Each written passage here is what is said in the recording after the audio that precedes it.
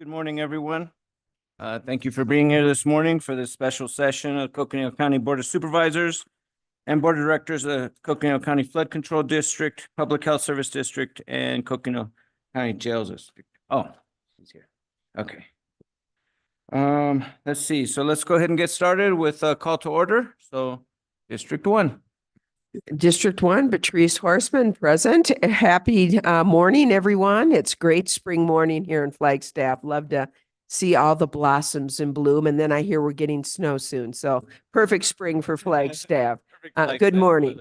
Good morning, everyone. Jeronimo Vasquez, Supervisor, District 2, and current chair. Thank you for being here this morning. District 3. Good morning, everyone. Adam Hess, District 3. District 4. Good morning, everyone. Thank you for being here today. And it's going to be a long day, but I'm looking forward to it and welcome. And my name is Judy B. Gay, District 4 Supervisor, current Vice Chair. Thank you. District 5. Good morning. This is Lena Fowler, Coconino County Supervisor, and I'm joined by Zoom for now. Thank you. Thank you. All right. If we could please stand for the Pledge of Allegiance.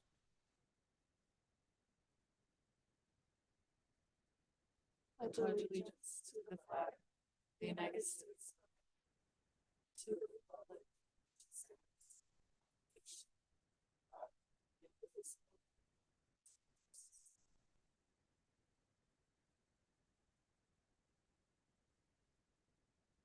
Thank you. We'll now have call to the public to allow for comments. Please note that issues presented during the call to the public that are not on the agenda cannot be acted upon by the Board of Supervisors. For items not on the agenda, individual supervisors may ask questions of the public but are prohibited by the open meeting law from discussing or considering the item. Only the speaker who's been called upon is authorized to speak. To encourage and respect expression of all views, we are asking that there be no clapping, booing, or shouts of either approval or disagreement from the audience.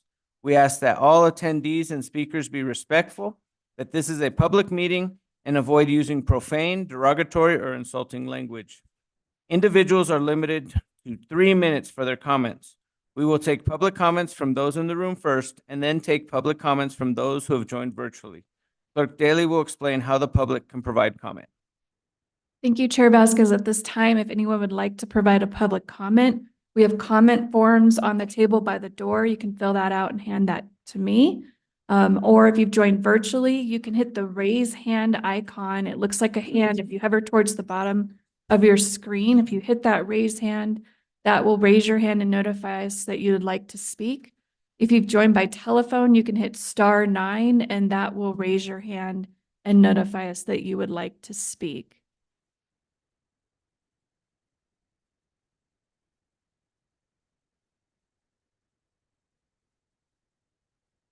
At this time, Chair Vasquez, we have no hands raised and no comment cards. Okay, we'll give it 1 more minute. See if anybody emerges in the virtual world.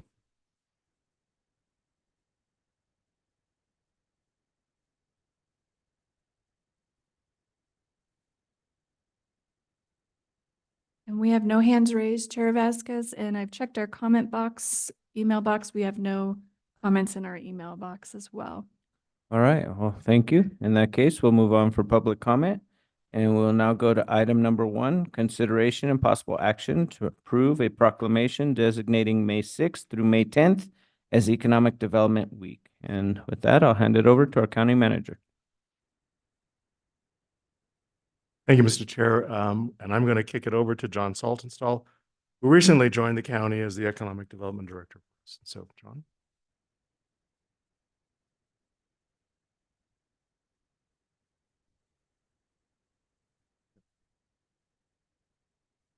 Good morning, everyone.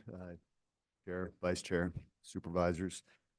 I'm John Saltonstall, Economic Development Director for Coconino County, and I'd like to read the proclamation for Economic Development Week and just want to acknowledge a couple of partners in the room real quickly. We've got Gail Jackson representing Econa. Still learning curve. All right. Whoa. Okay, I can hear myself. That's the trick. Do I need to start over? Okay. All right. Thank you. I know. So I'm here with Gail Jackson, who's representing Econa as the president and CEO of Econa, and Craig Zanetko representing economic development for the city of Flagstaff. So without further ado, proclamation. Whereas Coconino County respects and celebrates the county's vast and endless beauty, home to many cultures, and whereas Coconino County recognizes that the economic development profession cultivates thriving neighborhoods, champions sustainability and resilience, boosts economic prosperity, enhances the quality of life, and builds robust tax bases. And whereas Coconino County recognizes that economic development professionals serve as stewards, bridging connections between community stakeholders, residents, business leaders, elected officials, industry executives, and educational administrations to collaborate in promoting jobs, community investment, infrastructure advancements, and an optimistic future. And whereas Economic Development Week provides economic development professionals a platform to showcase to their community the contributions made to their local economy throughout the year. And whereas economic development professionals rely upon area partners as critical team members with whom support, trust, productivity, and integrity are fostered every day. And whereas Coconino County honors the duty of serving as stewards of the shared gifts of life on the earth on which we reside for a short time. And whereas successful economic development is a process that cycles through hope, reflection, assurance, to thinking, to planning, to life, living, implementation, and back to hope. Now therefore, be it resolved, the County Board of Supervisors do hereby proclaim the week of May 6th through May 10th, 2024 as Economic Development Week, and remind individuals of the importance of this community celebration, which supports expanding opportunities, bettering lives, and moving society forward. Thank you. Thank you. Do we have a motion? It is, if I may, Chair. Please. It is my pleasure to make a motion proclaiming May 6th through May 10th as Economic Development Week. Thank you. Do we have a second? I'll second. Beaten by a second, Vice Chair. Second by Vice Chair. All right, so we have a motion by Supervisor Horseman, a second by Vice Chair Begay. All those in favor, please indicate by saying aye. Aye. Thank you. Do we have any comments from board members at this time? Supervisor Horseman.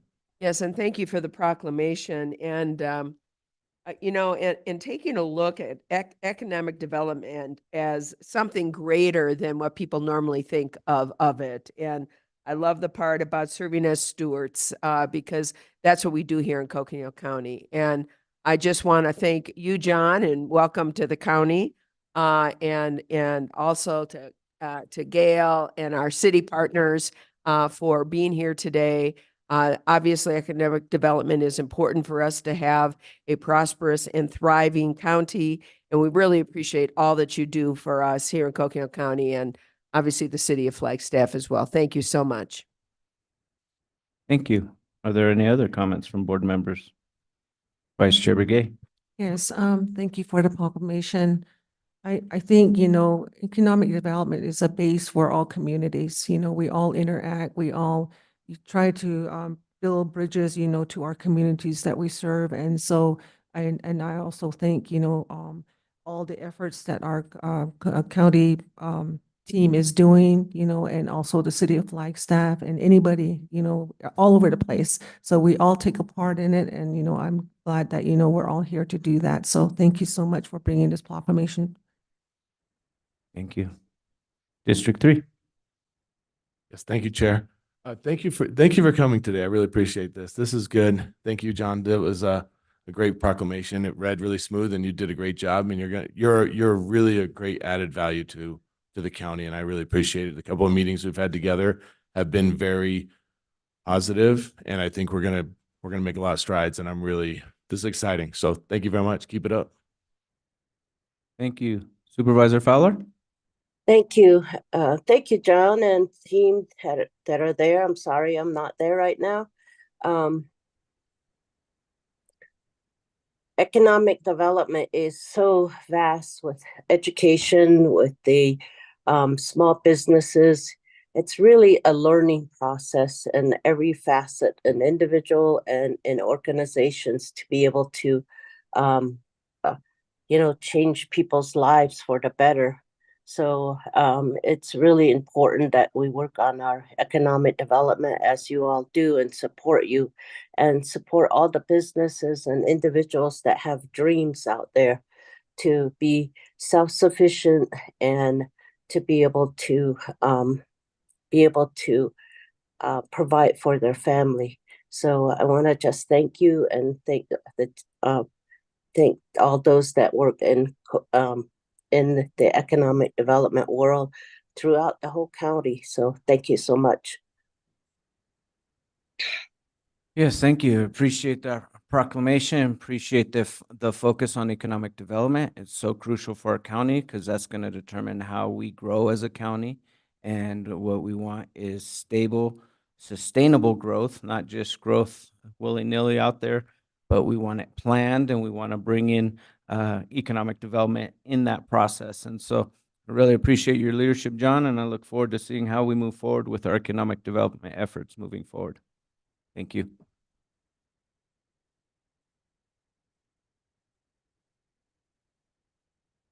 Next item, number 2, consideration and possible action to approve proclamation designating May 2024 as Asian American, Native Hawaiian, Pacific Islander Heritage Month.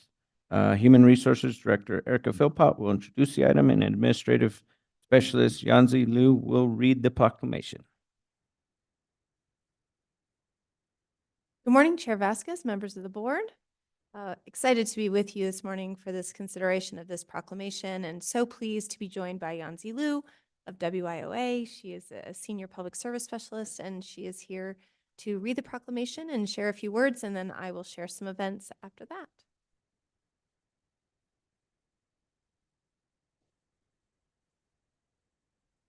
Good morning, everybody. My name is Yanzi Liu. I'm with the Workforce Development Board. I'm glad to be here, read the proclamation. Coconino County Proclamation designating May 2024 as Asian American, Native Hawaii, Pacific Islander Heritage Month. Whereas Asian American, Native Hawaii, Pacific Islander Heritage Month is observed during the month of May to recognize the contributions and the influence of these groups to the history, culture, and the achievements of the United States.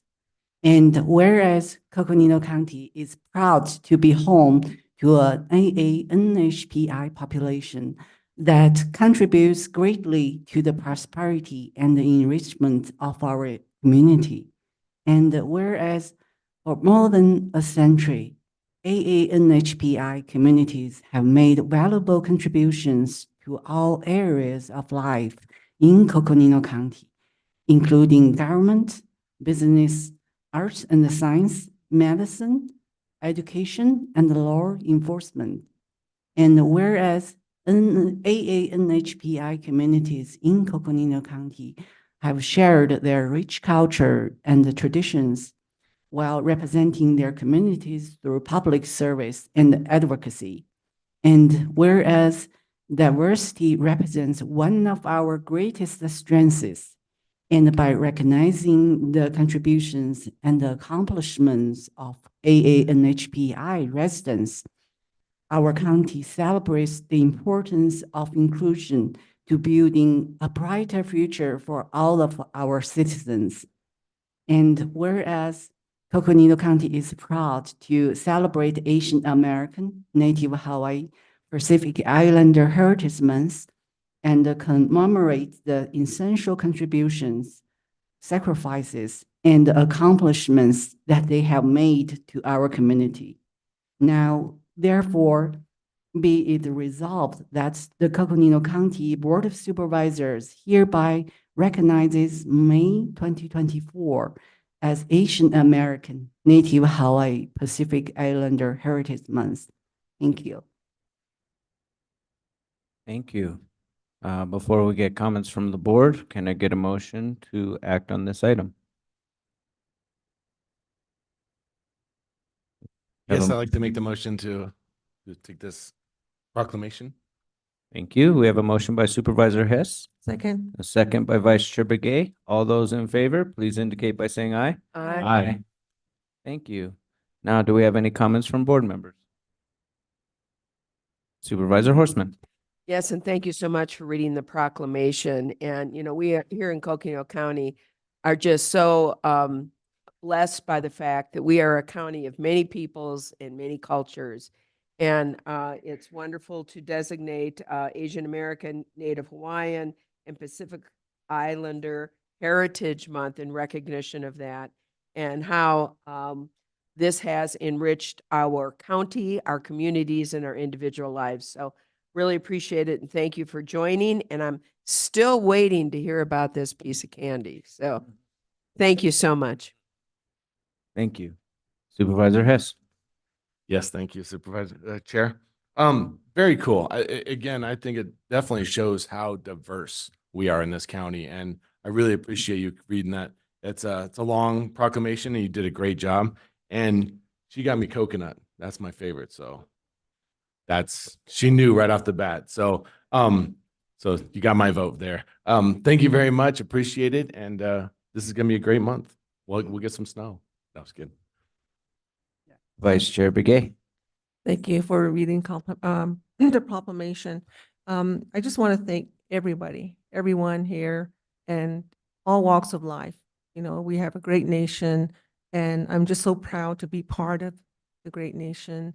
And then also that we all make contributions, sacrifices, and all the achievements that we do together, by being very diverse. I think that's what makes us as, the great United States of America. So I just want to say thank you for the proclamation, and it's going to take everyone, and, everyone is there, with professional development, anything that, is out there that really has a positive impact of what we do and work together to get things done for our community. So thank you so much. Thank you. Supervisor Fowler. Yes, it is so important to be able to value each other, to value our perspectives and the various where we came from. I know a lot of it has we've gone through. Our history is very traumatic, but we're still here, and today we value and we all work together so that we can create better lives and have a more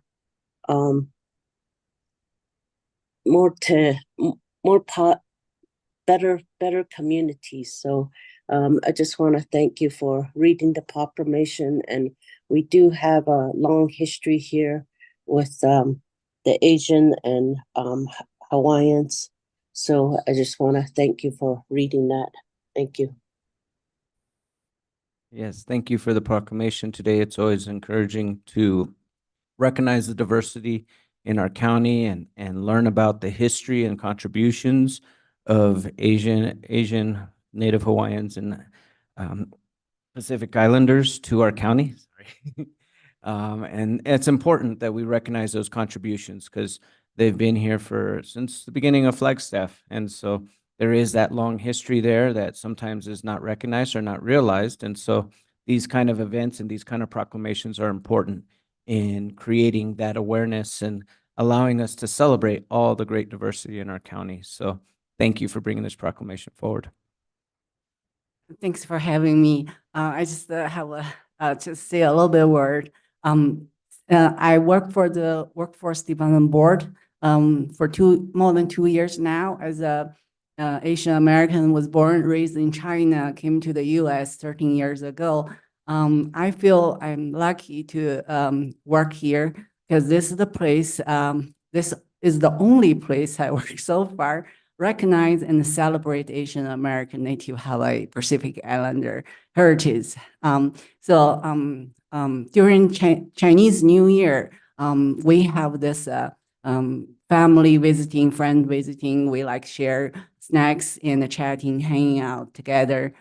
So that's why I hope everybody in this room has a piece of candy from me. If not, please stop by, get one. So my thought is, I hope this candy could be a key for you to open a new door, learn more about Chinese culture. Thank you so much for having me. Thank you. Appreciate it. Thank you, Yanzi. So I just wanted to present some of the excellent lunch and learns that we have this month, including Yanzi is going to do a presentation on Chinese food on May 14th. So that will be very exciting. And Stella Lee from Juvenile, our nurse practitioner in Juvenile, will be giving a presentation on Korean culture and tradition. And that will be on May 22nd. In addition to those, we have several video offerings where we'll be watching a video together on a lunch and learn and then discussing it afterward. And that will include on May 2nd, there's a wonderful video from the Pew Research Center on being Asian in America. On May 9th, we'll have a video from Susie Wu at USC on Korean Americans past and present. On May 16th, we'll have a profile of Winona Beamer video from PBS Hawaii. And then on May 23rd, we'll have a Smithsonian National Museum of Asian Art video on the Lunar New Year food traditions. And on May 31st, there will be a Smithsonian National Museum of Asian Art, which will be a little bit different. It's a guided meditation to art and walking through the art and using that as meditation. So some different topics, some food, some meditation, some history to really help us celebrate and embrace Asian American Pacific Islander Native Hawaiian Month and to have some different educational opportunities. All the lunch and learns will be held from 12 to 1 on Zoom. And thank you to the Diversity Committee for planning these events. Great, thank you. Look forward to seeing some of these events. Thank you.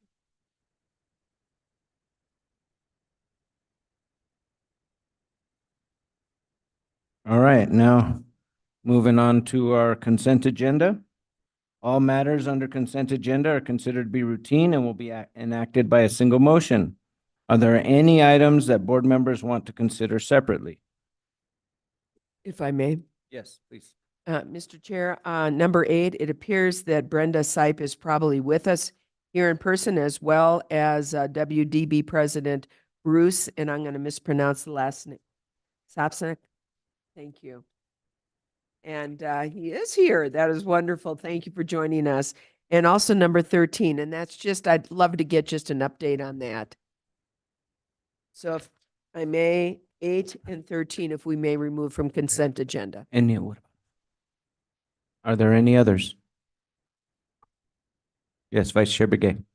Chair, I'd like to remove, just to get a little bit more information on items number on 10, 11, and 10 and 12.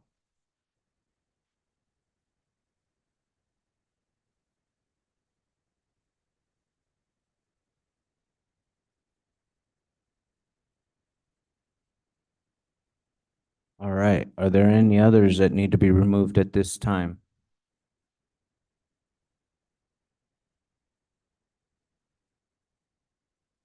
I thought there was a question about number 9. No, we're good? Okay.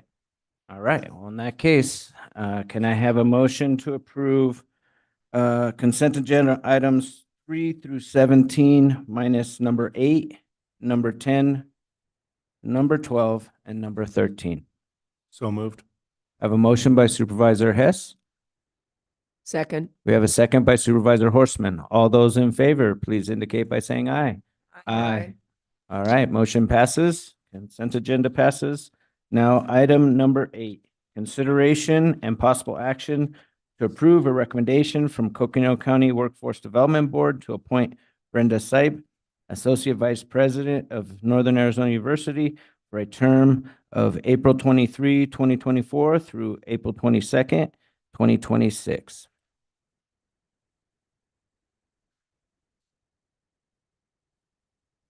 All right, thank you. Please.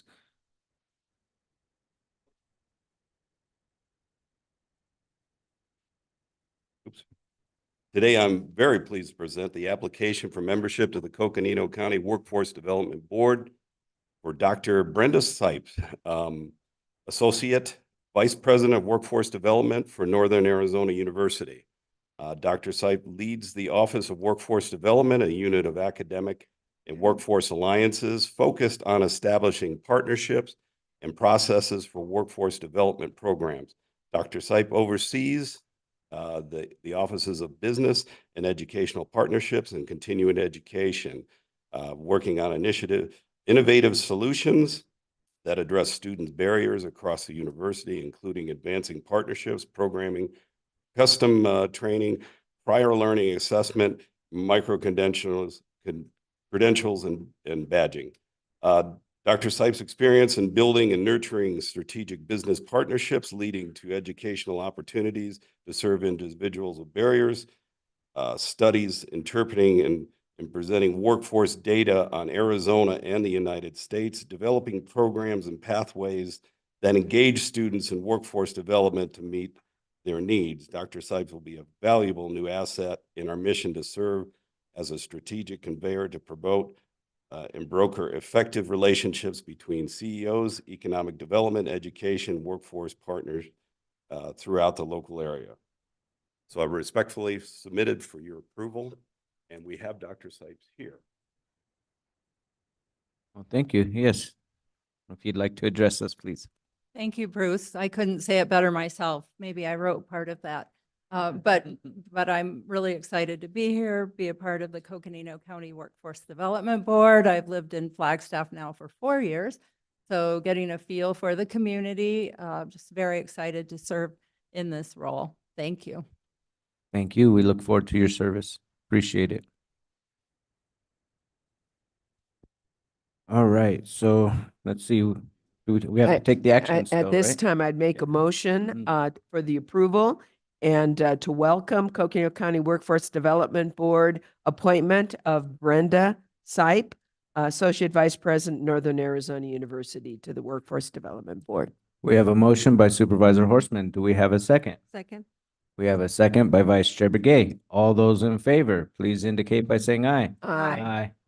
All right, well, And thank you. it- Congratulations. And if I may, just Please. again, thank you. This is such an important board. And we have tremendous leadership on that board. And it is really, we really appreciate people from our community stepping up. It's really what makes Coconino County the wonderful, vibrant county that it is. So thank you for joining. Your efforts and your volunteer time we know is very valuable. And we really appreciate you joining our team. Thank you so much. Yes, thank you for joining the team. Are there any other You're done. comments by board members? Vice Chair Begay. Yes, I want to personally thank you for showing interest and wanting to help the county and your appointment. I'm totally in agreement with it. And then also workforce means a lot these days. You know, we need to really go out there and really help the constituents out there that really need to help, you know, with any kind of workforce initiatives that are out there, you know, whether it's, you know, job opportunities, you know, just referrals, just anything. So I just want to thank the board for appointing Dr. Sipe here. Thank you. Supervisor Hess. Thank you, Chair. Yeah, I think, wow, 4 years here in town and being part of NAU and then joining this, what a great way to join the community. Very smart and to be able to use your knowledge and talents to support this community is a huge, just, I give a shout out to you. That's awesome. I really appreciate that and look forward to seeing what you can get done. And if you need anything, let us know. Really, I really think it's really cool you jumped in with both feet. Thank you. Thank you. Supervisor Fowler?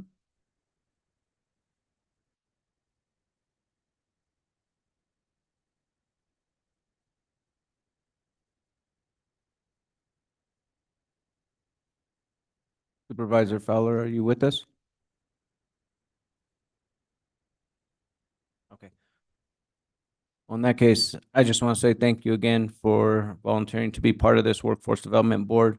We need as many diverse members as possible with as many diverse knowledge bases and abilities and expertise to bring to this table. So thank you for joining us. And with that, I'll pass it over to our manager. I just want a quick note. Sometimes we can't get everyone in the room together, but we have to take opportunities when we can. So John and Gail and Bruce and Dr. Sipe, and go on upstairs to my office, get a cup of coffee, and you just chat, because I know sometimes it's hard to get folks together. And so if you got the time, John, you can take them upstairs and do a little meet and greet upstairs. Yanzi, you too, everybody, so. Okay. But you can stay for the meeting too, but Can we go upstairs too? Can we go as well? Stay. Come on, no Sorry. fair. Why do they get to go? We gotta stay and work. No, just kidding. No, by all means, please take the time to spend some time together, get to know each other, and set up future meetings. Appreciate all of you. Thank you. We are now on.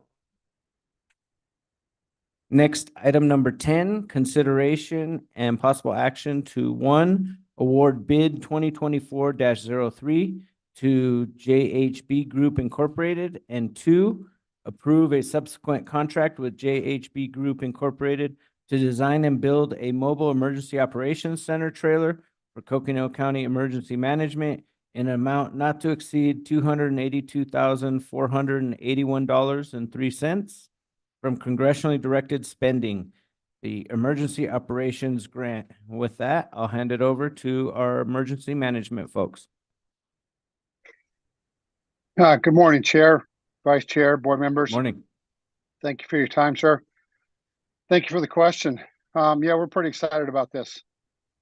We currently across the county do not have sufficient capability to operate in Tucson, Fredonia, Page, Williams, Sedona, to operate an effective emergency operations center. So when the congressional grant opportunity came along, we did some examination on how we could remedy that. We're also looking to be able to better support special events, large special events in the county, Overland Expo, the rodeo, the county fair, things like that, with a visible public safety entity. We went through a very protracted procurement process. And JHB Group is a group out of Chicago. They are all former firefighters. They build a very smart, a very capable mobile command post, mobile emergency operations center. We finished out speccing the unit about 2 weeks ago, and we're very confident and pretty excited about bringing this capability into the county. We also are a little troubled just because of the timeline, but we will not see delivery of this unit until about January. Supply chain issues, things like that, still are impacting large commercial projects like this. So we won't see it this season, which was my hope. But once it's on board, it'll be available to support any of our county jurisdictions or any of our northern counties for that matter.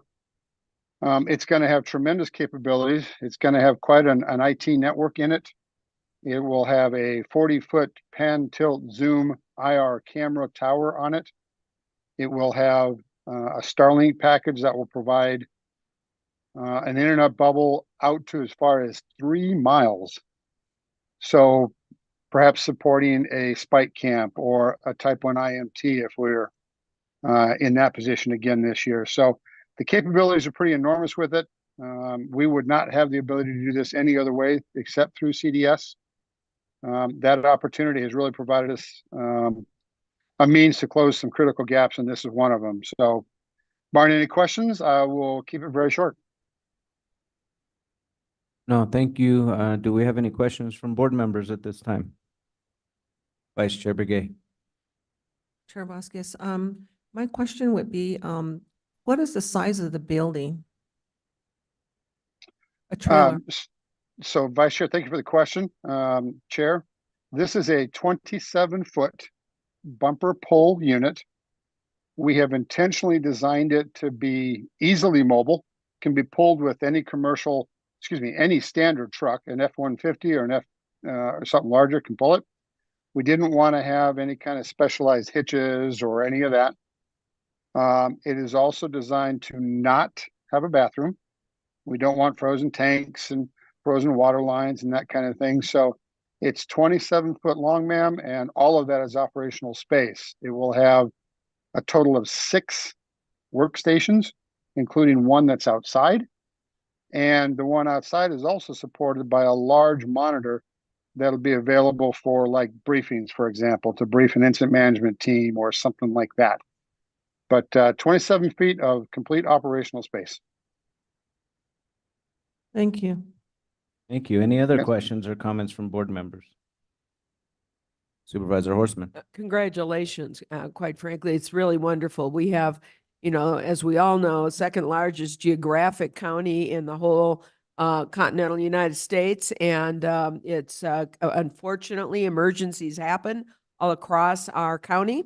And to be able to have a mobile command post to really manage these emergencies is really going to be very critical and helpful for our communities. So thank you and congratulations. Yes, ma'am. Thank you very much, boss. Vice Chair Begay. Again, thank you so much for always, being, looking out for our constituents out there. I think, safety and making sure that, everybody's out there is safe out there and, we're protecting them and things like that. So with that, I would like to make a motion. Award the bid 2024-03 to JHB Group Incorporated and approve a subsequent contract with JHB Group Incorporated to design and build a mobile EOC trailer for Coconino County Emergency Management in the amount not to exceed $282,481.03 from the Congressionally Directed Spending EOC grant. Thank you. We have a motion. Do we have a second? I'll second that. All right, we have a motion by Vice Chair Begay, a second by Supervisor Hess. All those in favor, please indicate by saying aye. Aye. Any opposed? Okay, congratulations. And I just wanted to also put a shout out to our congressional members that helped us get this funding, in particular Senator Sinema and Senator Kelly. Their office was instrumental in helping making sure that we got this funding. And so we'd like to say thank you to all our congressional delegation that helped push this funding forward so that we could provide these services for our county. Thank you, everyone. Thank you, Chair. Thank you. All right. Next item, number 12, consideration and possible action to reapprove Resolution 24-16, approving a 10-year lease commencing on April 23rd, 2024 through April 22nd, 2034 between the Mantarola Sheep Company Incorporated and Coconino County, where the county may receive approximately $500 annually for grazing sheep on approximately 600 acres of Rogers Lake County natural area, reapproving to attach the grazing lease. With that, I'll hand it over to Parks and Rec. Good morning, Chairman Vasquez, members of the board. I'm Liz Krug. I'm the Coconino County Parks and Recreation Assistant Director. This item was actually, this board approved a resolution a couple of meetings back, but we're bringing it back to you today and attaching the grazing lease. So the resolution and the grazing lease are here together today. And just as a bit of history about this, as it says in the information, we have had this lease with the Mantarola Sheep Company for 10 years, over 10 years, excuse me, and we're looking to reaffirm this lease, renew this lease. And the sheep are on approximately 600 acres in the natural area, and we've been monitoring it, and all signs are that there is no detrimental impact. It's a very wonderful partnership. The county supports working landscapes, ranchland landscapes through its comprehensive plan and through grazing leases such as this. So we feel it is a good partnership with our department. And if there's any questions at this time, I'm happy to answer them. Are there any questions at this time? Vice Chair Begay. Yes, thank you, Chair Vasquez. I had a question regarding, the amount. Is that amount going to be a set amount through the 10 years again? Supervisor Begay, that amount fluctuates dependent on the number of animals that the company grazes on at any one year. And that number of animals that they graze is really dependent on the forage. So it could fluctuate. Some years it may be less depending on the environmental conditions. Okay, and then also, I don't know, I'm just thinking here out loud. So six, what's that? 600 acres. And I know that this is in line with the comprehensive plan. I just wanted to know, I guess, annually. So within the past years, what was the average cost that was being, paid for this area? Supervisor Begay, the average cost by the Mantrola Sheep Company is about $500 on the years that the company grazes on the county natural area on that particular grazing lease. Okay, thank you. You're welcome. So just so I'm clear, it sounds like this isn't something that's new. This is more of a continuation of something that's been going on.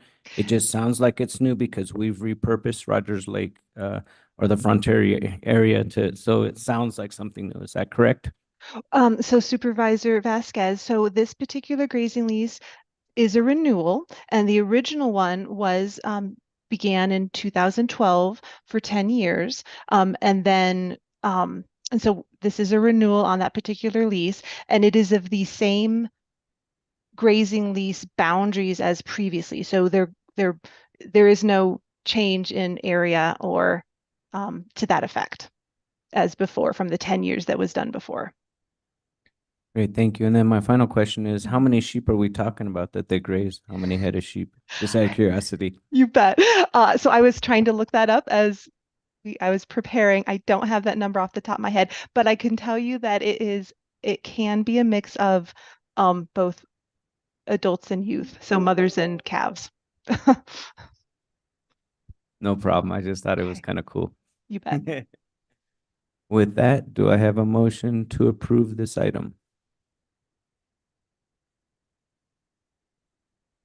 We have a motion by Supervisor Horstman. Sure. I move that we reapprove Resolution 2024-16, approving a 10-year lease commencing on April 23rd, 2024 through April 22nd, 2034 between the Mantarola Sheep Company and Coconino County, where the county may receive approximately $500 annually for grazing sheep on approximately 600 acres of Rogers Lake County natural area. And we are reapproving the grazing lease provided to us. So that's my motion. Thank you. We have a motion. Do we have a second? We have a second by Supervisor Hess. All those in favor, please indicate by saying aye. Aye. Aye. All right, we have the motion is passed unanimously. Thank you. Thank you. Aye. All right, and that means it was 5-0. Thank you. All right, next item, number 13, consideration and possible action to approve a lease agreement with Fort Hill Military Museum for the use of 2 county buildings and certain outdoor space at no expense to the licensee on the historic quad at Fort Hill County Park for the historical interpretation of the park's former military use and display of military artifacts for the education of the public. The term of the agreement shall be 5 years, commencing on April 23rd, 2024, with 3 5-year renewal options. And with that, I'll hand it over to Parks and Rec again.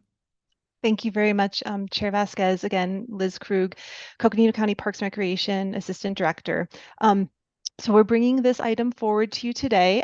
The Fort Hill Military Museum has long been a partner with the county to do interpretation of the Fort Hill. The Fort Hill as it was in Arizona National Guard Training Center and the Bushmaster Squadron. And so they have done over the years extensive interpretation development in two buildings that are on the historic quad. They are open in the summer. Primarily, they were open actually last weekend for an event here at Fort Tot Hill. But they are open generally on the weekends, and they do tours to groups. And they are a nonprofit with a board of directors that is just really committed to really bridging the interpretation gap that we have here at Fort Tot Hill County Park. So we really rely heavily on them for that particular service. So the Fort Tot Hill Military Museum has been here at Fort Tot Hill for many, many years, but in those two buildings, I think for about 10 years now. But with this particular license excuse me, the independent contract agreement, we want to reaffirm the use of those buildings, that they can do their interpretation work to the community, to visitors who come to the park. And they're the only entity that is doing that type of interpretation work here. So we, in the course of our master planning, for example, in 2019, that this board approved, we really call out our partners such as the Fort Tot Military Museum to really convey that story and to be a partner in the services that we offer to the public at this park. So if there's, I guess that'll conclude my introduction on this topic. If you have any questions for me, just please let me know. Are there any questions by board members? Vice Chair Begay. Yes, thank you, Liz, for the presentation. I had a chance to tour that area. It's a real nice place, and I encourage whoever hasn't gone there to go there. And I think there was a lot of military artifacts in there from way back, and it was so interesting, you know. So I just want to say that, you know, I support this request, and basically they're a non-profit organization, and I just want to make sure that, you know, we're really looking at no expenses to the license.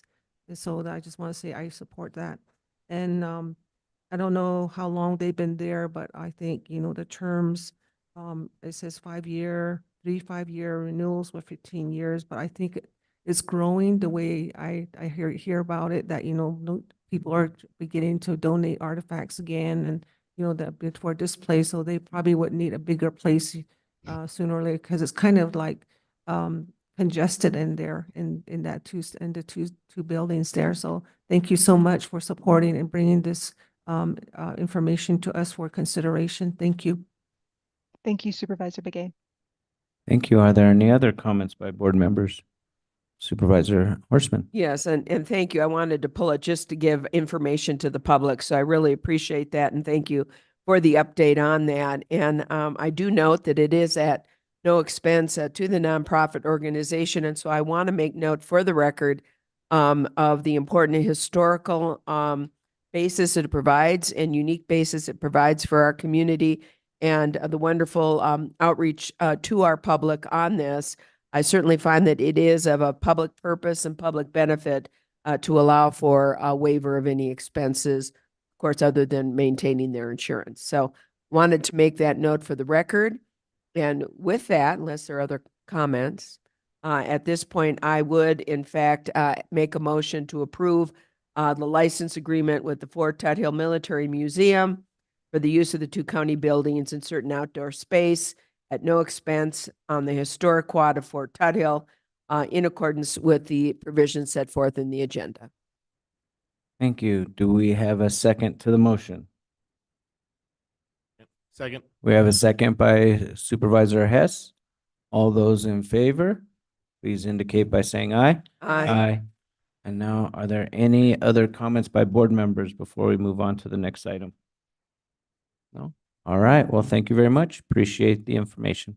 Thank you very much.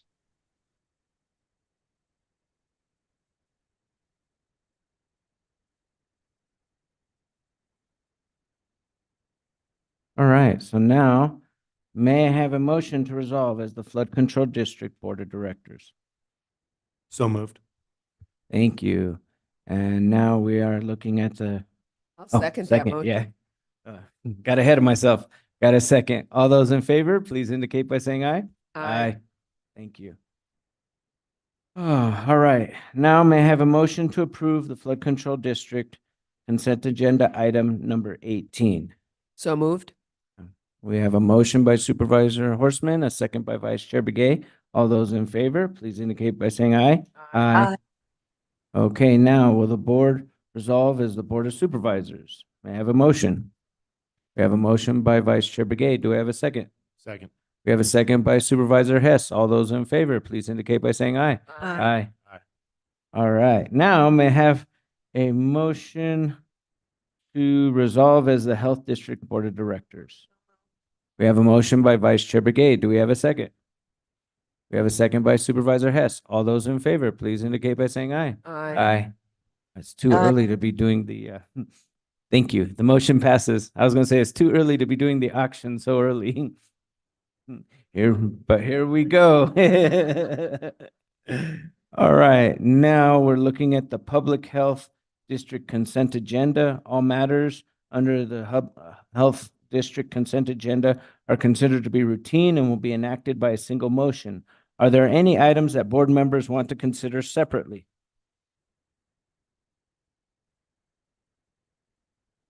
Okay, in that case, may I have a motion to approve the Health District Consent Agenda items 19 through 23? We have a motion by Vice Chair Begay. We have a second by Supervisor Hess. All those in favor, please indicate by saying aye. Aye. All right, now. Thank you, Supervisor Fowler. That was a 5-0 unanimous vote. Now may I have a motion to resolve as the Board of Supervisors? We have a motion by Supervisor Hess. We have a second. Second. Second by Supervisor Horseman. All those in favor, please indicate by saying aye. Aye. Thank you. Now, may I have a motion to resolve as the Jail District Board of Directors? All right. Motion by Supervisor Hess. Do we have a second? We have a second by Vice Chair Begay. All those in favor, please indicate by saying aye. Aye. All right. Now, we are in the Jail District Consent Agenda. May I have a motion to approve Jail District Consent Agenda items 24 and 25? So moved. I have a second. We have a motion by Supervisor Horseman, a second by Supervisor Hess. All those in favor, please indicate by saying aye. Aye. All right. Now, may I have a motion to resolve as the Board of Supervisors? So moved. Second. All those in favor, we have a motion by Supervisor Hess, second by Vice Chair Begay. All those in favor, please indicate by saying aye. Aye. Aye. All right. I do believe we have a unanimous vote.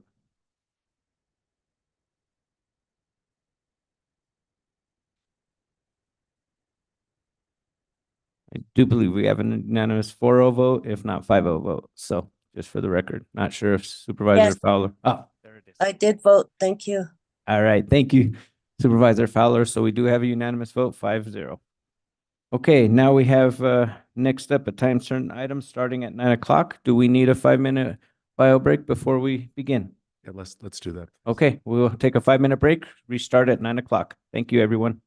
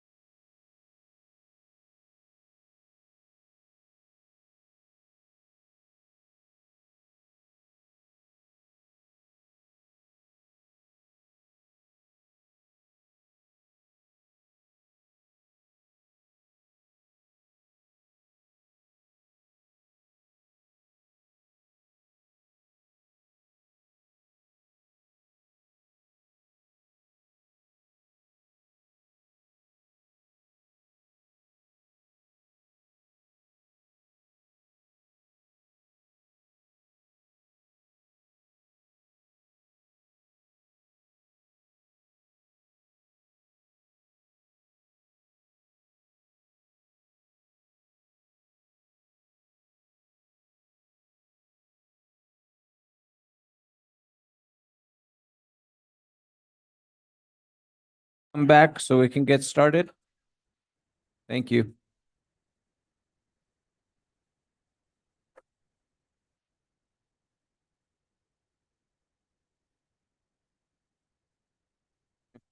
Mr. Peru, can we please get your attention, please?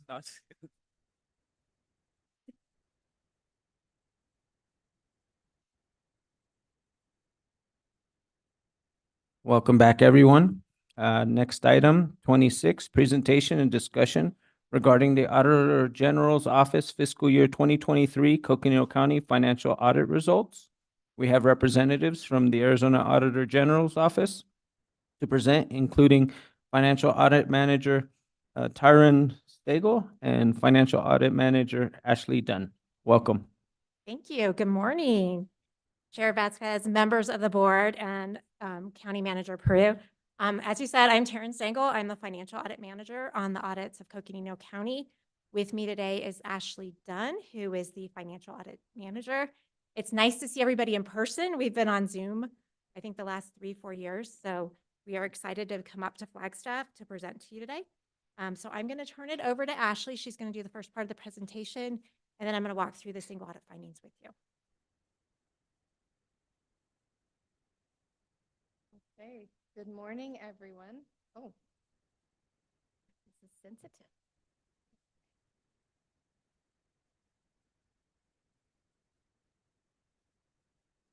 All right. How do I go back? Here we go. Okay, back on track. All right, good morning, everyone. Good to see you guys. So before we discuss the audits, I'd like to refresh your memory on the Arizona Auditor General and our background. So our office is a legislative agency made up of nonpartisan staff. We provide impartial information and specific recommendations to improve the operations and programs of states and local governments, which includes Coconino County, of course. We are well-versed in and follow several standards, including government auditing standards. So why are we here today? Similar to our previous presentations with the board. Oh, hello. Oh gosh, okay. All right. So similar to our previous presentations for you guys, we're here in accordance with Arizona revised statutes and specifically section 11661D. And that directs you to require us, the auditors, to present our audit results and any findings to the board in a regular meeting without consent agenda, and this has to be within 90 days of the audit's completion. So this is a great opportunity for us to be in front of you, to provide information about our work, and to answer any questions that you may have.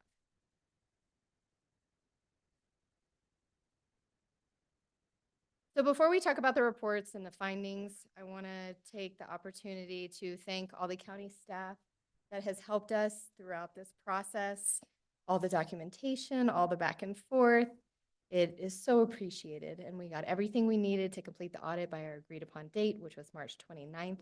The due date is the end of March. So it went very well, and thank you all. Okay, so today we'll be discussing our audit work on our 3 required annual reports. The county's annual comprehensive financial report, the report on internal controls and compliance, and the federal single audit report. As we've done in the past, we sent you guys an email when these were issued with a link in it, and it guides you to the actual reports that were issued. And this email was also March 29th. So the first report is the county's annual comprehensive financial report. And this presents the county's annual financial statements and our opinion on them. The objective of this audit is to obtain reasonable assurance about whether the financial statements as a whole are free from material misstatement, whether due to fraud or error, and to issue a report that includes our opinion. And it's wonderful to report that once again for fiscal 23, we issued an unmodified or a clean opinion, which means that the county's financial statements are reliable. The second report, the report on internal control and compliance, which was included in the single audit report this year, is where we report any findings and recommendations resulting from our financial statement audit. This year, we reported 1 finding regarding the financial statements. Finally, the third report is the federal single audit report, And this includes our assessment of the county's compliance with federal programs and those requirements for each program that we are required to audit. It also includes a report on internal control over compliance with those programs and the county's schedule of expenditures of federal awards and our opinion on it. But the objective of this audit is different. This one is to obtain reasonable assurance about whether material noncompliance occurred. And that's with the compliance requirements, whether due to fraud or error, and to express an opinion on the county's compliance. We reported 4 findings for the single audit this year, and we'll talk more about those later. I will go over the financial statement finding, and Taryn will go over the federal findings in just a minute. So reasonable assurance is a high, but not absolute level of assurance. Our audits are performed in accordance with government auditing standards and federal uniform guidance, but there's no guarantee that we will always detect material misstatements or material noncompliance. Material means the considerable likelihood that someone with a reasonable person's judgment would be swayed by that information. Also, the risk of not identifying material misstatements and noncompliance is higher with fraud because you may have collusion, you may have management not implementing controls or other factors. However, we did not note any fraud during any of our audits for fiscal year 23.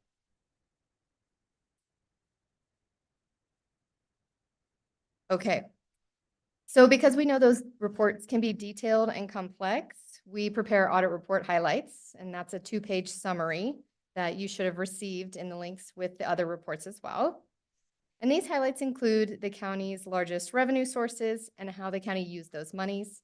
And this perspective is over 10 years. It also includes our findings and recommendations.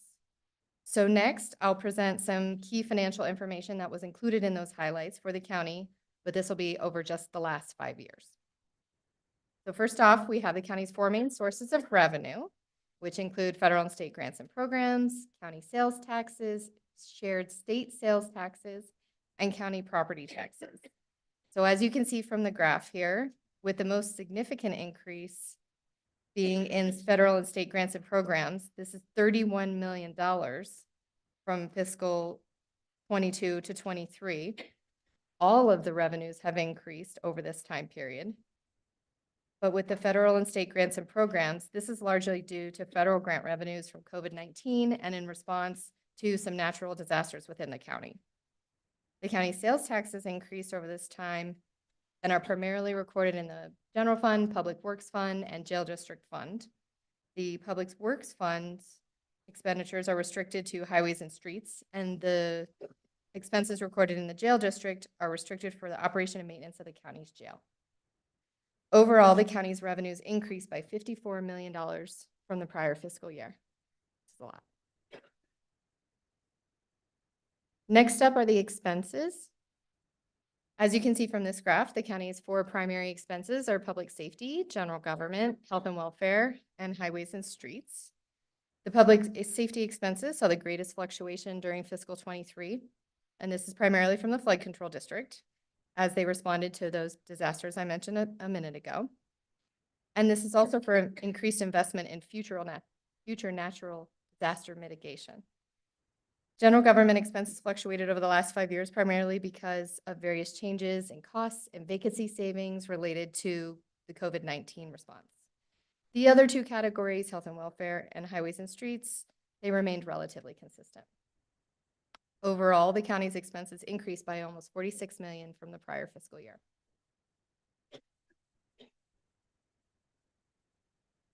This graph highlights a 5-year trend of the county's revenues and expenses. And as you can see, the county's revenues are shown in light blue and the expenses are shown in dark blue. The revenues exceeded the expenses in each year since fiscal 2019.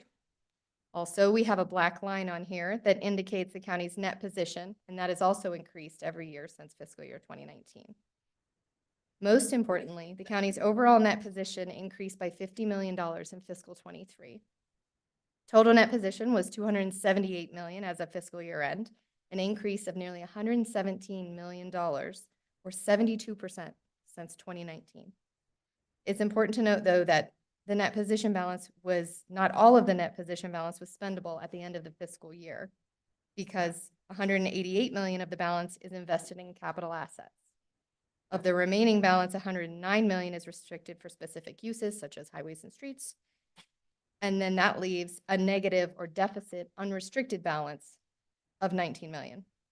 And this is primarily because of the county's pension and OPEB obligations, which is approximately $100 million.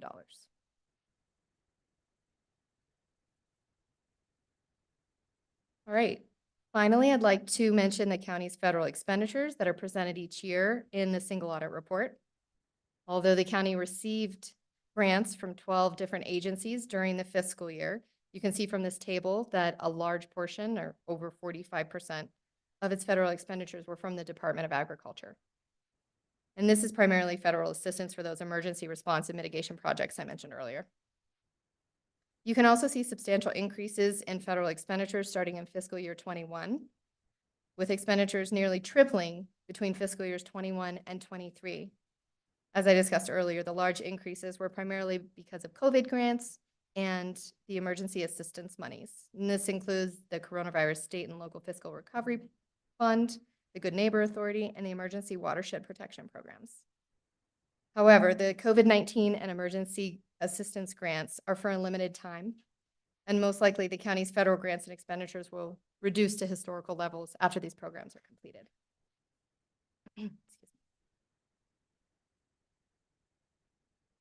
Okay, so before we discuss the fiscal 23 findings, I'm going to go over the fiscal 22 findings and what happened with those. In the prior fiscal year, we reported 2 financial and 2 federal findings. We reported both in the financial statement and the federal compliance reports a timeliness finding. And this is because the county's reports were issued over 9 months, which is the deadline, that's March 31st. But I'm happy to report that the county issued both its financial statement and its single audits on time this year, which is fantastic. In addition, that same finding included a timeliness element that reported that the county hadn't issued their expenditure limitation reports from fiscal years 18 through 22. And these reports were also issued recently in February of 2024, and we already received fiscal 23 to audit. So we're so proud of you guys for catching up. It's wonderful. The remaining uncorrected financial statement finding is related to IT controls, and that was partially corrected because the county did make some improvements in its policies and procedures, so we gave you guys credit for that. The remaining single audit finding, which was related to the Good Neighbor Authority in 22, that program paid monies before the grant award began, but it was also corrected. So I do want to mention here, though, that although that finding was corrected, we did note several new findings over that program in fiscal 23.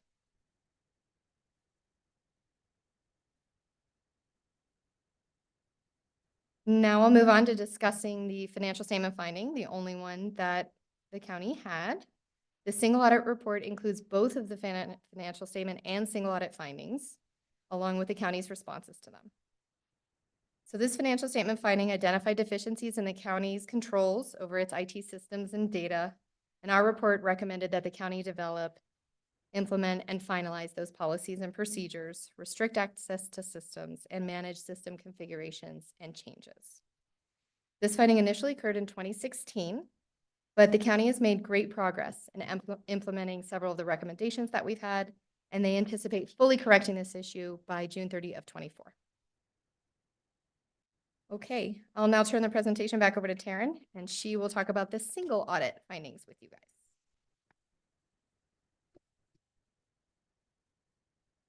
Thank you, Ashley. Okay, now I'm going to walk through the single audit findings with you. So in fiscal year 2023, we audited 5 federal programs. And for 3 of these programs, we did not report any audit findings, and we issued an unmodified opinion over those 3 programs. However, we did report 4 single audit findings related to both the Good Neighbor Authority and the Workforce Innovation Opportunity, also known as WIOA cluster. The first finding that I'm going to talk about is over the Good Neighbor Authority program. The county has received substantial federal funding from the U.S. Department of Agriculture to help rebuild damaged areas from post-wildfire flooding. This program requires the county to submit both annual financial reports and performance reports on how they administer the program. However, the county's flood control district did not submit the required reports for calendar year 2022. They reported to us that they were aware of the reporting requirements. They had forgotten them because they were handling additional governor-declared disasters that took a priority. As a result, future funding could be affected from the grantor if they are not able to fulfill their own responsibilities and review these reports. To correct this finding, the county should complete all required missing reports to the U.S. Department of Agriculture and develop and implement policies and procedures that require its departments to monitor and track when reports are due and ensure that these reports are submitted on time. The county reported that it anticipates fully correcting this finding by June 30th, 2024. The next finding also is over the Good Neighbor Authority. We found that the flood control district failed to consider price as a selection factor when it awarded a construction contract, which the county paid nearly $6 million during fiscal year 2023. The district followed Arizona revised statutes when procuring the contract and did not consider the uniform guidance federal requirements, which requires price to be considered when procuring goods and services. As a result, there's an increased risk that the county may be overpaid for construction services and could limit the amount of federal program monies available to carry out the program's objectives. To correct this finding, the county should monitor its department's adherence to county's policies and procedures, and including providing federal awards. It should train county departments over federal uniform guidance requirements so they understand that the policies and procedures are to follow when acquiring these goods and services for federal awards. And finally, designate an independent person who is knowledgeable about federal requirements and the county's procurement policies and procedures to review and approve these federal awards.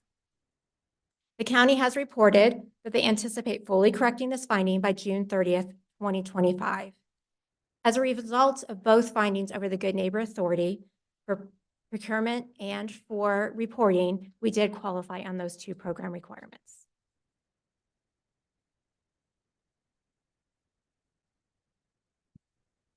Yes, Supervisor Horst. And I apologize, just want to make sure I heard this right. They're going to comply by June 30th, 2025 or 2024? Chair, member, by 2025, a lot of the procurement has already been in place. So the contracts that they're currently using, you're continuing to use those contracts until new contracts are awarded. Thank you. Thanks for the clarification. Any other questions? Okay. Please continue. Of course. The remaining two findings were over the WIOA cluster. The county receives federal funding from the Arizona Department of Economic Security to provide job assistance and training for adult, youth, and dislocated workers. We found that the county's administration department failed to ensure that it spent the required 20% allocation of WIOA youth activities monies that are earmarked specifically to provide youth with work experiences for grants that are awarded under that program. This occurred because the program was not properly monitored. As a result, youth recipients did not receive approximately $21,656 of paid and unpaid work experience services that were intended specifically for that federal program. Also, the department may have received additional federal program monies to which they may have not been entitled. To correct this funding, the county should spend no less than the required 20% of the WIOA youth activity monies to provide youth and work experience. And they should include a process in its WIOA youth activities programs, policies, and procedures to fully implement new strategies to recruit and retain qualified youth. It should monitor its work experiences, spending throughout the award period. And if they're unable to meet this earmarking requirement, they should communicate that to the Arizona Department of Economic Security, which relies on the county for its own earmarking requirements to be met. The county does believe that they will fully anticipate meeting the recommendations by June 30th, 2024. And our final finding also is over the WIOA program. We reported that the county did not submit 10 of the 12 required monthly reports to the Arizona Department of Economic Security during the fiscal year. The county management reported that it was aware of the program requirements, but the department failed to complete them because staff lacked the specific accounting knowledge to complete these reports. As a result, the department is at risk of not being reimbursed for allowable expenditures for the federal program. Not submitting the reports could affect the county's receipt of future federal funding. In addition, the Arizona Department of Economic Security, which is the pass-through entity, would not be able to properly provide oversight responsibilities and effectively evaluate the program's success or prevent and detect any fraud. So to correct this, the county should follow the federal's program awards terms and conditions and immediately complete and submit all missing reports to the Arizona Department of Economic Security. Require departments to monitor and track when required reports are due and ensure they are completed accurately and submitted on time. In addition, they should provide training on how to complete its required financial reports. The county reports that it anticipates correcting this finding by June 30th, 2024. Based on the reporting requirement that 10 were not submitted out of the 12 months, we did qualify our opinion on the program's reporting compliance requirement. This completes our presentation of the 2023 audits, financial statements, the single audit report, and the 5 findings that we reported. Are there any additional questions that I may answer for you? Do we have any questions by board members at this time? Questions? Vice Chair Begay? Questions or comments? Yes. Okay. Thank you, Chair Vasquez. I just wanted to say that as a board member, it's very important, especially where there's funds that are financial reporting requirements, and then abiding by the why the monies are being released to us. And, that's very important because, it could really hurt our funding sources as far as being in compliant with what needs to, what they're lacking and stuff like that. And I've always talked about policies and procedures. There's new things that are happening that come up, even with the dollars amounts that are being given to the county. And so we have to be in compliance, and we have to, the internal control is really, really important too. And so I just wanted to say that, I think that, again, I don't know how many times I said it, let's look at our policies and procedures. We really need to go by that. We have to keep those updated. And then, making sure that, someone is overseeing like the 10 years. How many years is that the report that is still lacking, or 10 months? I wrote it down here.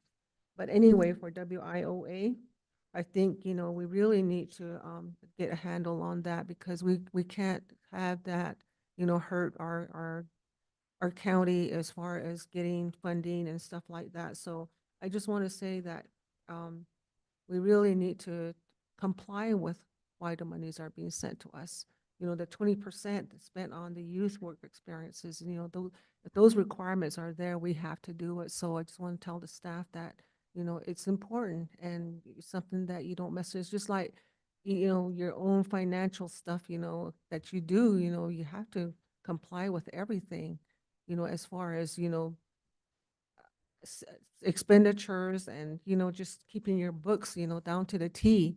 So I just want to say thank you for this report. And certainly, somehow we will get it back to the administration, and I know they can handle it, but, I think we as a board need to be proactive in making sure that these reports and compliance and internal controls are there for us, as far as the county. We can't lose any funding, because of that. So again, thank you so much. Thank you. Supervisor Horstman. Yes, I do have some comments, and thank you very much for being here in person, and good to see you. First and foremost, I want to thank our finance for their timely filing of all financial statements. I know it's been a long and onerous process to bring us back into compliance, and I want to thank you for that, and thank you for continuing the timely filing of the financial statements. That is so important for us here in the county to be in good compliance. So thank you for that.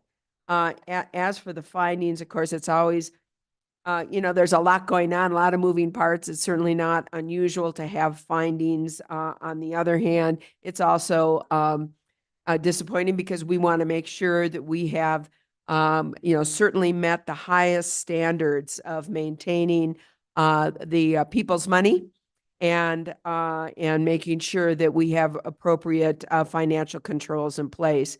I can understand there may have been a misunderstanding with regards to the Good Neighbor Authority between feds and state. And yet I'm glad that that has been worked out and that compliance will be forthcoming. And that's what I would expect from our flood control district.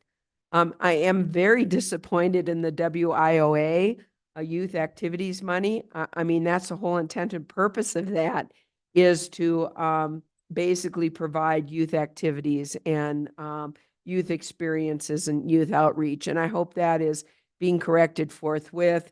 And it may be great at a future date, County Manager, to have a report on this from WIOA Director and, make sure that we continue to do what we're supposed to be doing with those funds. So again, thank you for being here. The Finance Department, good job, team. And really appreciate all of your hard work. I know it's been a long process, so thank you. Thank you. Any other comments by supervisors? Supervisor Hess.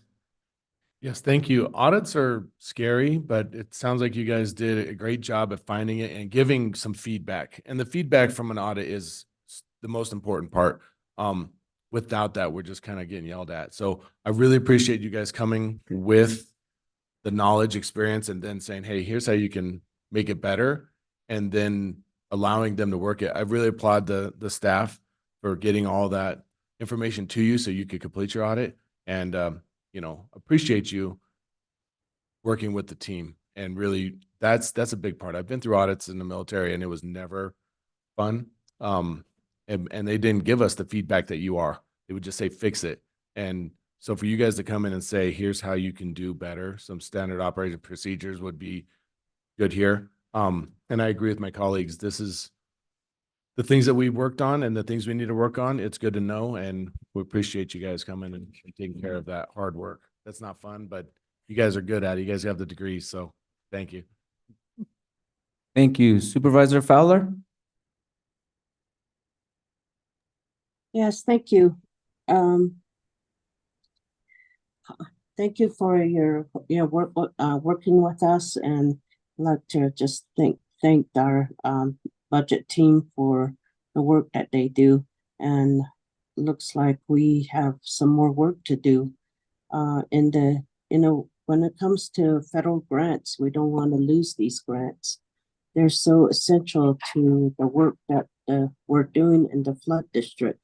And just failing to report is and to not be able to and submitting contracts that are high unnecessarily, I think we really need to look at that. I think there needs to be an updated report as well on the contracting, how that process works. And workforce development, same thing. These are really essential programs for our communities. So thank you so much. Thank you.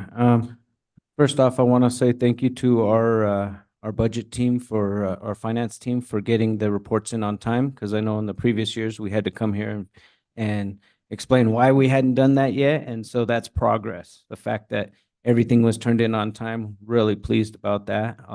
There are some things that we need to work on, and so I know our teams will be working on that. I did have two questions that I was curious about.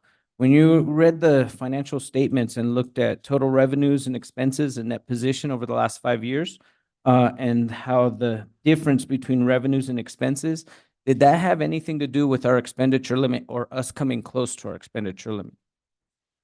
Chair Vasquez, we are currently looking at the expenditure limitation report right now, so I don't know if I can fully answer that question, but we could probably get you an answer to that at a later time if that would be I think that'd be more appropriate. But we will definitely be looking at the expenditure limitation, and I know it's something that Siri has we've had many conversations about it and different things on that expenditure limitation report. No, thank you. I just wanted to note that because expenditure limit is something that we are taking into consideration as we're making our budget for FY 25. And so looking at this trend, just wondering if that was impacting why we're not having as much, or we're having so much more revenue than expenses. So thank you. My second question was about IT. When you mentioned that, talked about IT and some of the things that could be done with IT. I was wondering, was that taking into account the sheriff's office IT? Because I know that they do IT separate. So was that encompassing everybody, or was that just our IT department? It includes everyone. So we audit the county as a whole. And I know that they run under some separate control structures. So there has been a little bit of difference in how those are managed, but we do include them in that report, and it is a big chunk of it. Okay, thank you. I appreciate that clarification, because we are looking at those factors and seeing how we can streamline that, but it's helpful to know in the report that that's part of why that audit finding was found. So let's see. I think that was all my questions. So again, I'm just really pleased that we're able to stand up here today, and thank you for coming and have had all our reports in on time, which hasn't always been the case. And so I'm pleased with that progress, and I know we will work on those findings that we need to work on. We have Vice Chair Begay and then County Manager Peru. Yes. Thank you. I guess some of the deadlines that is here is June 30th of 2024, which is only what, 7 weeks, 4, 8, 9 weeks, and which is 2 months at, So I was going to ask, and Andy and Steve, if you guys can put a plan together for the board as to how you're going to get this done by then. We would really greatly appreciate that. And then Siri. And I know that all of us, we have deadlines, and we're all so busy. Staff are so busy, and I was so busy I even forgot about my taxes. So down to the last minute, and I thought I still had a couple weeks, and I said, no, it's today. I said, oh my gosh. But anyway, so I just want to say thank you to all the staff, INET staff, for doing all the hard work, and all the supervisors. We're all busy, and we just have to be there for one another and work with one another, listen to one another, communicate with one another, and get these deadlines out. And thank you so much. Thank you. County Manager Peru. Thank you, Mr. Chair, members of the board. Several comments and observations, first beginning with. Mr. Chair. Oh, I'll wait. Yes, Supervisor Fowler, I apologize. You wanted to make comments? yeah, I had a hard time unmuting. I apologize, Steve. These findings of reports not being filed, I know that we were the departments were struggling to hire financial staff and these key positions. Could that be a factor in that? I'm not prepared at this time to go into the detail. What I will comment, though, is the grant management for this particular grant has been transitioned to the finance department from the department. I think it's a better way to do it in a conversation with the director, Billy Francis. It's just a good solution at this time. There has been some changeover, but again, I'm not going to go deep in that this time. Okay, thank you. Did you have any other questions, Supervisor Fowler? or comments? Well, not just the WIOA, but also with the flood district.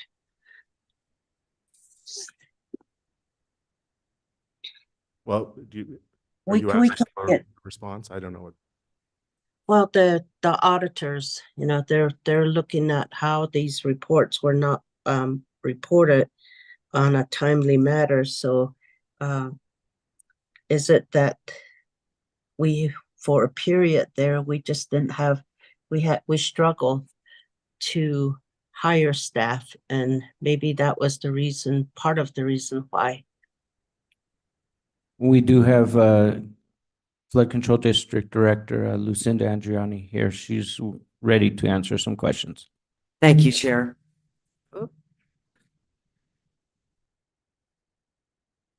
Thank you, Chair.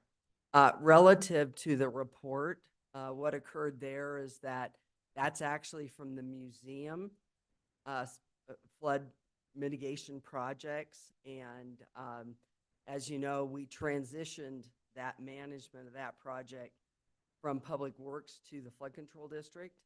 And in that process, it fell through the cracks. I mean, I can't, but that was corrected a long time ago.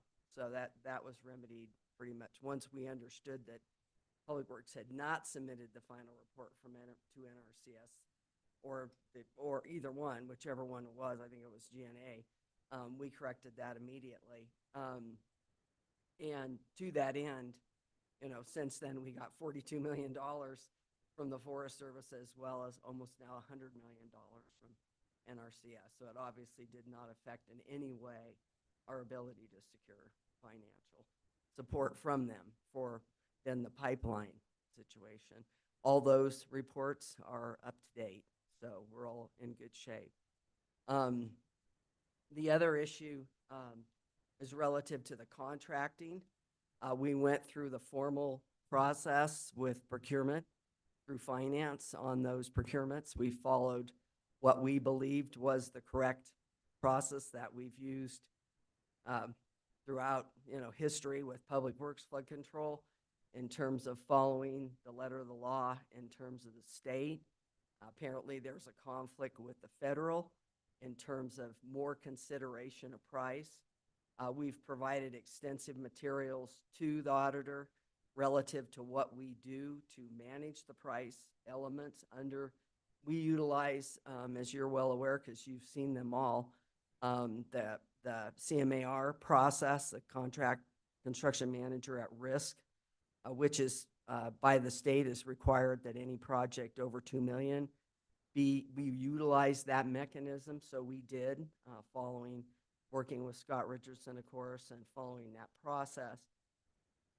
So now, given that it appears that there's some concern about that, what we're doing is we're working with our attorneys. We only have one more procurement to do in the whole flood process right now. And we're working with them to lay out a process that would meet the federal requirements that would both consider qualifications and price. Great, thank you for that clarification. Are there any other follow-up questions by board members? Great, thank you. Thank you. County Manager Peru. Thank you. If I can continue, I wanted to acknowledge the work of the finance team and the audit section within the finance team. They've done phenomenal work in all of our audits, including catch-up work in the area of the expenditure limit. And so it's really good to have, we're caught up in all those areas. I also want to acknowledge the work of Taryn and her team. It's really been good to work with the team, and we've had a lot of communication, a lot of conversations. Their guidance has been very good, especially given the number of grants, which is my third point. You look at the number of grants that we receive, and so it's over 200 grants. You look at this, look at the numbers, millions of dollars in grants. And while we are, of course, always want to have the zero defect, zero, whatever you want to call it, there was, times that are that's going to happen. We are already, when we look at the work that needs to be done on those items today, I think 90% of the work is already done. The reports have been accumulated, they've been turned in. But we're also looking at the structure of grant management, which is important because a lot of the great work happens at the department level, but it's also the responsibility of the finance team to look at that, to also roll that up into all of the work that goes in and all the material that we turn over for our annual audit. So there's an important system that happens here. And looking at how the system is working and how all of the checks and balances that are there is important. I will say that given the number of grants that we have, there is increasing responsibilities to the finance team as well as to the departments. And so when you look at all of the infrastructure that goes into managing grants, from the writing it to administering it, all of that, notwithstanding just the delivery of those services that come with it, it's pretty enormous. But I can assure you that the departments, the finance team, our office here is very focused on zero defects, if you want to call it that. And I do want to say that given the number of grants and the dollars involved, we do pretty quite well, but there's always going to be time when we need to look at that and say, okay, here's a couple areas that we need to work on, and that's in progress. Thank you. Appreciate that. Again, thank you for the report. Really appreciate it. And thank you for the feedback, allowing us to look at what we need to improve, and we will work on getting those reports in before the June 30th deadline. Thank you, Chair, Supervisors, County Manager. And again, the staff has been great to work with. You guys should really be proud that everything is now back on time and you've met those deadlines. So again, thank you very much for allowing us to be here today.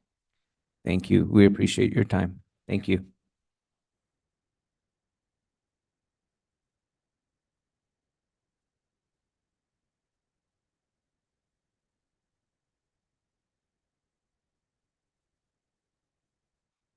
Somehow lost my agenda there in that process. So, sorry. Now may I have a motion to resolve as the Flood Control District Board of Directors? So moved. We have a motion by Supervisor Horstman. Can I have a second? We have a second by Supervisor Hess. All those in favor, please indicate by saying aye. Aye. Thank you. Now we'll have a presentation to the Coconino County Flood Control District Board of Directors regarding updates pertaining to the Rio de Flag Flood Project and the Upper Rio de Flag Forest Restoration Project and the 2024 wildfire season outlook. And with that, I'll hand it over to Lucinda Andriani, our Flood Control District Director. Great. Good morning, Chair and members of the Board of Directors. This morning we have, I think we're up to 4 topics this morning we're going to cover in the remainder of the session this morning. First will be, you had requested that the city provide an overview presentation relative to the city and the Army Corps of Engineers Rio de Flag Flood Control Project. And with us this morning is Ed Shank, the Stormwater Division Manager that's here with us this morning, and we'll be providing that. Then once that concludes, he'll have a presentation and then take questions. And then once that concludes, Matt McGrath, the Flagstaff Ranger District Ranger, will be here to provide an update on the Upper Rio Forest Restoration Project. As you know, you've approved significant funding for initiating that partnership with the Forest Service, and he'll be providing an update on to how things are progressing with those projects that had been discussed back in late March, and then in April you had approved the funding for those, so to be able to move forward both with that project and with Bill Williams. Although today the update will focus on the Upper Rio de Flag project, Forest Restoration Project. Matt will also share with us an update on the wildfire outlook for this coming season. I think actually we're probably in it, and talk about how they manage, and their efforts to reduce the threat of wildfire in the area, particularly relative to the peaks. And emergency management is here today with us as well, and they'll provide a brief update on their preparation for the wildfire season as well. And then we'll close it out with Greg Nelson and myself. We'll talk about a a piece of legislation that's come forward from two congressional members that looks very positive in terms of moving forward some of the recommendations from the commission, the Wildland Fire Commission that I had served on. And so we're excited to see things start to move in the congressional arena relative to those recommendations, and sharing that with you and looking for your support for that legislation. So got a bit of a full morning here, but I think it should hopefully move through, and certainly, ask questions and engage as we go through each element, and I'll introduce each element as we go through it. So with that, I'll go ahead and turn it over to Ed Shank. I also want to note that the city manager, Greg Clifton, is with us, as well as Joanne Keene, the assistant city manager. So appreciate them being here. And with that, I'll turn it over to Ed. Yes, welcome. Thank you, City of Flagstaff, all of you for being here. We really appreciate this presentation, this opportunity. Thank you. Yeah, thank you, Chair, Vice Chair, Supervisors for having us here today. And thank you, Lucinda, for the introduction. So I'll go through these slides relatively quickly. And I do want to acknowledge those who've worked on this project. This has been a long-served project, well over 20 years. Christine Cameron, who's the current project manager, is unfortunately not able to join us today due to a scheduling conflict. So quick overview, we'll give the project history for the Rio to Flag Flood Control Project, the completed components of the project to date, our future phase 1 and phase 2 components, and then go into a post-wildfire analysis of how potential wildfires could impact this project, and then next steps. So the background, feasibility studies conducted in the late 1990s after significant downtown flooding. Most significantly, 1993, as many of you are aware, was a really wet year, quite a bit of flooding throughout the community. And the city entered into a project cooperating agreement with the Army Corps of Engineers in 2004. So basically, we went from the 1990s feasibility study. In 2000, we had a hydrology and hydraulic report that came out of that. And in 2004, we entered that cooperative agreement with the Army Corps. The city responsibilities under this agreement is to contribute up to 35% of the overall cost, provide all land, easements, right-of-ways, relocations, and disposals, including really significantly here, BNSF land, and then provide full federal environmental clearances for this project. So again, staying on background here, cost and funding history. This was originally authorized in the Water Resources Development Act of 2000 for $24 million. You're going to see a theme here. It's a theme you've probably seen in the county quite a bit with other work, and that is inflation. It was reauthorized in 2008 for $54 million. In 2016, it was authorized for $102.9 million through the Water Infrastructure Improvement Act. And then the stormwater fee, so the stormwater utility fee at the city was increased in 2019 to help with some of the cost share with this. This was initiated in 2019, brought up in 2018. In 2018, the estimate for the entire project was at $122 million. So again, it's been increased through time.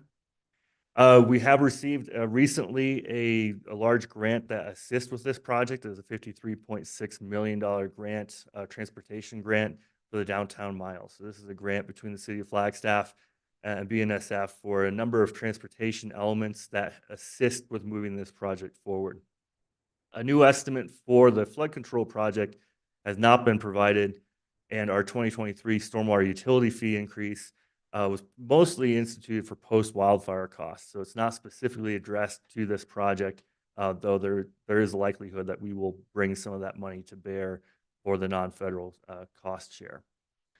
These costs do not include ancillary projects that are included with this larger project. So that would be the composite channel that goes from near Bonito Avenue down to the City Hall. This is the surface channel on top of the box, or the downtown lateral lines that will be required to get the downtown area out of the FEMA floodplain. So that would be a lateral at Santa Fe, which we actually have a separate Army Corps cooperative agreement for, as well as Aspen Avenue.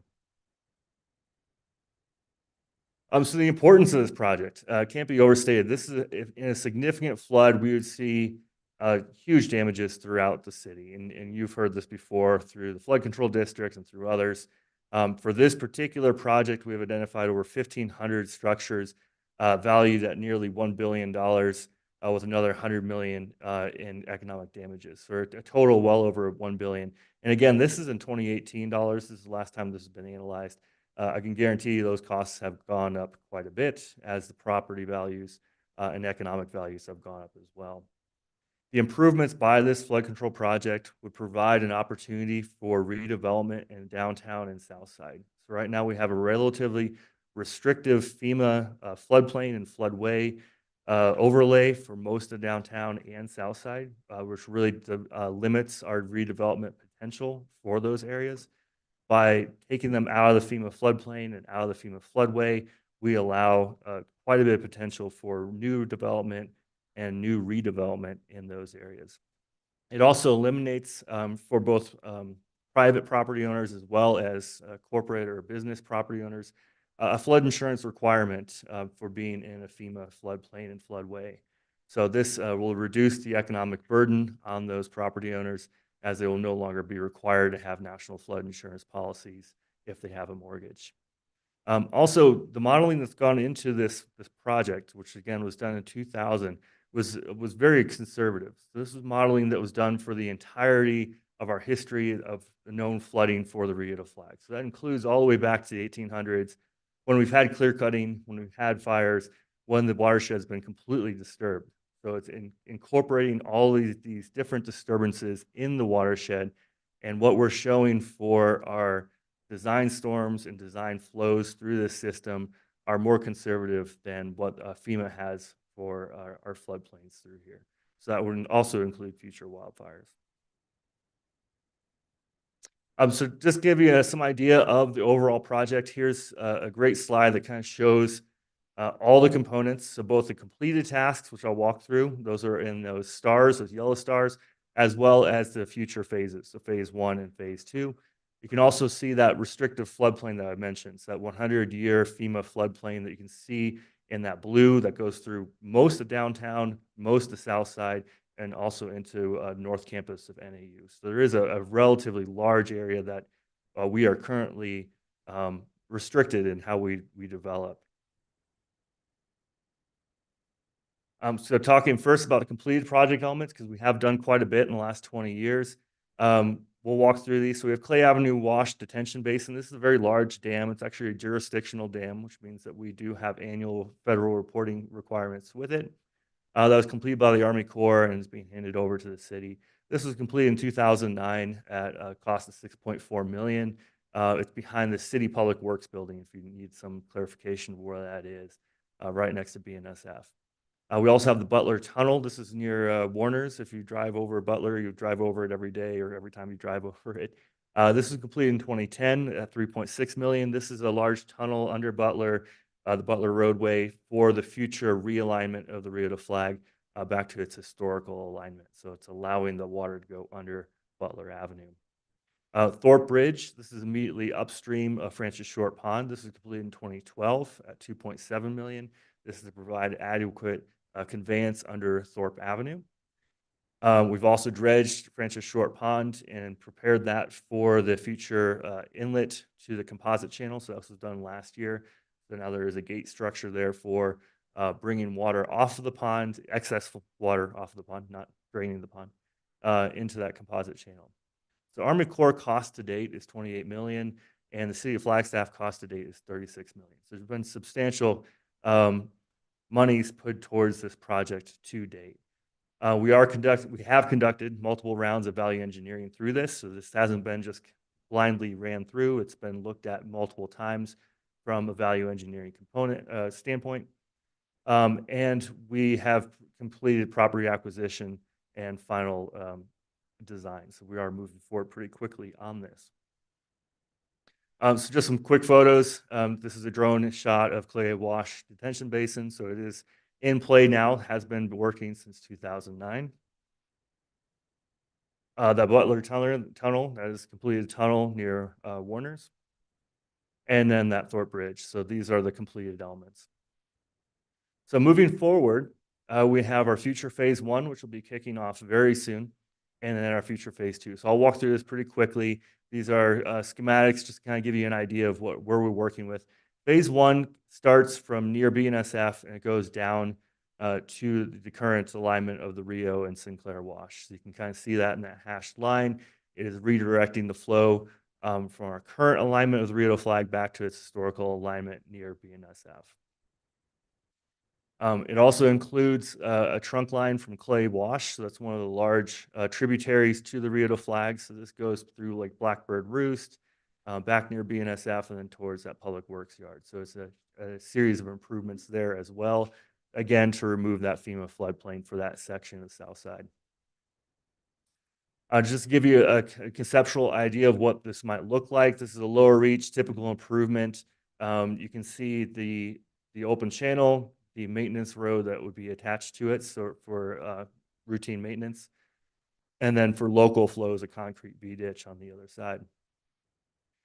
Another example for a clay wash, this would be more of your typical concrete channel, so more of your typical square edge channel. You can see the maintenance road again and your typical squared channel. And then moving up into our future phase 2, would be upstream of BNSF. This would be the downtown area. So we have an upper reach from near Beale Road down to Thorpe Park, and this is mostly a flood wall just to keep the water within the channel, and then downstream of that, a tunnel. So you can see, again, this is the tunnel section. This goes from near Francis Short Pond down to the connection with phase 1. It also includes that amenity. So this is this city-funded composite channel, so the surface channel there for recreation and aesthetics. So and again, a typical show of this is the top of phase 2. So this is, again, near Beale down to Thorpe Park. You can see the existing channel would be cleaned up a little bit, and then a flood wall that the height varies between 4 and 6 feet to protect those residents along Navajo Drive. And then downstream of that into the downtown area. So you can see here, again, a typical cross section. So we have our proposed box culvert. And just to give you some idea, these are very large tunnels. So this is a 16-foot wide, 11-foot high tunnel that we are proposing. So, I mean, you could literally drive a car through this thing. And then on top of that is that channel improvement and the composite channels. Okay, so moving forward a little bit. So one of the reasons we're here today is, we had that pre-wildfire study at the Flood Control District commissioned, looking at potential wildfires on the peaks and in the Rio Flag watershed, and looking at the potential impacts throughout the community. So both on the county lands, also in the city lands. And one of the questions that came up is, how would these potential wildfires impact this very large project that the city and the Army Corps are completing? So when we looked at that, when J.E. Fuller looked at that, and also ourselves over in the city side, it's actually a really great story. Because what we're seeing is in almost every scenario, the Rio Flag flood control project takes the entirety of the flow expected to come to the downtown. The only scenario that it does not is in the most extreme catastrophic scenario. So that's the scenario where the entirety of the peaks are burned and you have a 2-inch storm over the entirety of the peak. So extremely conservative, extremely unlikely, but an important thing to show there of, what's your bookend? What's the most extreme that you might see semi-realistically? And even in that catastrophic scenario, greater than 95% of the floodwaters that make it to downtown are conveyed through that large 11 by 16 foot box. All we see is about 100, 200 CFS that would spill over. And just to give that some idea of what is 100 or 200 CFS, most of our curb and gutter in the streets, so from one curb to the other curb, can take 100 CFS. So we're talking about basically one street's worth of overflow in this most extreme, most catastrophic scenario. So again, what we can take at the very top is 2,100 CFS, which is quite a bit of water. That is a large river in most places, and convey that all the way through the downtown and south side. And then the other question that comes up is, what about post-fire sediment and debris? And that, that's a good question. When we look at this is a snippet from this 2019 drainage design report that the Army Corps put out. And what I circled here is the expected velocities as we reach that 11 by 16 foot box. So we're expecting up to 24 feet per second for a velocity. as it enters that box, which is extremely fast. And it's one of the reasons why we have to use concrete, because we are expecting quite a bit of scour and erosion if we do not have hardened surfaces. Now, that's a good thing for us if you're talking about sediment and debris, because it means that it will self-clean. So what we're showing here is just a standard sediment curve. Again, going into the science of it, I do come from research science. I'm going to try to keep it high level if I can. But what we're showing is the grain size of what will be either eroded, transported, or deposited, and then comparing that to flow speed. And what I have here shown in red is the grain sizes that we expect to see, and this is what we expect to see based on the pipeline fire. So the pipeline fire did bring mostly silts, clays, and sands into Francis Short Pond. We did not see large debris. That all falls out right at the base of the mountain. So that's going to fall out if there is a large catastrophic fire. That's going to fall out in Baderville. It's going to fall out in Fort Valley, Cheshire, depending on where the fire's at, Coconino Estates. Once you get down towards Francis Short Pond, you're just with the fine sediments. And then our flow speed is, like, as I mentioned, very fast. So really, we're in an area where we're not expecting deposition. We're not expecting much sedimentation in that very large box. And if we do see it, it's 11 by 16, we will be having equipment go through there and clean that out. So moving on, next steps, we expect groundbreaking on phase 1 of the Rita Flag project in early 2025. We're very close to moving that forward, very excited about that. We are expecting a total cost update on the project anticipated this summer. We will address that as it comes in. And then, as mentioned, the county pre-fire study indicates that the Rita Flag project will have substantial risk mitigation for downtown and south side neighborhoods. And that's mostly due to that conservative modeling that was done back in 2000. And then, as we all know, the Rita Flag project is just one component of a full suite of risk mitigations by both the county and the city needed to really kind of address all flood problems. So this is very similar to what we see with our other issues that we have now, the pipeline fire, museum fire, others, where really it is really important. And we have actually a very good collaborative work between the county and the city. So it's great to see that. And we definitely are hoping to continue that well into the future. And with that, I kind of ran through slides as fast as I could. I know you have a very busy day. Please let me know if you have any questions. Before we start asking questions, I'd like to invite our city manager, Greg Clifton, come up for some comments or some closing remarks. Thank you, Chair. Thank you, Board. It's a pleasure to be here, staff. I did not prepare closing remarks, but I so much appreciate the opportunity. I will echo some of the comments that Ed shared with you. Inflation remains a big factor for all of us. And this project, as complicated as it is, and Ed did a masterful job of giving you the high level, but it's very nuanced and so many moving parts. And the one thing I would want to impress upon you is the partnership that we have forged with the Army Corps of Engineers. Obviously, it is their project, and BNSF.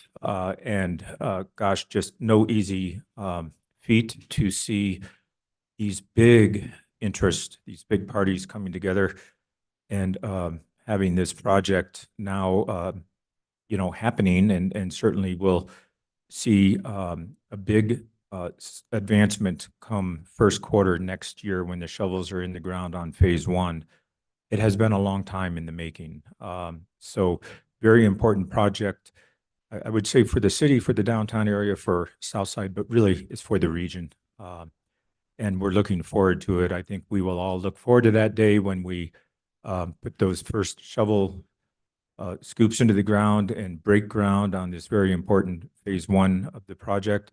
I want to thank Ed and his team, the team, for putting this presentation together for you. I want to thank you, Board, for the invite to come in and share this with you this morning. Thanks. Thank you. We so appreciate you being here and sharing with us. We've been going through having the discussion of the Upper Rio, and this was the one piece that we still hadn't gotten information about. So thank you for bringing that. It gives us a more complete picture. My only one question is, once groundbreaking starts, what's the timeline for completion in phase 1? And then what's the anticipated timeline for completion in phase 2? That's a great question. I really wish Christine was here because she would know that off the top of her head. Yeah, I do kind of defer quite a bit to her and predecessors. So Jeremy Gator had a great relationship with BNSF and the Army Corps. He's moved on to ADOT. Rick Barrett spent most of his career as city engineer working on this, and he has retired. So Paul Mood is up to speed on that as well now. But we can get back to you with the timeline. I don't have it in my pocket at the moment. Sorry about that. No problem. If you know me, I'm all about timelines. So it's a general question I ask everybody in every project. So thank you. I appreciate that. Are there any other questions or comments from board members? Supervisor Horseman. Yeah, thank you. And thank you so much for being here, members of the city. And first and foremost, I remember those floods in the 90s and just want to thank you. I'm very proud of the work that the city of Flagstaff has done for the city and the people who live here. And yes, I'm this has been a long time in the making and excited also to see those shovels going into the ground.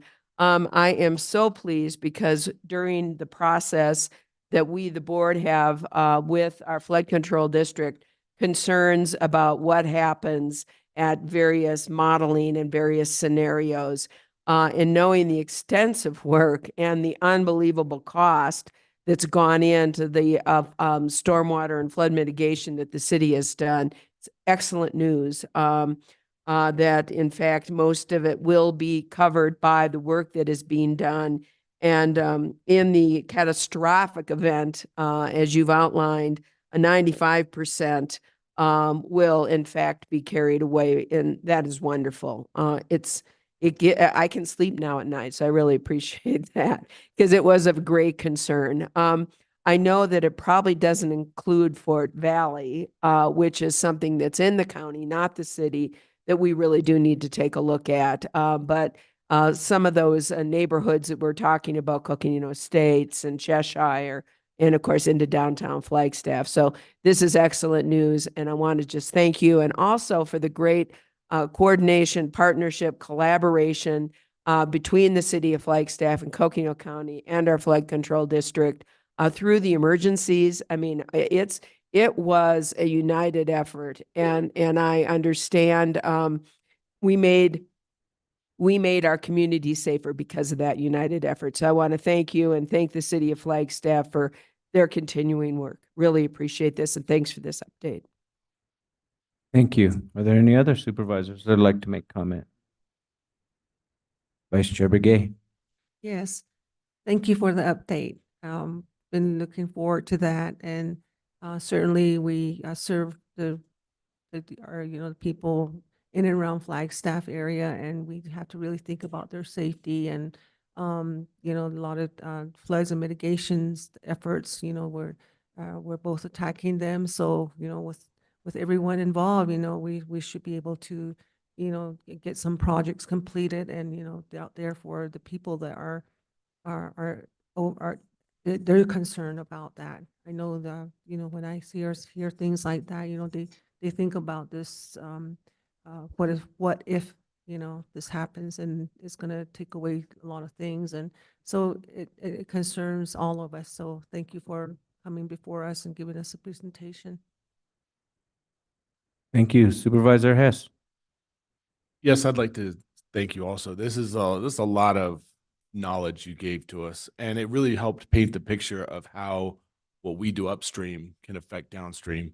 And I know that was the biggest concern, was everything we do, what's that going to impact the city of Flagstaff and even farther. So I really appreciate all the numbers, all the figures, the underground tunnel knowledge.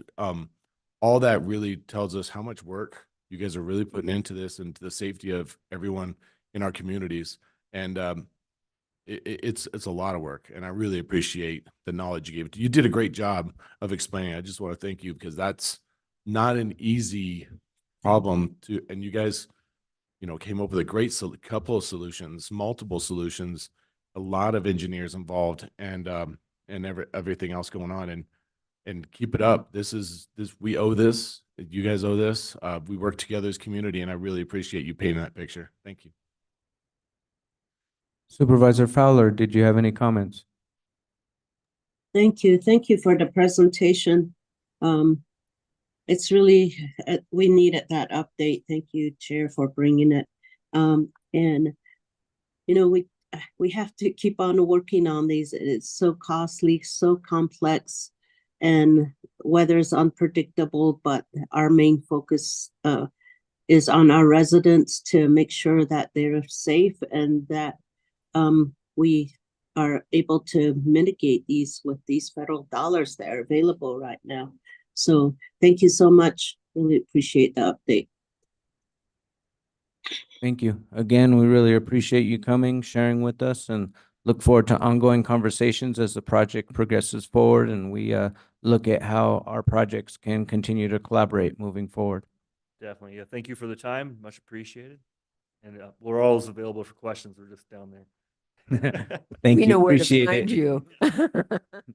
Careful, we're going to hold you to that now. All right. Thank you very much. Next up, I do believe is our flood control district. So Lucinda Andriani.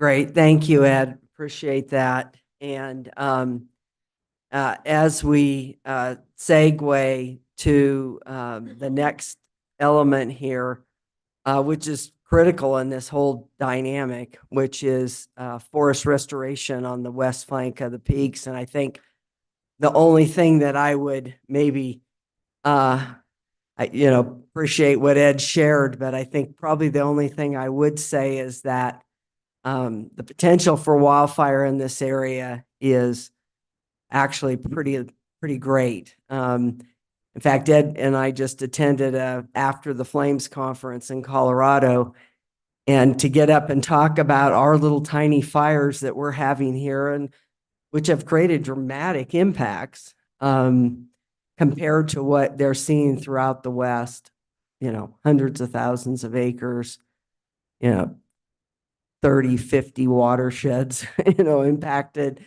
It's, pretty daunting. And the area we're talking about, just to remind the board, is what, Matt, a little bit over 21,000 acres here. So a 21,000 acre fire in this environment is unfortunately much more likely than any of us would ever want, of course. So, but that's a great segue over to Matt, and who now will talk about, provide an update. And as you know, as I mentioned earlier, we've launched this project. We're really excited about it, and we're working at the forest, at the ranger level, at the forest level, at the regional level, and at the federal level, having extensive conversations. In fact, last week when I was in Colorado, met with Assistant Undersecretary Merrill Harrell, updated her on this effort. I think everybody's very excited that this has been launched and that we're really moving forward. So with that, I'll turn it over to Matt. Thank you, Matt. Good morning, supervisors or flood control district directors. I have a new person with me today, and I was explaining when you were adjourning as one group and coming back together as the other group that we're used to you doing that pretty much a lot of times during the meeting. Thanks very much for having me back. I was here about 2 months ago, and I find sometimes when I'm invited back within 2 months, either it's people have had time to think about what I said and they want to come throw tomatoes at me, or they're like, "Hey, that sounded pretty good. We'd like to hear a little bit more." And I think in this case, it's the latter. I have some really good news to report based on kind of some of the things that I told you were going to happen 2 months ago are happening. Very excited to share that with you. You've all seen this slide a bunch, but I leave it in here. I just wanted 3 things I want to talk a little bit about today. An update on the Upper Rio work that's getting started. Talk a little bit about prescribed fire, particularly the why. I find out I talk about what we're doing all the time, but want to make sure that folks understand why we're doing some of these things that we're doing. And then a little bit about the people management piece, which is fire restrictions as we start to dry out and get windy, and we start to think more about what the summer is going to look like, with a little bit, as much, I'm not very good at a crystal ball, but a little bit on at least what we're being told about the forecast for our wildfire season. I'm going to go, in the interest of time, skip those 2 big slides. Normally I talk about all the places that we're doing a lot of great work, but you heard all that last time I was here, but really want to talk about the Upper Rio and go back in with share this slide of all the projects that we're working. Actually, it's not all the projects that we're working on the Upper Rio. There are others. There's some other good news, but these ones here, you can kind of see where the words Fort Valley are. That's Highway 180. And then it kind of bisects those project areas, the lime green, which is wing east, and the aqua blue, which is wing west. So I talked a bunch about these, but just want to share this graphic again to show you where they lie on the landscape with our prevailing southwest winds, how important they are to reducing the risk of catastrophic fire and flooding on the peaks. So last time I was here with you, I talked in great detail about the projects in the Upper Rio watershed, and you had this map, which you still have my little squiggle PowerPoint hand-drawn line. That blue line is the Upper Rio drainage, and the Upper Rio being on the east or the right-hand side. And then that list of priorities, the 6 main projects that we're looking at in the area. And those priorities they're all important, but that was more than just priorities. It was kind of, the sequencing of everything that was going on. And I said Wing East and Hawk Little Wing be going soon. Durford Wing West next, and then LaRue and Fort Valley Experimental Forest. This is where I start out with the really great news. An update on this. Wing East, which is 2,500 acres, those lime green acres there, directly southwest of the peaks, was awarded to Perkins Timber, a local operator that's been here for quite some time. Was awarded last week. We have our first meeting with them, James Perkins, the operator, later this week, and they will start work in Wing East next week. Yeah. Really going as quickly as we had hoped. So really great progress on that. The next project in the priority list is Hawk and Little Wing. Hawk is purple. Little Wing is kind of the small orangish sections, those 3 little ones. And that, as we talked about last time, was going to be done in an agreement with our partners, the Nature Conservancy. And that agreement should be signed this week, hopefully. And like with Wing East, an actual timber contract, Perkins couldn't go in and do any work till we signed the contract. With the agreement with a partner like TNC, they've been prepping for quite some time, lining up operators to go in there. So the fact that it's taken us a little while to line up our bureaucracies has not been a big deal. But they are ready to go in the next couple of weeks as well. And still planning, shouldn't speak for them, but still planning on completing that in 1 calendar year, but trying to get the vast majority of it done this calendar year before the fall. So all the lime green, purple, and orange acres there should see a lot of progress in just in the next 6 months. And we have very few timing restrictions out there for Mexican spotted owl, so they can go in and start working immediately. They don't have to hold off until the winter. So most of that work will get going, and they'll work until the winter and sometimes through the winter. But really excited. That's probably 4,500 acres that they'll, and at least a third, I would say, should be done this calendar year. Moving on to the next projects, Durford, which is the reddish up to the north, and Wing West. Those will both be offered in October. Durford will be a project probably with another partner. We're not entirely sure, still working on those details. And then Wing West, I won't do another lesson in timber sale contracting, but the timber contract where Wing West, where whatever the value of that timber is, maybe $1 million, I'm just making that up, instead of going to the treasury, would actually stay there and be service work. And that would be like in Wing East, we're doing that and they're removing all of the biomass. Wing West is too giant. We're not going to do that, but probably using that money to maybe remove some of the biomass or move it, kind of consolidate it like at the pit out there where it's easier to burn. But that will be offered this winter or this fall, and then have those 2 projects. People will probably start working next year. The sequencing of that being Wing East and Hawk Little Wing are going to keep a lot of people really busy this summer. So then as a lot of that work gets done, we'll offer those other ones. Just some other good news to share. Wing East, we had 7 bids for Wing East, when sometimes usually we have 1 or 2. Not to say we don't still have projects where we have 1 or 2 bids, but or no bids, but a lot of interest in the work here, even from out-of-state contractors. And out-of-state contractors are great, but folks who are here and know Northern Arizona, I won't say are even better. And I can say that because I had nothing to do with the contract awarding, so I'm not violating anything. But having a local contractor who understands the importance of these acres is really critical. So we're really excited that Perkins was the lead bid there. Just 2 other projects that are more in the planning phase. LaRue, which is that crosshatch area, which is steep slope work, basically helicopter logging. We're working on the planning document there, the National Environmental Policy Act, NEPA.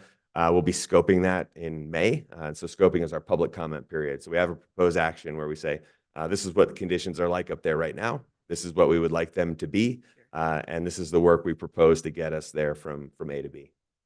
And we do have a comment or question from Supervisor Horstman. Yes, great news, Matt, and thank you. My question is, NEPA can take a long time, and obviously LaRue is really, really important that we get started on. Any idea when that NEPA process is going to be done? So we are planning on having a decision by May of next year. Our NEPA regulations say that it's supposed to be done in a year. That's generally an accomplishment for the Forest Service. This is not the most complicated project I've ever been associated with. And this is our district planning priority. So we're mostly talking about implementation and offering sales and cutting. But this is the planning project where people are dropping other stuff to come to those meetings. So we'll be scoping it. We'll see what we hear from the public. We've talked about it a little bit. I've not heard a lot of complaints. Those acres are the work is straightforward. The acres are not straightforward. They're very high up on the peaks, very important to our tribal partners. There are plenty of Mexican spotted owl in that area. So there's some more of those concerns, but nothing that we don't work through in other projects here on the district. So plan on having that ready. And again, in the sequencing, if that decision is ready next year, we would be able to contract it out towards the end of next year. And then the work would be able to go Wing East, Hawk, Durfur, Wing West, and then LaRue. And then finally, the Fort Valley Experimental Forest surrounding the community. We had a meeting with the Rocky Mountain Research Station, who basically manages those acres last week, and working on kind of a very initial project proposal. So after we finish the LaRue planning, then we'll be ready to pick up planning for whatever we decide we would like to do in that Fort Valley area. Any other questions about the Upper Rio before I? Any other questions or comments by board members? Okay. No, please continue. Great. I will actually go back one slide. So Wing Mountain, which is down towards the bottom, or excuse me, A1 Mountain, which is down at the bottom of below the words Rio to Flag there, and the watershed boundary goes right over it. A1 North timber sale is getting ready to be awarded later this week. That one's just a little bit disjointed. I don't know why I don't always have that on the map. I need to add that. But that's a little less than 2,000 acres, slightly smaller. But another project in the Upper Rio where I'll be awarded this week, and work will probably begin here, maybe not next week, but in the very near future. I'm sorry, I didn't catch which area are we talking about? The new area? Down at where it says Rio to Flag on the map. If you go down to those two bumps down below it, that is A1 Mountain. And so we have two projects, A1 South and A1 North. A1 North is there in that drainage. All right, thank you. I appreciate it. I was looking for colors and it didn't match. No, that's it. I was like, I need to put that on the map. I was envious of the city's graphics at the last presentation, though, I must admit. They're way better at doing stuff like that than we are. So moving on I just wanted to give a quick update on, what I think is really, really good news for the progress we're making in terms of mechanical treatment in the Upper Rio. And that first slide that I kind of sailed through, mechanical treatment, we can start now. It generally takes a few years, and we have like a 5-year plan for that. And then following mechanical treatment, or in lieu of mechanical treatment in some areas, we treat with prescribed fire. And wanted to talk just briefly about the why of prescribed fire. I come and talk about, yes, we're doing this because I'm going to tell you next week we're going to go and have prescribed fire in this area, and the week after we're going to do another area. But I find I don't always talk about the why. So I won't spend a lot of time on it, but just want to share. So when we're talking about prescribed fire, we're talking about introducing planned low to moderate intensity fire in an area. So we go in when the conditions are right, generally early spring, right after the snow melts, or in the fall after we've had months, or even after monsoons, where we've had precipitation, and in the fall when we know that more winter precipitation, snow will be coming. So those 2 times a year, generally, when you see us looking for prescribed fire. And prescribed fire is a big part of forest restoration. Our acres are fire dependent. We all know that. We talk about our long history of fire in the area. And so forest restoration, prescribed fire is a piece of that, and there are a lot of benefits. Habitat restoration reduces invasive species, promotes native species. But my short-term concern is that prescribed fire reduces fuels.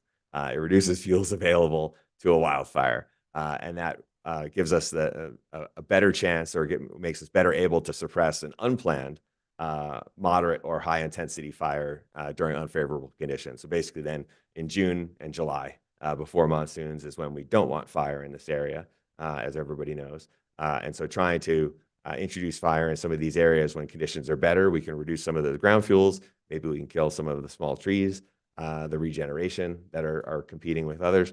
And then when we get to wildfire season, it gives us a better chance to be able to suppress those fires. And so that's the kind of the why, and then a little bit about the how, because sometimes I think people think we just go running around and just start dropping torches on the ground. But we have prescribed fire burn plans basically for almost all of our district, not much in the pinyon juniper country north of town, but for all the ponderosa pine, we have prescribed fire plans that we update, we validate and update annually, and we reauthorize them annually. That's kind of some of our January, February work. But these plans identify or prescribe, there's where we come into that word, the best conditions to achieve desired results. So we have a range, and we talk about like fire restrictions with, where we're looking at temperature, humidity, fuel moistures for when it's too dry and we need to go into restrictions. We're also looking for each of our prescribed fires to be within prescription. So it may say, we generally wind and fuel moistures are what we're looking at. We want the wind to maybe be 10 to 15 miles an hour to carry, but we don't want the wind to be 20 miles an hour. So that would be the prescription. If we're within prescription, we're below that 15-mile-an-hour threshold, we may choose to implement the prescribed fire. But if we are out of prescription, if the wind is too high, if it's too dry, then we would not. And so just wanted to share a little bit about that. I did not mention this photo. This one is from the Wild Bill prescribed fire last year, which is in the Upper Rio drainage on the west side of Highway 180. That's from the giant parking lot up at Snowball. And then this next one, a little lower intensity. This is what we call the Peaks area. This is north of the Peaks. And the reason that I identify those two projects is because they're a couple of the ones that we're going to look at. Every time I see somebody put a video in a PowerPoint presentation, it never works, but I did it anyway. It's a 1-minute video because you all hear me talk about this all the time, but I actually wanted you to hear from one of our burn bosses talking about some of the work that they're doing. So I'll see, hopefully we can hear him. You can't hear him. Okay. Well, the video is working. Usually it's choppy. But anyway, this is our prescribed fire burn boss, Tyler Richwine, talking at the Wild Bill prescribed fire last year, but part of educating the community and helping folks understand why we're doing these things, because we know that smoke is a hassle, but basically a little bit of smoke here and there rather than a lot of smoke during a wildfire. But that was pretty, I was glad at least that the video played, so maybe I'll be a little less afraid. So just want to talk a little bit about the work that we're going to be doing in the next couple of weeks. So this map is the north part of the district. You see us right down there at the bottom. And so those areas that are in red are areas that we're looking to implement prescribed fire in the next couple of weeks, actually, probably. Those units, the red at the north of the map is that what we call Peaks. That's well north of town, just north of the White Horse Hills, you can see there. And that crosshatch is acres that we burned and prescribed fire last year. So all of the projects you see that I'm talking about this year, we're building off successes that we had last year. And the year or two before that, we didn't have the right conditions. We had some significant wildfires. We had a chief's pause after the Hermit's Calf Canyon, prescribed fire escape. But last year we had a lot of success, and this year we're looking to build off of that. So those units north of the Peaks, looking at going into early next week. Apparently I got a text and ran out to take it. Apparently there's a chance of a little precipitation tomorrow, which might put us back 3 days. But as of now, we're hoping to get in there next Monday, but that might change. But we're getting to where the conditions are right for us to go in there. And then over on the left is more of that Wild Bill country. So the video that we couldn't hear were some of those crosshatch units to the west of Highway 180. And if I was better with maps, I would lay this over those Upper Rio mechanical treatment areas, and you see these are areas where we don't have mechanical treatment planned.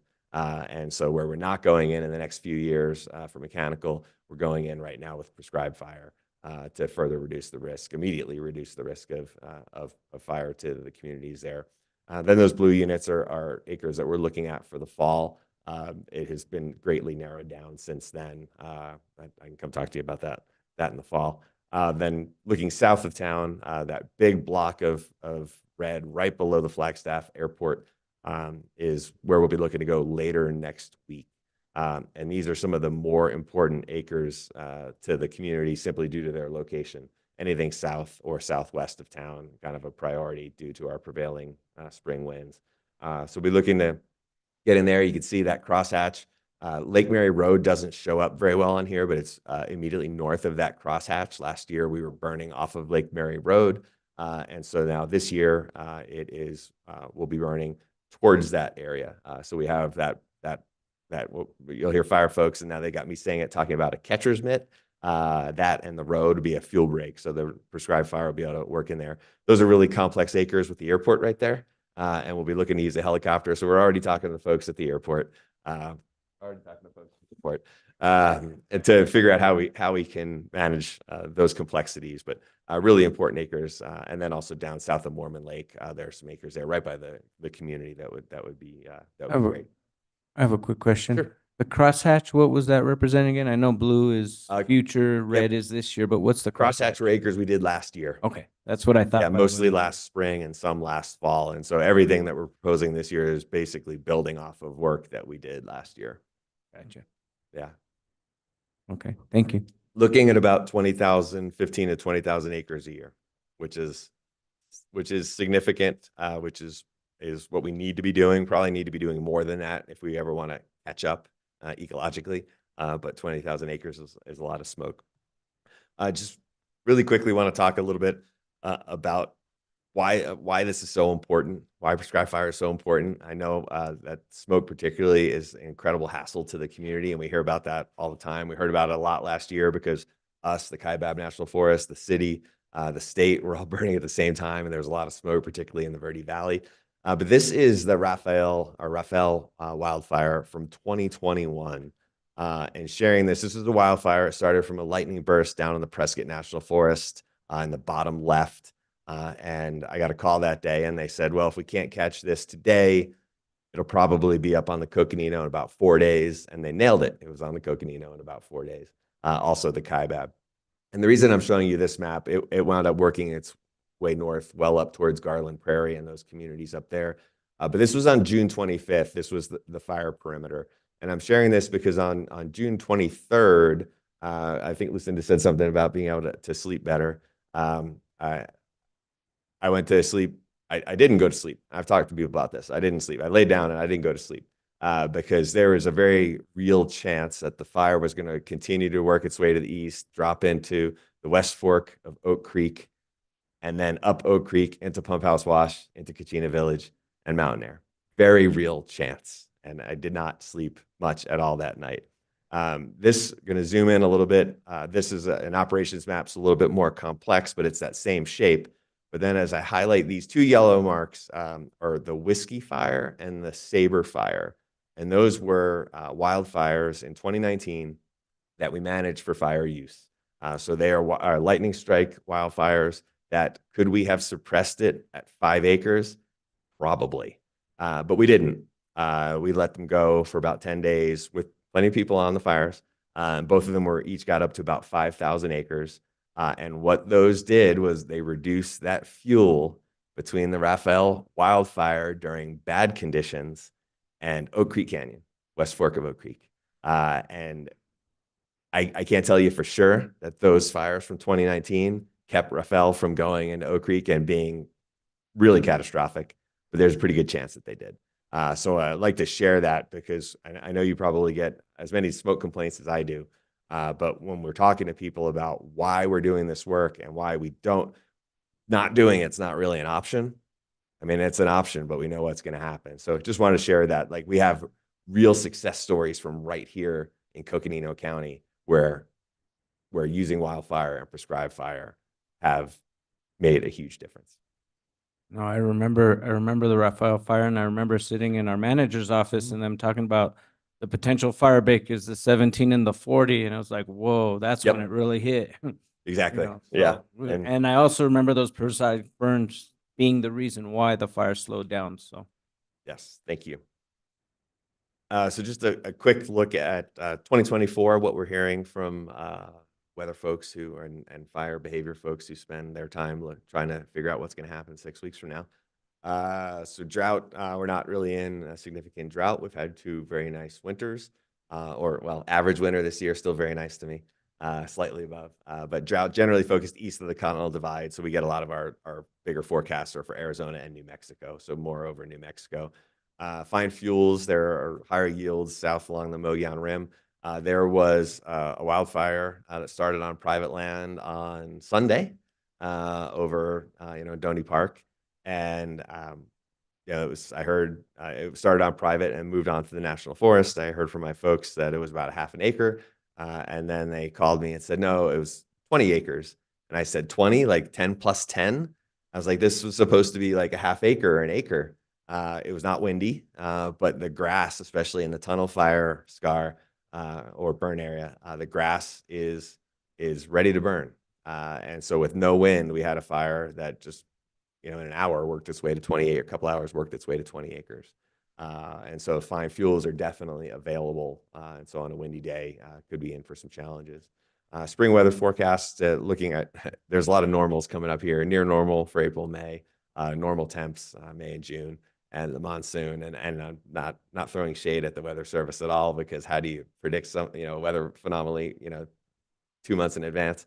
Likely on time or slightly delayed, and near above or slightly above normal moisture. So seems like a pretty normal year that we're looking at, not particularly where we're just, everybody needs to be stressing out right now about going into fire restrictions, in April, which has happened before. Last piece that I want to talk about, speaking of fire restrictions, is the people management part of my job. This is a dispersed campsite. I think this is from COVID. But when this is what a lot of our campsites look like after people leave, and sometimes it's when people stay there for quite some time, and they need to move, and they leave everything behind. But just showing that people don't always do what I would like them to do. A slide that you've seen from me before, so I won't spend a lot of time on, but our human and lightning cost fires have both been trending down over the last 50 years. If you look just at the last 10 years, they've been about normal. But something that you have also heard me say, in 2022, we had the fewest human-caused fires in history, but 2 of them turned into the tunnel and the pipeline fires. So the number of fires is not necessarily representative of a great fire season. It just takes 1 or 2, the wrong day, the wrong conditions, and the wrong place. But both of those illegally caused human fires that turned out to be very, very difficult on the community. But fires in general trending down a little bit. We have in place around the city of Flagstaff year-round camping and campfire restrictions. Both tunnel and pipeline started in areas that were campfires were prohibited year-round. So people shouldn't have had fire there regardless of if it was dry or not, but they chose to. But this area surrounds the city and adjacent communities, and it serves 2 purposes. One, we don't need people having fires really right here near town. And also, it keeps people from setting up camps like on the other side of someone's fence in their neighborhood, in their backyard. And whether that is long-term non-recreational camping, like unsheltered folks, or whether it's just people in a giant RV who go over to the Cinder Hills off of 776 Road, and as soon as they get to the fence away from someone's private property, they set up a giant RV and start to party. So last year we expanded that a little bit. That 776 Road is an example and a big success that we had.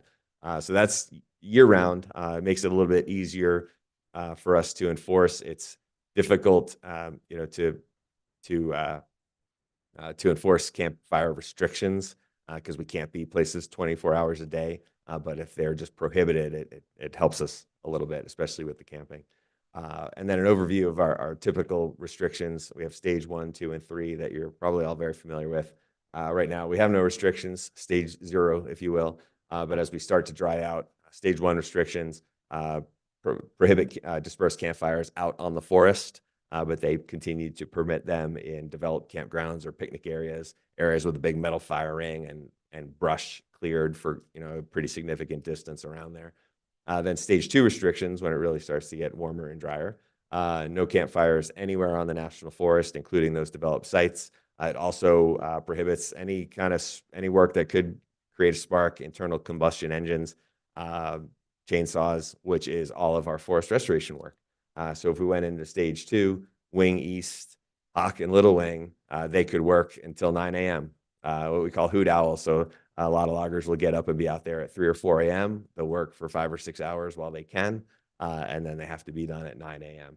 So stage 2 restrictions, when people, they say, Matt, you definitely need to go into stage 2 restrictions. I say, well, if the indices point us there, we will, but it is not without some other consequences to our critical forest restoration work. And then finally, stage 3, our entire forest closures. In 2018, I believe we closed the entire forest. The past couple of years, we've started to narrow that down to really priority areas. Those areas being the area around the peaks, Walnut Canyon, and Pump House Wash, just south of Kachina Village, because those are the areas where we are most concerned that during areas of times of increased fire danger, those are the areas where a fire really could get into the community very quickly. So those are the areas that we're looking at closing. Just want to briefly talk about how we make restrictions decisions, because one thing I've heard a lot from folks is they just want me to do something. And as long as I do what they want, it makes total sense to them and they love me. But if it's not what they want, then they're like, Matt, why'd you do this? You're a dummy. So I say, this is why we did it. We have science-based criteria that we use to make restrictions decisions, and we do that in association with our partners like the Kaibab National Forest, Coconino County, City of Flagstaff, Camp Navajo. A lot of people that go into it, but there's some of the things we look at, the obvious ones: temperature, humidity, and then the fuel temperatures. And then there's some indices that I don't even need to explain. You could probably figure it out. Spread component. How likely is a fire to spread? Like if we have a wildfire, pretty obvious. Ignition component. If somebody flicks a cigarette or something like that, how likely is it to light and cause a fire?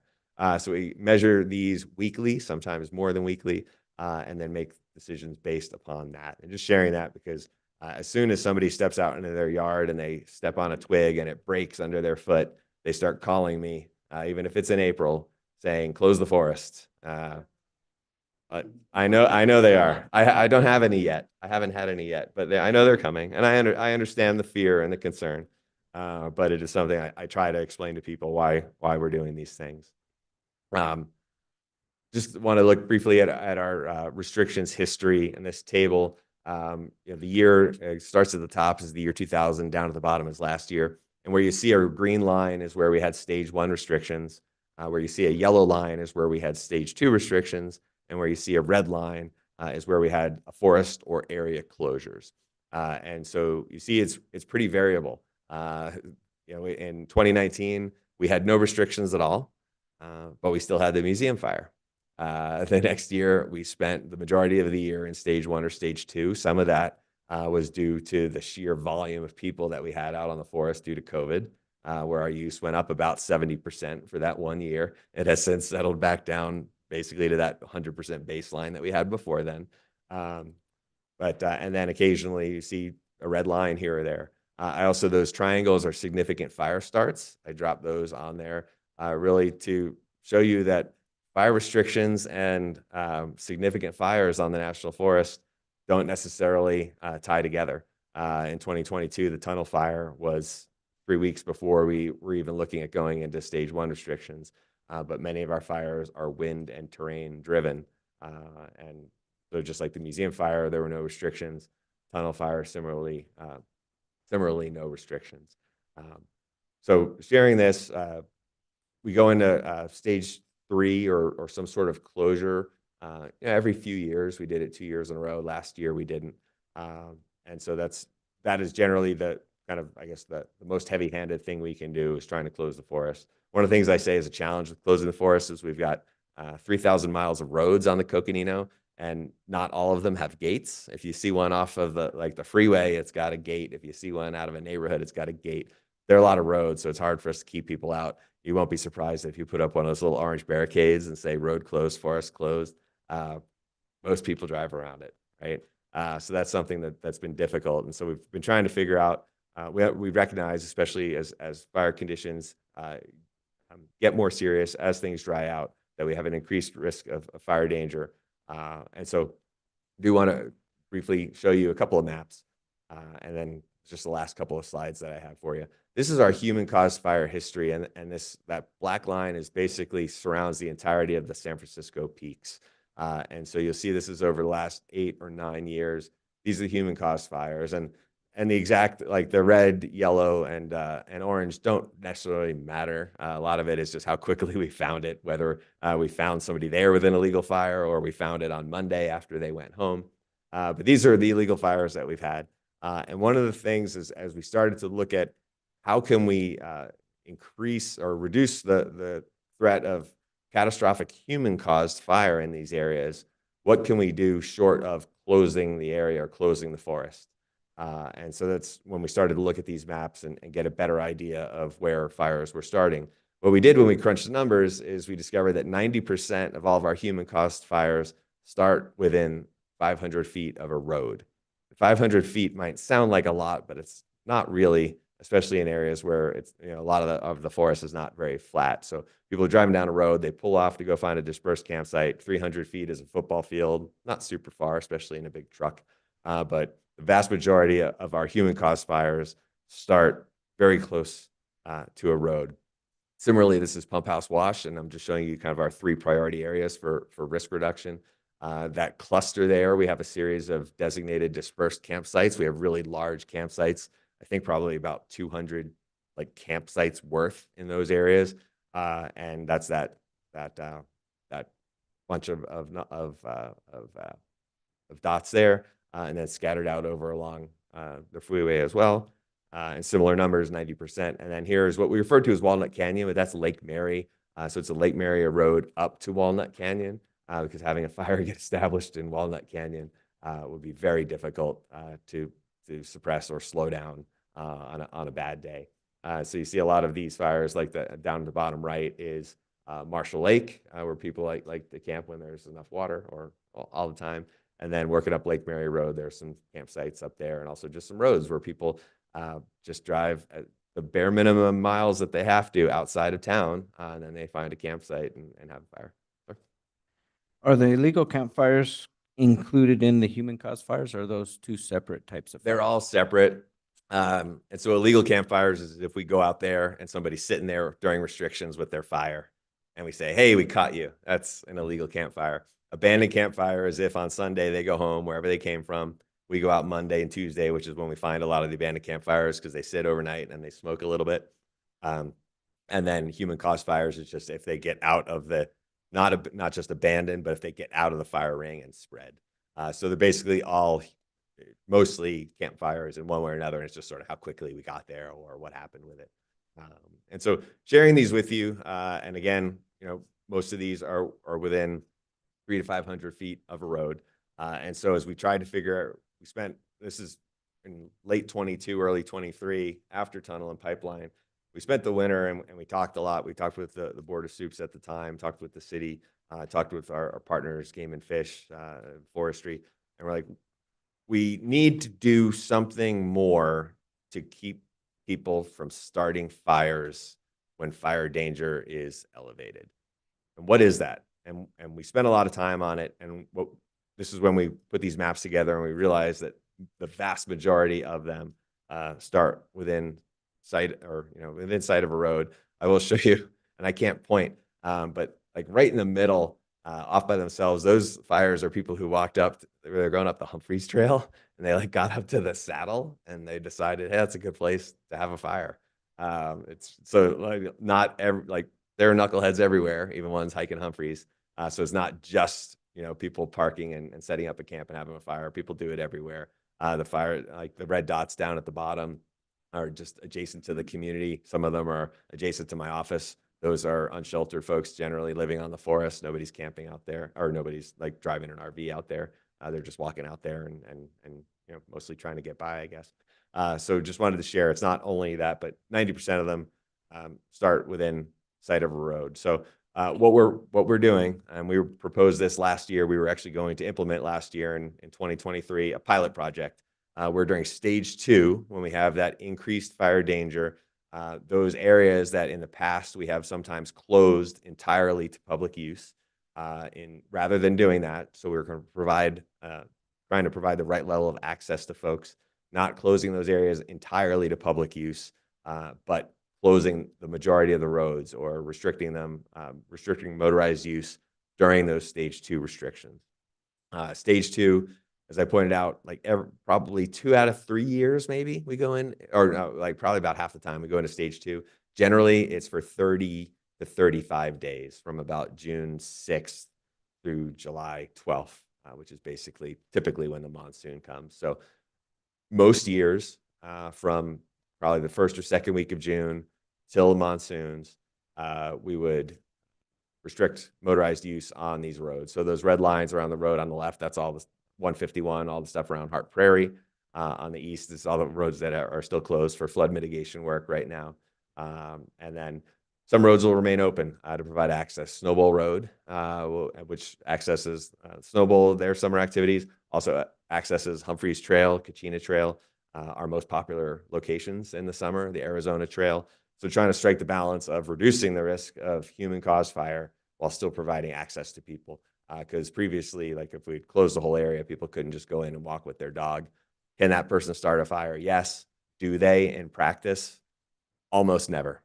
I think in 2019, we had a couple of sketchy fires that were off of a trail that we couldn't tell. Maybe somebody was flicking cigarettes, but we weren't sure if it was on purpose or not. We caught them all, so nobody ever heard about it. Like it happens. Non-motorized folks do, or people out on trails sometimes do, but generally it's people starting campfires or for reasons that you don't understand, lighting toilet paper on fire. And those people 90% of the time do it near their vehicle. So we were going to do this last year, but we didn't go into stage 2 restrictions, so we didn't have to. So we think that demonstrates the flexibility in what we're trying to do here, where we're not just closing something on a calendar date. And we're not just doing it arbitrarily, getting back to people love when I do things arbitrarily if I do what they want, but basing it on something, basing it on science and our indices and our stage 1, 2, and 3 restrictions. So just to share with you, we have over 1,500 miles of open roads on the Flagstaff Ranger District and probably an equal amount of user-created roads that we don't count. And so during stage 2, we would be restricting use on 106 of them, or 7%. I say that with the acknowledgement that some of these roads are 151 in Hart Prairie is one of the most popular roads in the summer. So not all roads are created equal. So it's not like, oh, it's no big deal. It's just 7%.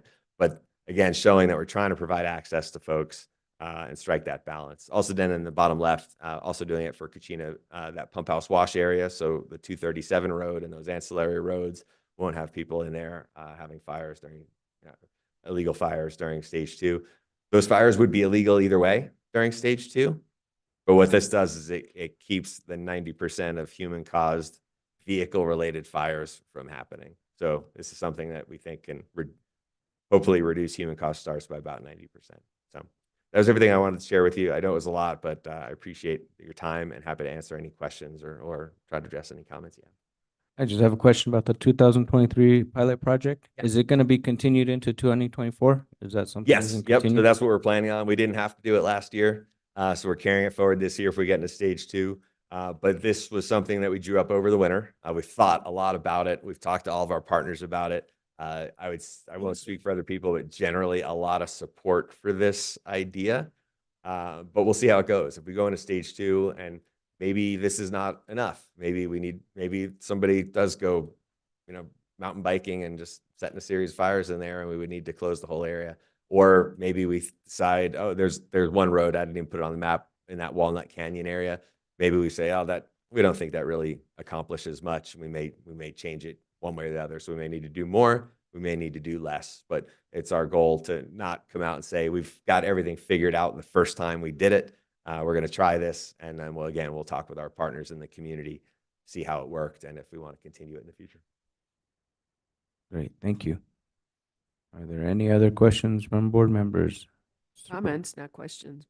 Comments, Supervisor Horstman? Yeah, thanks. And thank you, Matt. Really appreciate the update and really appreciate the ongoing communication between the Coconino and the county and the city of Flagstaff. I think that's been really helpful to get the word out on so many of the things that are going on for members here in our community. Couple of things. First of all, I am so excited that we're starting forest restoration work and we're finally getting boots on the ground and it's finally getting started.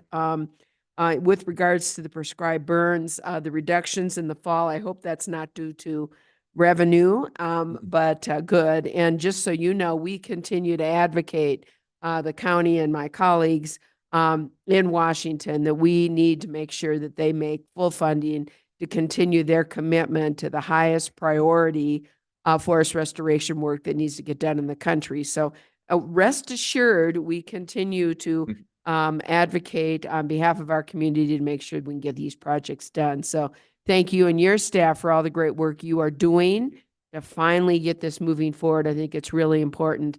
Also want to thank you for the communication with the county on smoke.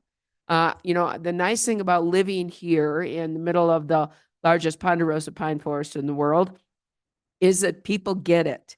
They understand the need for the prescribed, most people, I should say, and they understand the needs for the prescribed burns. Yes, it is a pain for some of us who will get really allergic to it, but it's also essential. And so the more we can communicate and give them advance notice that it's happening, the better. And we appreciate the information to us. I know that the county is including it on their website to get it out. And I know a lot of my colleagues and myself put it on our social media posts as well. So people have a heads up as to what's happening. I think that's important. And, I love the information you gave on forest closures. Believe me, I'm already receiving calls, or had some people over for an event at my house, and that was the number one, believe it or not. I believe it. When's the forest Absolutely. going to be closed? I know the rest of the world, it's like, do not close our forests. But up here in Coconino County, we have a very different opinion about that. And your slides about where you have human caused fires is probably one of the reasons for that. But we'll continue to get through it together. And we appreciate, again, the information that comes our way, and appreciate the collaboration that you have given us here in Coconino County. It really means a lot. It really means a lot for our community. So thank you. If I may just respond to the acreage change and the prescribed fire. And the reason that is because I showed you that first map and it was like 35,000 acres. It was kind of like, this is everything we could do. And then it was more, what do we want to do? What makes sense for us? Because we have generally a narrow window in the fall. So it's not so much budget related. It's just trying to have reasonable expectations so we can talk to people. And on the smoke issue, and I hope I never come across as minimizing the effect, and we have some sensitive groups that it's really life altering or life threatening, and we understand that, but these acres are going to burn one way or the other. And so that's what we're trying to do, low to moderate intensity fire during better conditions, rather than have moderate to high intensity fire and associated flooding. One thing we heard clearly last year, yes, there's some folks where it's the worst thing in the world, but we did hear, if you just would have told me a day ago, and not everybody has the luxury of, I would have gone somewhere else. Not everybody can do that, but we understand we need to do a better job. I think that was actually with the Cecil fire, and it just turned out, we need to burn this 1,000 acres today, otherwise we're not going to be able to. And that was the day we put up an awful lot of smoke, and you could see it in your headlights, all night long. So we know we need to do a better job of sharing our plans with folks in advance so that they can make the best decisions possible for themselves. Thank you. Supervisor Hess. Yes, thank you. Great presentation. Noticing the human impact on the forest and the fires is surprising and scary, but that's the message we got to get out to them. One of the things, obviously, there's a lot of forest that's juniper. You stated that there's really no prescribed burn plan, or what was it about the juniper? There's less prescribed fire north of the peaks in the pinyon and juniper. It's a different fire frequency. And where the ponderosa pine should burn every 3 to 5 to 7 years. So it's mostly based on that, us trying, and also south and southwest of the peaks. The location also has something to do with that. Okay. Yeah, and the frequency, that makes sense to me. I was just curious. Your video, I wanted to hear it and wanted to see it. Is it going to be available on your website, or where can we see it? It can be. We had it up on our social medias, but it was, I think, October of last year. Okay. And that's one of the things that I have our prescribed fire burn bosses do. People get tired of hearing from the guy who always has a relatively clean uniform shirt on, and then they can see, here's this guy out on the ground, or this gal out there actually doing the work, rather than showing up to meetings and talking about it. And I find it really is more relevant, and they speak in different terms. I talk about this all the time, and share things differently. And it's great for folks to hear. And also I shared that one particularly because he also started talking about Upper Rio restoration in addition to just this prescribed fire is important for reducing fuels. He had the bigger picture in there too, which I was excited about. But we'll Excellent. try to make it available. Yeah, if you want to throw out your social media, or I'm sure our IT guys can add it to our minutes. No, that's what I got. Thank you very much, Peyton, letting us know. There's a lot of other places, as we know, that are affected. And I know you're working hard on it. I like the pilot project. That seems to be something that's going to really work for the population, as you said. Trying to stop and mitigate. I think the pilot program is something that hopefully could work. Yep. So thank you. Thank you. Thank you. Are there any other comments by board members at this time? Vice Chair Begay. Thank you for the presentation. A lot of information, and it kind of makes you think because of what we have to go through with fires and floods and the mitigation efforts. And so you talked about how they leave the trash behind and this and that. I wonder, I'm just kind of thinking how can that be curtailed? How is there a mechanism that can be put in place, to kind of monitor? I don't know. I mean, it's just something that, that you think about, and those are, in some of those areas, that's where the fires do start. And so I think somehow we need to all brainstorm and see what we can come up with to help, kind of curtail those a little and a little bit. And then also the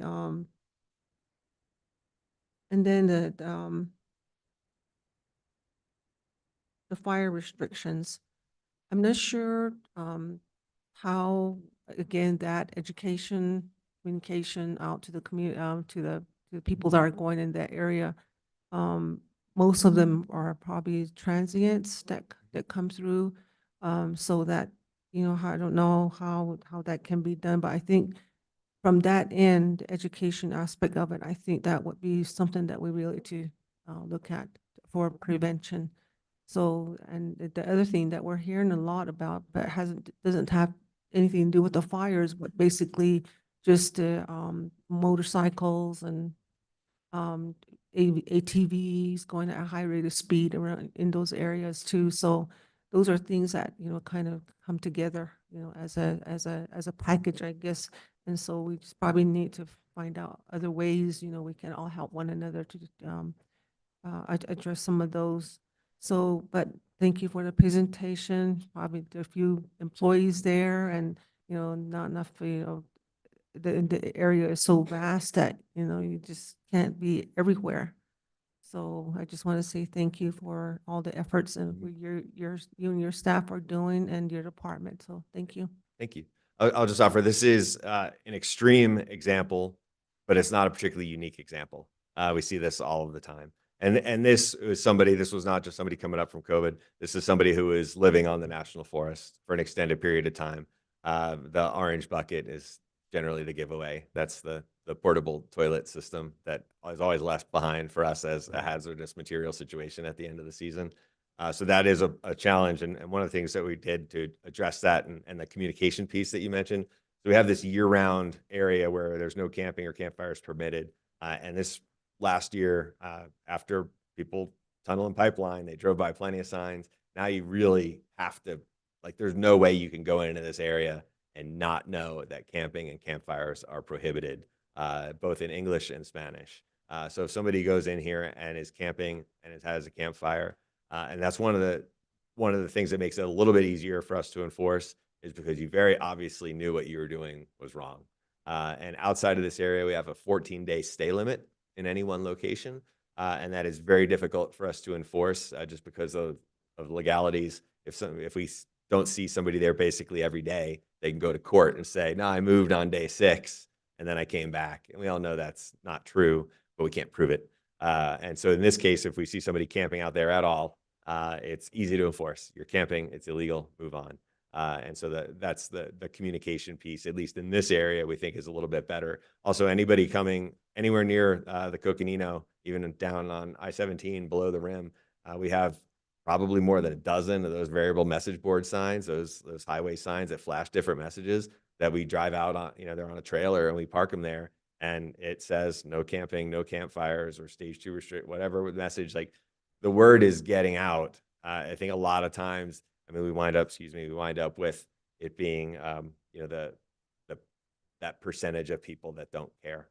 And that's where the case of the pilot project for the stage 2 non-motorized areas, yes, a lot of good people are not able to drive into those areas for that month, but at least they can still hike, bike, ride their horse, walk their dogs, go for a run or something like that. So we're trying to strike the balance where we don't just punish everybody. But as always in America, I think, a lot of people, we have a lot of rules and regulations targeted at like 1 or 2% of the people.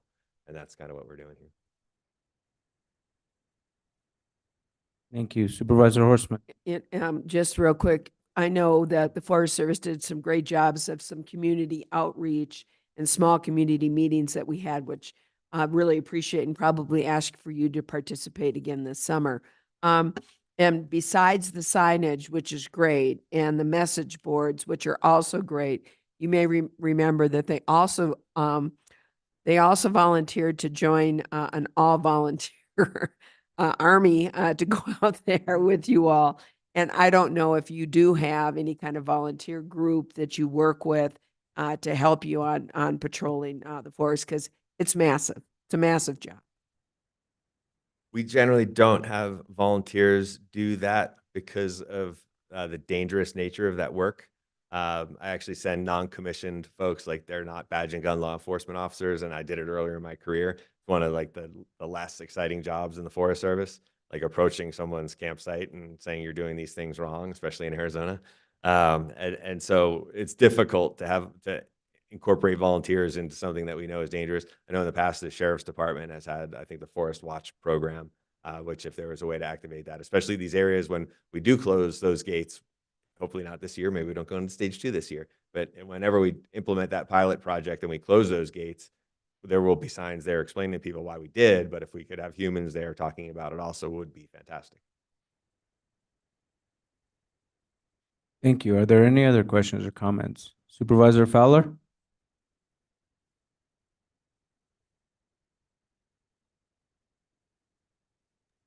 Thank you. Thank you, Mr. Chair, and thank you for the presentation. Here we are again, beginning of the season. We have to have a session about the fire, post-fire, but I think it's really important discussion. And I was wondering about the if the trash and most of the people that are, even the people that may be leaving their campfires out there, are they people that are not from this area? And we always talk about people don't know how to be in the forest anymore or outdoors anymore. They don't know the etiquette. And I was wondering if that's what you find when you are having to clean after the people that have been there. Thank you, Supervisor. I believe it's definitely both, but the volume, there's just a greater volume of people from out of the area that come here on nice weekends when it's really, really hot and miserable in other places that I won't name and call out individually. But I think that's part of it. Like it's a little bit from everybody, but it's just we get so much summer weekend use here from folks that are not from the community that if say 10% of the people cause a problem, there's just more of those people on those busy weekends. Okay. The BLM in my district, they're reporting the same. So the public lands are being loved too much, and that's where the volume of people that are coming in. Glen Canyon National Park alone last year had a visitor of 5.2 million. And so, we have to really think about how we're providing service for them. And that's been in our budget discussion about people traveling through and how they're using in our court systems and other services. So this year, just what you're experiencing and seeing is what we see in our own county services. So thank you. And thank you for the update too. I really like the maps and just trying to just understanding it better and where we are today.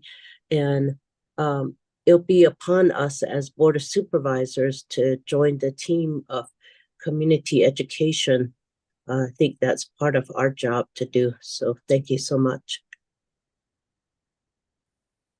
Yes, thank you. We really appreciate the presentation. Always appreciate the maps for the visuals and being able to see, and it was quite starking to see all the human caused fires on the mountain. That's pretty scary considering what we talk about the need to avoid any kind of fires on any part of the mountain, but in particular west side of the peaks and the upper Rio. So really appreciate the efforts you're doing and look forward to continued collaboration and a light fire summer. Thank you very much.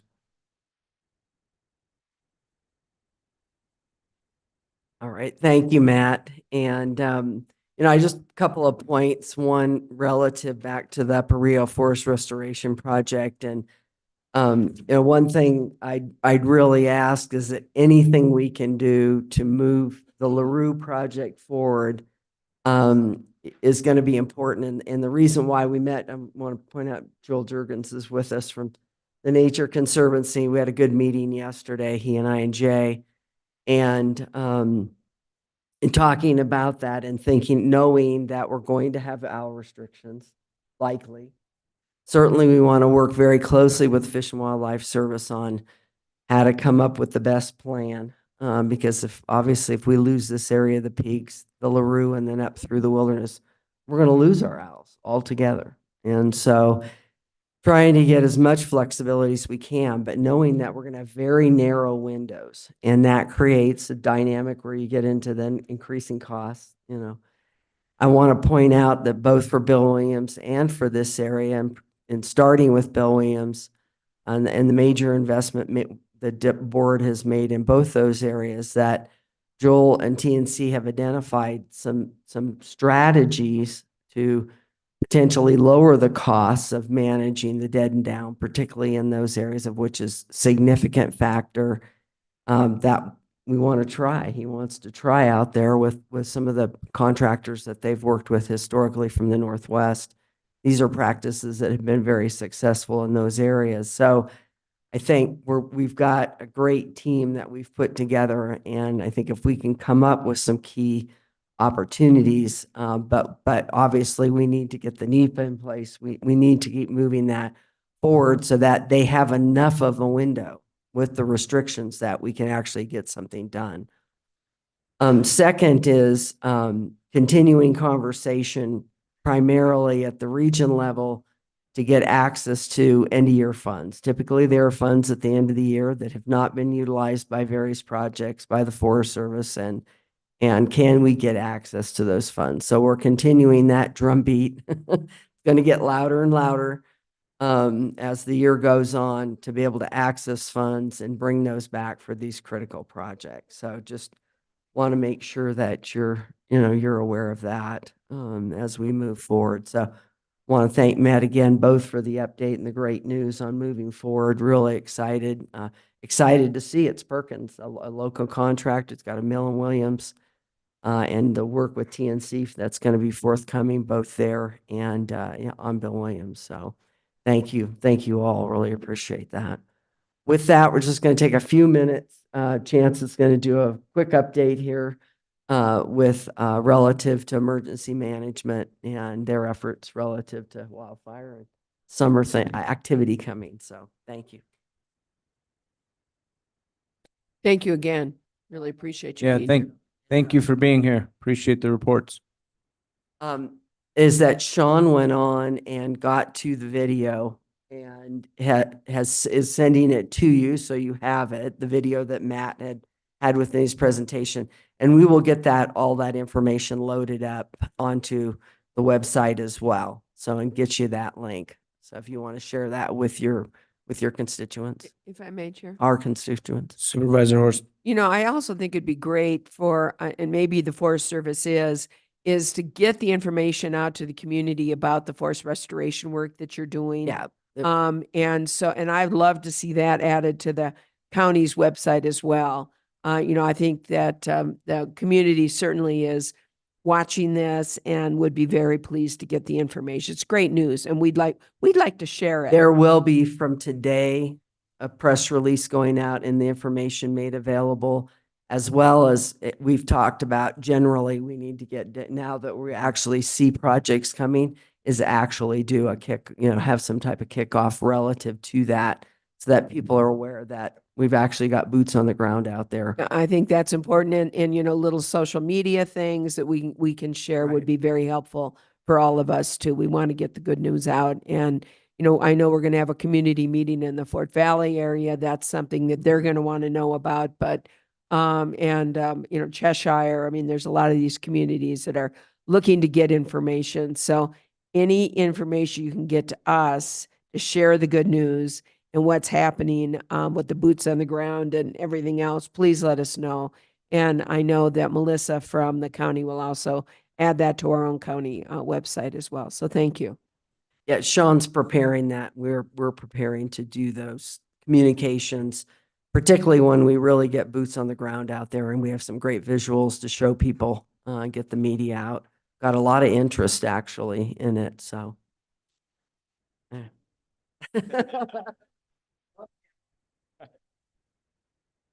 With that, thank you, Chair, Vice Chair, Supervisors. Chance Warnock with Emergency Management. I'm filling in for Wes today. As much as I think we often wish Wes could be everywhere all at once, he cannot. So with that, I just have some brief updates on emergency management, our preparedness activities with the wildfire season rapidly coming up, which after the 20-acre fire on Sunday that Chief Ranger McGrath referred to may be coming sooner than we anticipated. But emergency management as a support and coordination function of the county continues to remain in contact and activity with our partners, including the National Weather Service. Our partnership with NWS has expanded drastically in the past couple months, and we're regularly bringing them into our office physically to give technical support and updates if we anticipate storm or fire weather conditions. Having that technical knowledge in our office helps us to understand a lot of fire weather and storm weather conditions that we may not fully appreciate as emergency managers, but they can as meteorologists. And they also help us develop great products like our wildfire seasonal outlook that we sent out, and then also our situation reports that get distributed. So they're a huge component of that process, and we're happy to have them on board and be able to continue that relationship. Emergency management continues to remain on the Ponderosa Fire Advisory Council, which is an organization of firefighting and emergency services entities throughout the county. And having that communication and open dialogue with them allows us to maintain our situational awareness capabilities, and just kind of really what the pulse of the fire service is across the whole county throughout these coming months. To prepare for our own operations during an event or incident, we performed full dress rehearsals of both the Emergency Operations Center and the Joint Information Center in coordination and cooperation with our city and county communications partners. And if you know, out of after action reports, oftentimes the #1 issue is communications. So we really want to make sure that we dial that in and continue to build off of that lesson. And with that, we've updated our radios, or in the process of updating our emergency management radios to be in complete synchronity and in cooperation with the Sheriff's Office and Public Works to really work and dial in those communications issues and make sure those are all resolved before this fire season here. Additionally, we've been working with a contractor to create an operations manual for our office, outlining procedures for all our positions, both in and out of an EOC activation. And with the updates we've made to the county's emergency operations plan, our policies, plans, and procedures are really all starting to come into alignment here for this year's wildfire season. We're very confident and happy in that. And just as a closing point, the county EOC will be set up physically on May 15th. They're just coming up here in a couple weeks, and we'll be staffed and ready in the event that an incident starts.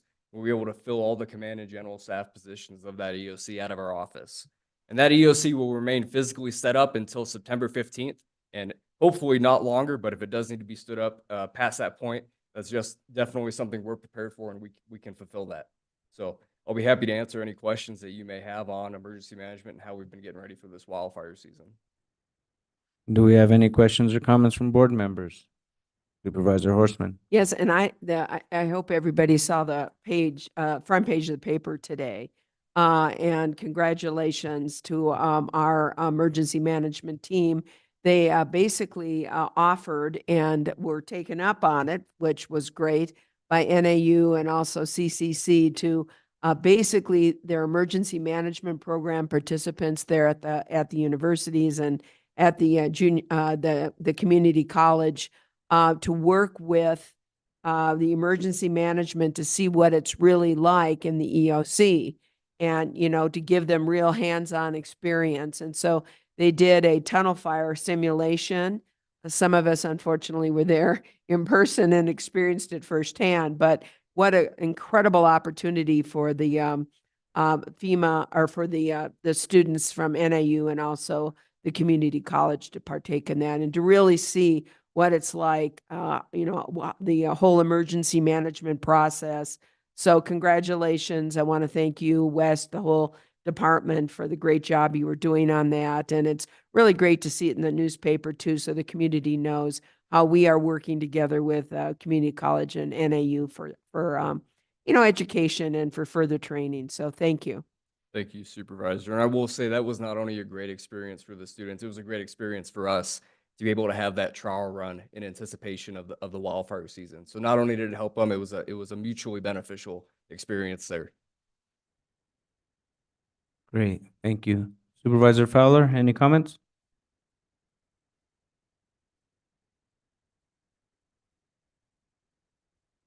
Okay, I'm not hearing from her. Any other I'm comment? Oh, I'm right here. Sorry. Yes, the emergency management, you've really expand all the work that you're all doing. So, and all the partnerships that have been established and just I'm just really impressed with everything that you're all doing and just the updates that we receive as well from the office. And I have to say that you also are working with the National Weather Service on when these events happen. And then now on the Colorado River to help the river runners and the river trips down there with the when they're on the river as well. So I just want to thank you for your service, and I think it's really great where you all are right now. Thank you. thank you. Are there any other questions or comments from board members? Sure. Vice Chair Begay. Chair Vasquez, thank you for a presentation. Who are all the partners that you have right now? That list is nearly exhaustive. We're talking with throughout the entire county of both, you know, the federal level, the state level, and then also at a local level. We are constantly in partnership with our fire districts, with all of our city and county municipal partners, all of those departments, and also our national forests and parks, right? Them, you know, like the Coconino National Forest, Kaibab National Forest. We're up in Page. We have a great working relationship with the city of Page and the Bureau of Reclamation with Glen Canyon Dam. And then also with our tribal partners, you know, as much as we can, we're continuing to strengthen those relationships. So really, as the support and coordination function of the county through the Emergency Operations Center, our job is really anybody and everybody who can help out in an emergency and what we can help coordinate. So it's if they exist as an entity, we have most cases we have some sort of working relationship with them, and we're always trying to expand that, right? Because incidents, we don't know what they're going to look like. We need to know that we need to prepare as much as we can for them. Yes, the reason why I'm saying that is I know you had mentioned the some of the partnerships you've had. I think what about the hospital? The hospital, the schools, if anything comes up and you know that pertains to I mean, it should encompass almost the whole community, especially with Coconino County. What kind of, when emergencies come up, we should be able to all get together and just, you know, we all will know what to do, you know, in any emergency that we have. So I was just asking, so we're doing good in the county, the city, we have other federal, state people that are involved, what about our community partners that we have that locally? I know there was um, in one area where I worked, that's what they did. They had fire departments that, one team, a team, a person from there, from the hospital, from the schools, it's just any emergency that's going to come up. But I think we're kind of focused in certain areas, but still, it's still going to affect people in certain ways. So, disasters. So, I just wanted to make that comment, and thank you for all the work that you guys do. It means a lot. You're part of the program where we're addressing flood mitigations and fires and things like that. So that means a lot. The EOC system. I'm glad that there's going to be an upgrade on that. So thank you, and tell Wes that we appreciate all his work too. Thank you, Vice Chair. Thank you. Yeah, just great work. I'm really happy that you were able to do that mock EOC over the weekend. I think that's important, training the next generation of professionals in emergency management. As we've seen, there's continual increase in emergencies throughout the West as drought, climate change, potential fires, potential post-wildfire flooding, and other disasters, both natural and man-made. It's crucial that we have those key folks that are trained and ready to deal with these emergencies. So I really appreciate your team and all the work you've done, and the fact that you were able to collaborate with NAU and these students to run this mock EOC was really important, and look forward to participating in future mock EOCs. Hopefully they're mock EOCs and not real EOCs. Right. That's what we can hope for. Yeah. So thank you. Appreciate it.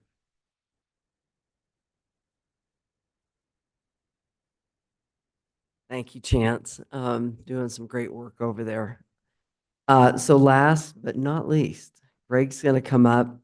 As I mentioned earlier, we're seeing some movement relative to the Wildland Fire Commission recommendations that were made both in the House and Senate. Had a number of conversations this past week with Paul Babbitt Jr., who's with Senator Kelly's staff, as you know, and we're working with Bob and Anna to put together, working with him. They're working on a package with Senator Romney's office on the Senate side, and then Congressman Harder and Congressman Neguse. Harder's from California, Neguse out of Colorado, authored this legislation that Greg just shared with you. There was also a hearing this last week in the House Natural Resources Committee relative to Congressman Westerman's bill. So there's a lot more activity now starting to take place. We're really excited about that. And this is a specific piece of legislation we would like your consideration for endorsement support. We're out trying to generate that.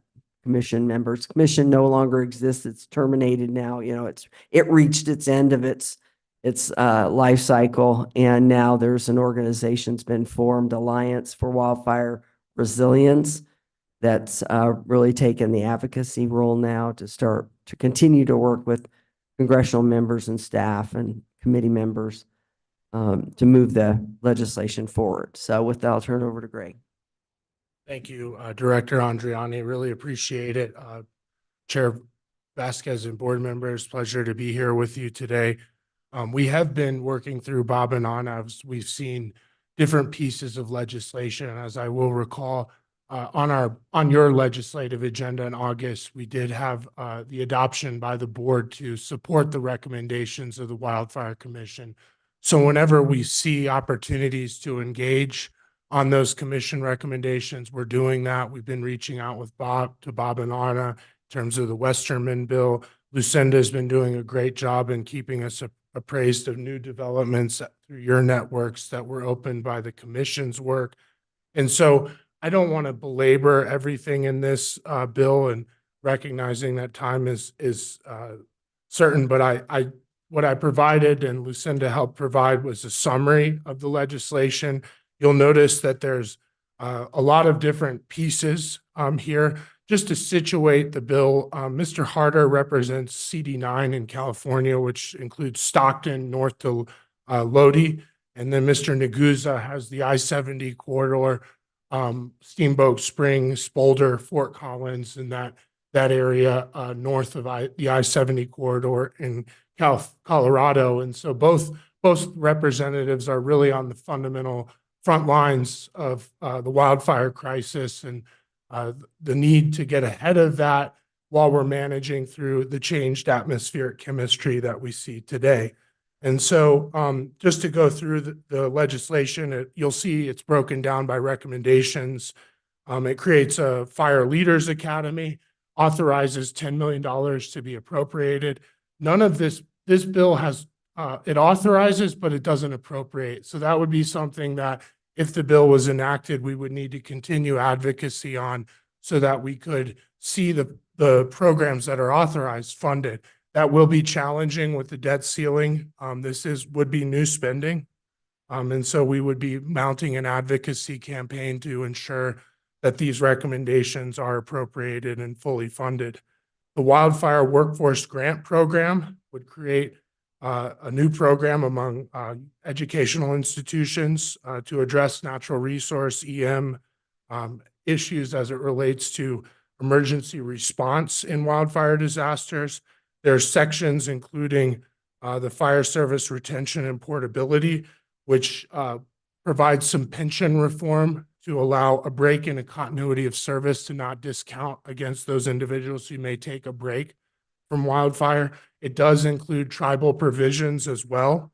And so that's really important to maintaining the workforce in a very difficult job that's dirty, underpaid, and quite dangerous, frankly. And so it ensures that basically the workforce can be retained. Section 202 would basically create a casualty assistance program and would authorize the notification of a next of kin in the event of the passing or critical injury of a wildland firefighter. And it would include reimbursement for travel for that next of kin. And it's authorized up to $1 million. But again, it would have to be appropriated through the appropriations process. Section 203 creates the National Wildland Fire or Care Providers Authorization, and it allows emergency medical care providers to operate on all hazard responses, including wildfires. And this goes, to really building that capacity during and throughout wildfire emergencies. There's provisions as it relates to National Smoke Monitoring and Alert System. It would authorize up to $32 million to fund this, and would create a network in smoke sensors across the nation and build on those smoke sensors, and forcing and directing multi-agencies, including NWS, Forest Service, Department of Interior, EPA, and CDC to establish a consistent monitoring and alert system to provide real-time data. And so that would be a tremendous improvement over kind of some of the haphazardness that we have in today's current system. It would also fund, if appropriated, $1 million for health risk assessment for wildfire smoke exposure. And it would direct a variety of agencies that have overlap to do that health risk assessment. It also would amend the Farm Service Agency program to allow compensation to producers, agriculture producers, for forage losses due to prescribed fire. As you know, if you're burning grass, that means less grass for cattle. And so there's programs there to provide that assistance to those that may lose revenue in the event of managing landscapes. It also provides improvements to hazard mitigation grant programs, and critical to this board's advocacy, during a major declaration under the Stafford Act, it would extend the 3-year incident period post-wildfire. So if there was flooding that would occur within 3 years of that major presidentially declared fire, that those programs, including BRIC, the Hazard Mitigation Grant Program, and then others could be utilized for covering disasters such as post flooding. And so that actually amends the Stafford Act. Section 403, the Wildland Dynamic Risk Mapping Program. This is would authorize up to 15 million in each fiscal year from 25 to 29, and it would promote remote sensing, among other things, to basically document and better characterize the risk using an interdisciplinary approach across the natural sciences to accurately characterize where the biggest risk would be. So it would improve our risk mapping tools. Section 404 would improve the grant programs for community wildfire risk reduction and post-fire recovery efforts. It would simplify the grant process and then authorize up to basically make it so that the grants could be easier to obtain by jurisdictions with less personnel, advertising them, one-stop shops, those types of things. In terms of Section 405, the Joint Office of the Fire Environment Center, this really is the biggest meat of the bill, if you will. It would authorize up to $150 million, 5 executives and 100 personnel for the Fire Environment Center. And there would be 10 board members of publicly career entities across many of the different agencies that are involved in fire. And so this is really interesting in terms of the technological and engineering capacity that would be developed, as well as climate predictions on fire threat. And it places the expertise not in political appointments, but in staff at the career level, those that have monitored and understand the science to advise and govern that Fire Environment Center. Section 406, interagency data collaboration on the environment. This would create the Wildfire Digital Data Center using principles such as fair, findable, accessible, interoperable, and reusable. And it authorizes up to 15 million from FY25 to 34 to basically integrate data and modeling collaboration between land managers to understand the wildfire and built environment intersection.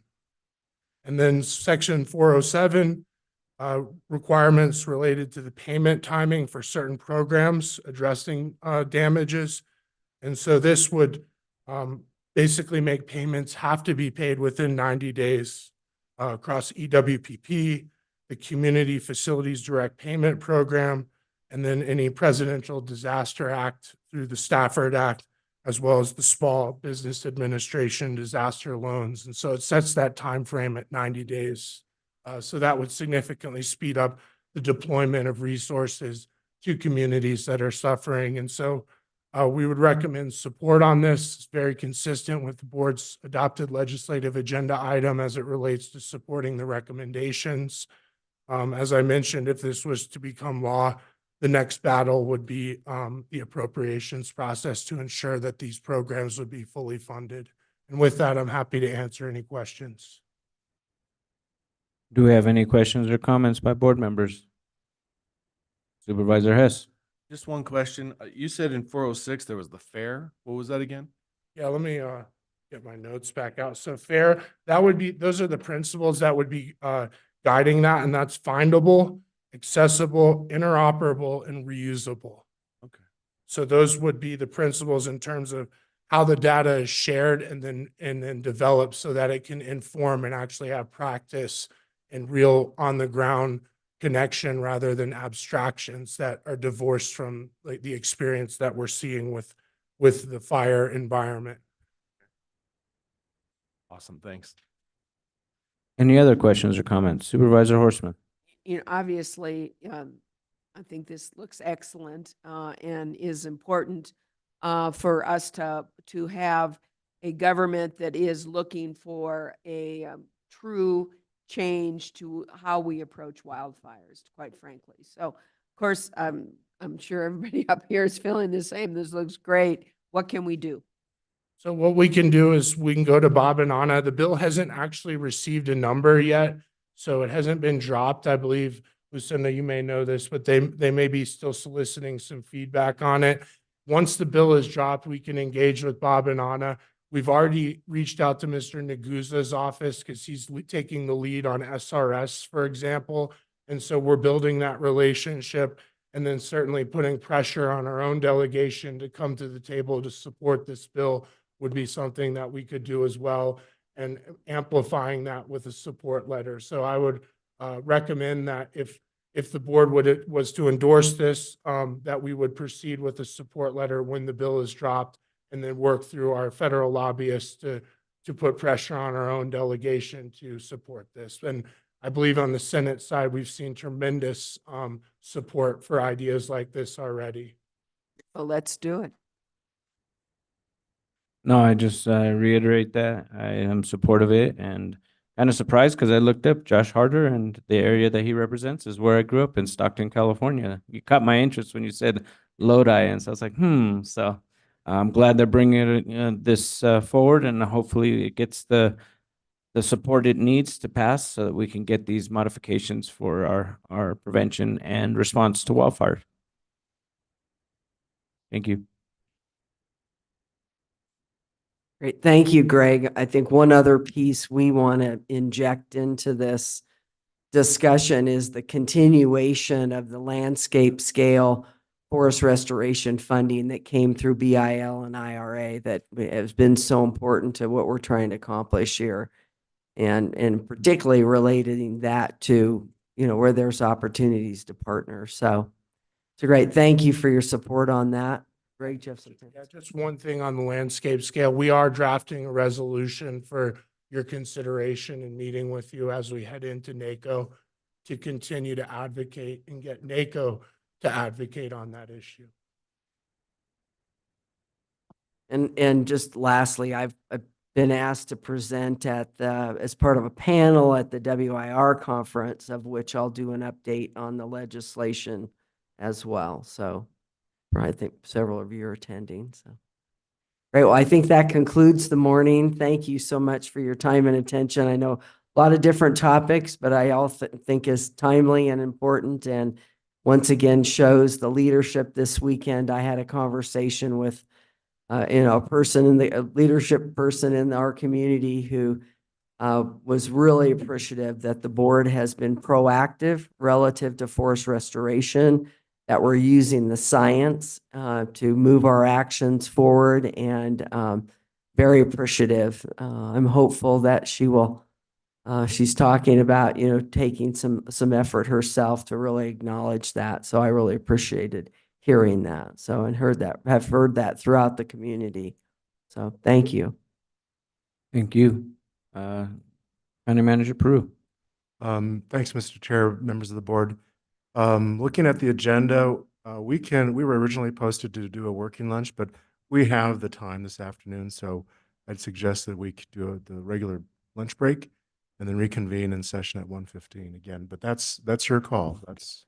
The other thing I'm going to say is this: if I don't have any idea how long it's going to take this afternoon, I've got to be down in Phoenix for the BLM, and so it would be great to end this fairly early by mid to late afternoon, so that I can get out of here by, I'd say, 4 if we can. We can still do that with a. Can we still do that? Or should we do a modified lunch, come back at like 12:45? Your call. Okay, back in half an hour. And come back at 12:30? All right, thank you.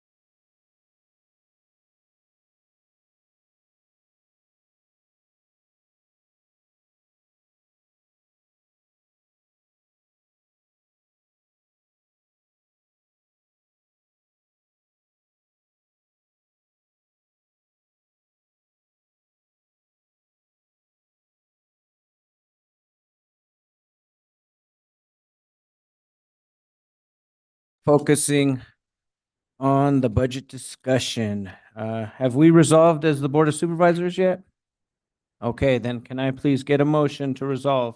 So moved. Board of Supervisors. We have a motion by Supervisor Horseman, second by Supervisor Hess. All those in favor, please indicate by saying aye.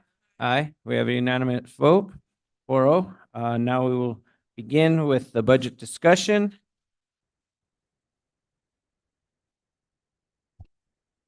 And with that, I'll hand it over to Andy Burleson.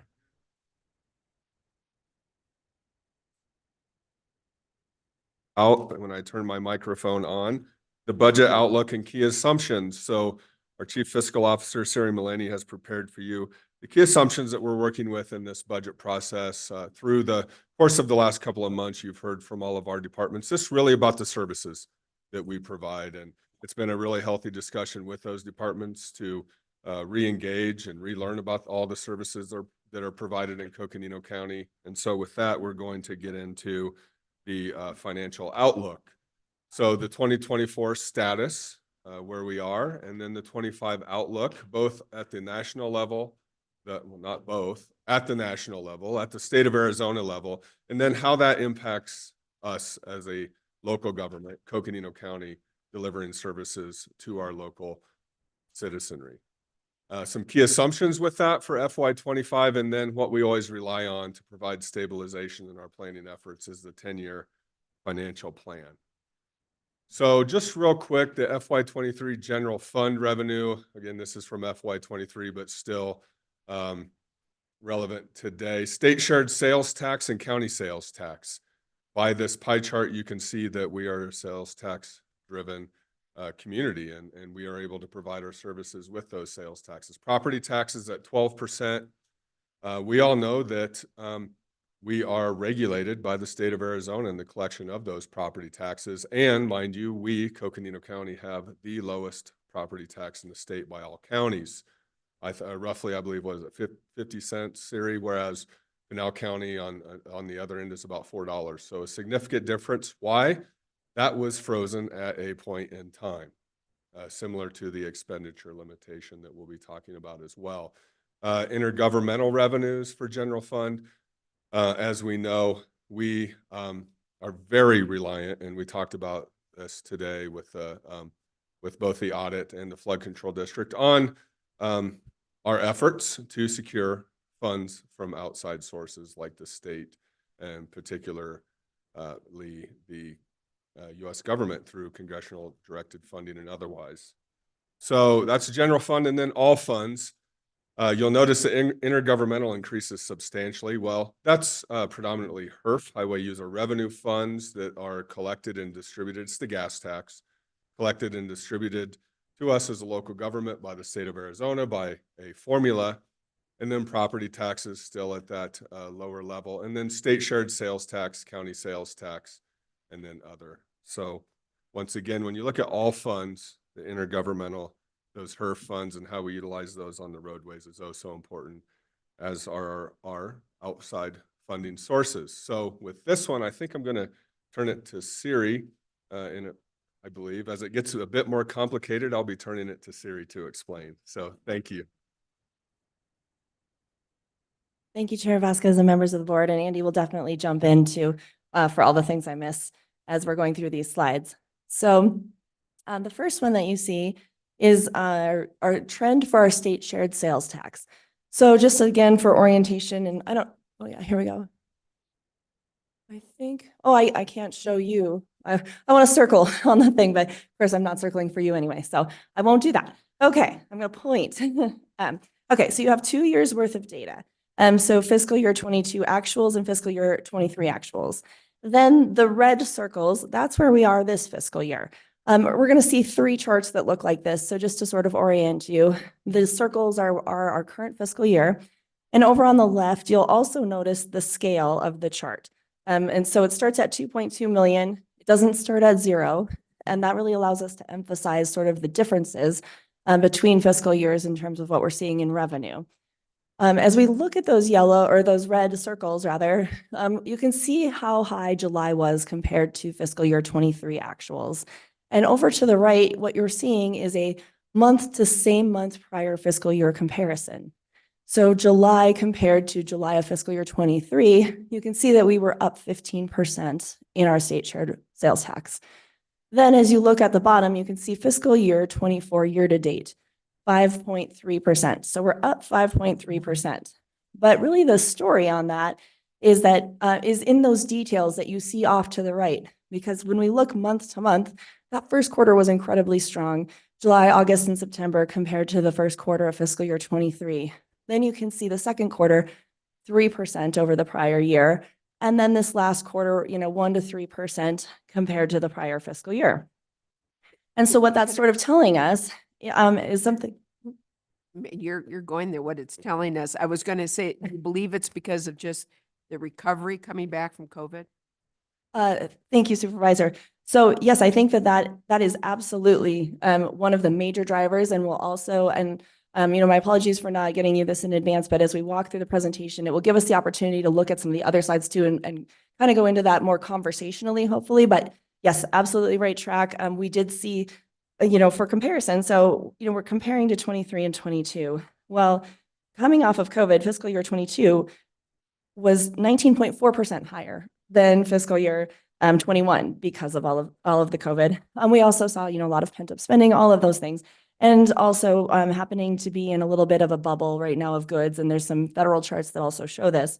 When we compare to 23 year to date, we were up 6.1%, but it was much more evenly distributed. We didn't see a first quarter, then a second quarter, then a third quarter. We saw more of a level distribution in comparison. And I think you can see that in those charts and how they tend to, follow each other a little bit more closely. We see the same thing. So that was state shared. So this is based on our distribution of state revenues based on a formula for distribution, and then sales within the county. So this is the one where you have the replacement slide. And hopefully you'll find the humor in this. The replacement slide is because as I was looking at this last night, I went, well, where did the July bubble go? Well, the July bubble is so high because it was 19% over last July. It actually didn't make it onto the chart with my original scale. So the one you have changes that scale from 2.2 million to 2.4 million, and then you can see July way up in that top left corner. Yes.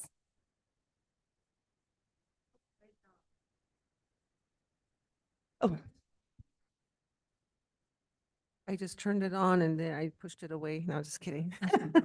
The red dots that you show on the chart there, can you explain that a little bit more? I didn't catch that part of it. Sure. Thank you, Vice Chair and members of the board. So what we're looking at in the one that's not connected, the ones that are just circles, that's our fiscal year, each month of the current fiscal year that we're in. And the other two, to try to differentiate, we drew those as a line. So we have in black fiscal year 22, you'll see the little square is actually the month, and then there's a dotted line sort of connecting them. Same thing in 23, where there's a little square for the actual number of revenue for the month. But then as we look at this year, we just have what is that 1 month number, just to try to sort of highlight it or, isolate it a little bit more for the current fiscal year. Yep. So as you're reading this, if you're looking at either chart really, you'll notice that August circle, for example, is falling at about 2.2 million, which means for sales that took place in August, we collected about $2.2 million of sales tax for our general county. Now, this same trend, as you look at this, we talk about county sales tax, but it's the same base for our jail district, and it's the same exact rate. So you could take this chart and you could, duplicate it exactly for the jail district revenue, and you could duplicate it exactly on a scale of 60% for the road maintenance sales tax, because that tax rate is 60% of the rate of our county sales tax. Okay. And then the last one we're showing is a little harder to interpret. We've got our HERF, and so we're looking at the same thing, right? So same 22 in black, 23 in blue, and then the circles.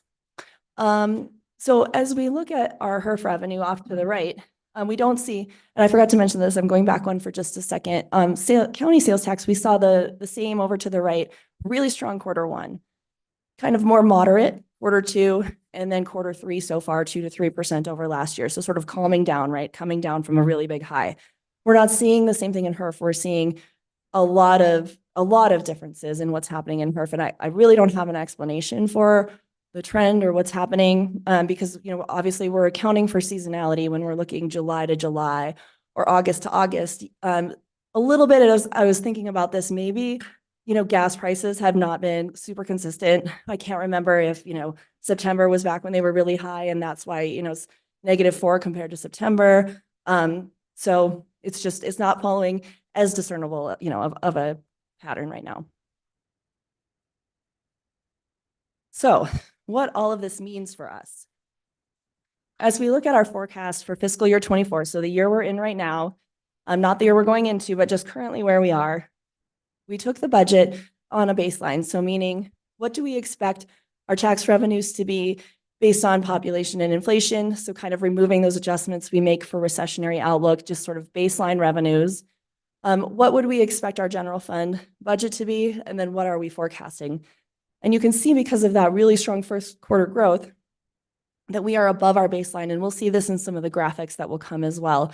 So taxes, that's county sales tax, still trending above baseline. And then intergovernmental is the state shared sales tax. So about 5.5 million above that baseline budget on the revenue side of things. Then as we go to the next one and we look at expenditures, one thing that's unique about this, so again, taking our current budget and adjusting it for funds that are going to be carried over into fiscal year 25. So an example of that is that we have, for example, district operating budgets every year that are allocated, and then any unspent amount is carried to 25. So we've made that type of adjustment if we're moving the appropriation in the next fiscal year. So baseline budget with those adjustments compared to the forecast, you can see that we're not hitting a 5% turnover savings, which we might typically hit, and that we're spending really 100% of our operating budget. That is very unusual for us to spend 100% of our operating budget. And I think this is also going to tie in very much to one of the themes, you know, as we go through this presentation in terms of the impact of inflation, you know, on our budget, on our spending, on our departments. And keep in mind, this baseline budget included a 10% CPI adjustment for fiscal year 24. And it's still being fully utilized and necessarily so for the general fund. A new area that we are providing a forecast for fiscal year 24 is our expenditure limit. You mind going back to that slide real quick? Yeah, please. Sorry, Sarah, to interrupt, but it seems a key takeaway, a couple of key takeaways on the revenue side. We've done a good job of tracking. We see that the revenues are a bit higher for this fiscal year than they have been the last 2 fiscal years. But also what we're seeing in this quarter is a bit of leveling. So we're in some economic territory that we need to really navigate and track. We don't know what the economy is going to look like going forward. There are a lot of factors at play, but there is a bit of leveling. And then on the expenditure side, we're seeing that departments, all of us, are expending our budgets that are allocated to us. That is a trend that we probably haven't seen as much historically. That's due in large part to a lot of things. One, there's demand out there for services. So the positive is we're getting the funds out to where they need to be, and that's into the communities, but also this inflationary situation that we're in. And cost of goods and services, without question, are escalated tremendously. Thanks, Andy.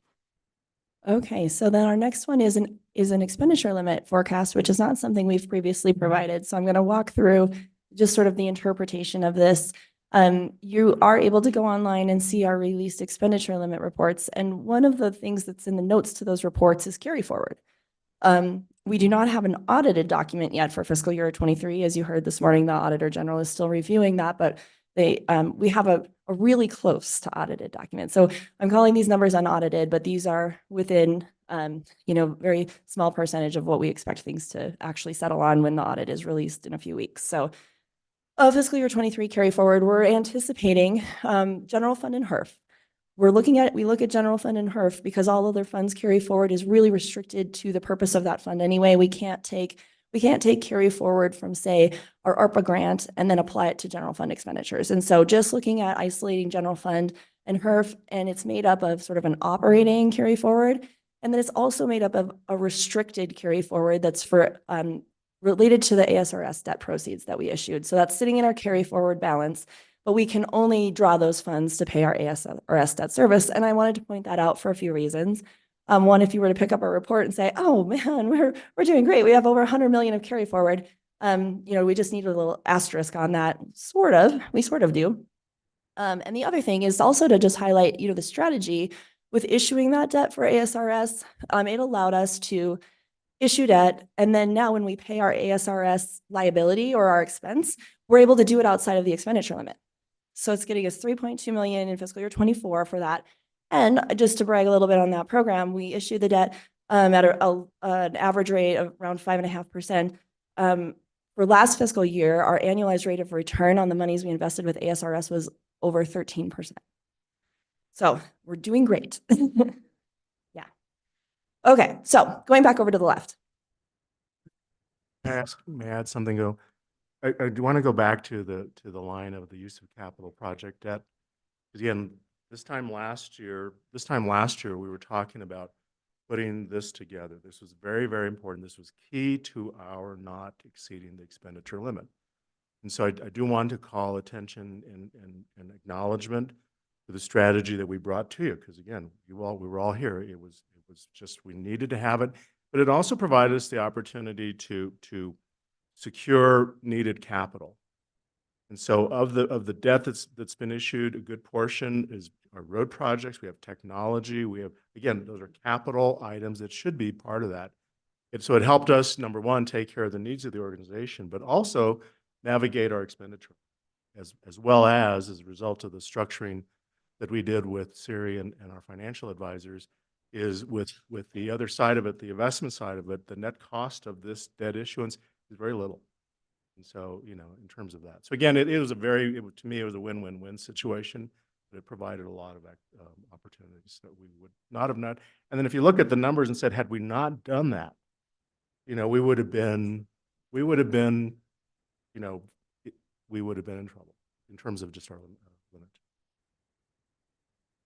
Supervisor Horstman. And I'm assuming we'll continue to have discussions going forward about using, capital debt and as a means to provide necessary services, stay within our expenditure limit, and get stuff done. Yes, thank you, Supervisor. Although hopefully we won't have to also as we go to 26. Yes. And so looking exactly what Manager Peru just said, had we not done that, we would have used 42 million of carry forward from our depleting carry forward. So looking at that general fund HERF column, going into starting the fiscal year we're in right now, this is exactly the story. We didn't have the numbers to tell it. We sort of had draft numbers that we were working with last year, but this really tells that story of depleting carry forward. We would have used 42 million because of issuing the debt. We only used 12, but we're still using carry forward, right? So that's at the forefront. That's exactly why we've been talking so much about expenditure limit, because once that carry forward is used up, it's gone. And so that we will show the outlook for 25 later on as well. So as we move more into just kind of taking a broader look of kind of current state information, this is from the University of Arizona Eller College of Management. They do a lot of economic indicators on behalf of Arizona.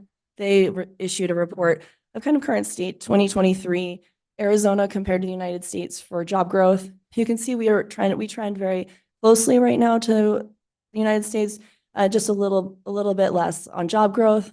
Very within 0.1% on unemployment. For the year, the next slide will be a point in time that's more current, but for the whole year, very close to the United States unemployment rate. But CPI is an area where we've actually been, not just in Coconino County, this is statewide Arizona compared to the United States for urban consumers. Arizona is at 24% compared to the United States of 19.4 from that 2019 to 2023 timeframe. Siri, I have a question. Does this tell us that with the consumer price index, Arizona compared to the balance of the United States, the cost of living in Arizona is increasing at a higher rate than that of the entire U.S.? Why, thank you, Andy. That's exactly what it tells us. Okay, so the next one. So just digging into the unemployment just a little bit more closely, because That was the whole year. This is more of a point in time. And Eller is also able to kind of carve out a market area for Coconino County. They call it the Flagstaff market area, but it's representative of Coconino County unemployment. And you can see that trend over time as well. So United States 3.7, Arizona 4.2, Flagstaff 4.5. So 0.8% higher than the United States when we're looking at December. And that will also be something we'll talk about as we look at the national outlook from the Congressional Budget Office. Because if we are going to sort of stay higher than the United States outlook, just keeping in mind, we want to adjust, up to 1% for what might be happening in Coconino County. The blue line over time, we always tend to be higher than the United States in Coconino County. And of course, the big one, Consumer Price Index. So showing from 2019 to where we are today as far as Consumer Price Index numbers, you can see if you look at, again, just scale is very important. So as we think of on the left-hand side, that annualized percentage of 2%, where we start the chart, that was the Fed target. That's where we were in January 2019. We definitely fell below that target early days of COVID and then skyrocketed from there. So this is the visual of that. And really to put it into perspective, what you see on this side, these two bullets are saying exactly the same thing in just a different way. So if you had $100 today and you bought $100 worth of goods, in January of 2019, you would only have needed $80.59 to make those same purchases. Or, in reverse, if you had $100 in January of 2019 and you wanted to buy something today, it would cost you $124.08. And this is according to the Bureau of Labor Statistics inflation calculator. So that's a lot. And as we look at then those percentages, there we have 2019, 2020, and you see the source data over on the left. So this is all US CD averages. This isn't Arizona specific, this is national. And again, we just saw Arizona was actually trending even higher than these numbers. And then 2024 to date. So, we've gotten better, right? 2022 high of 8%, but remember, it's cumulative, and that's kind of what the calculator shows, right? 3% off of years of 4.7, 8, and 4.1 is still high, right? That means those prices are sticking around, those higher prices are here to stay, and we're still growing in inflation from that higher point. This doesn't represent any kind of relief. Even if we get it back down to 2%, we would be growing 2% on current prices. So what does that mean for our budget? 2025 outlook. So we're going to start broad and sort of work our way into the county budget. So Congressional Budget Office, federally, their 2024 outlook document, as published in February, speaks to slow economic growth and slow growth in GDP for the United States in 2024. We've heard them talk about potential interest rate declines if inflation returns back to that 2%, which that could provide some relief to people if those borrowing rate goes down.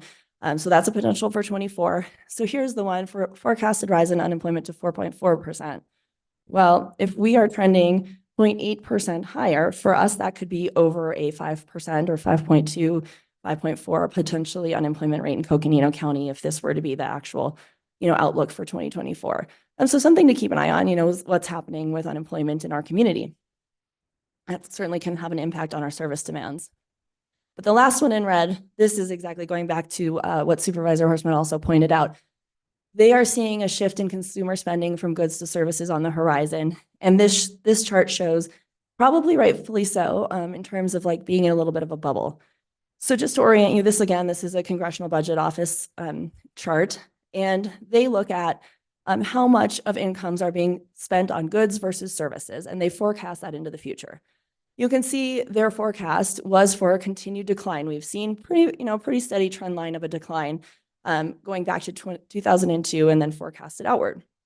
However, during COVID, when services really just weren't available, then there was that shift towards more goods.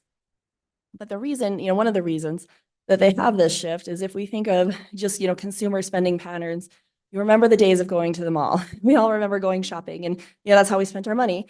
And we also hear, more generational shifts or just preference shifts really true to, experiences and services and things like that, taking more of, a place in people's minds versus sort of material goods. And so I think that's one of the drivers of this shift longer term. But right now we still tend to be in this like higher point of goods.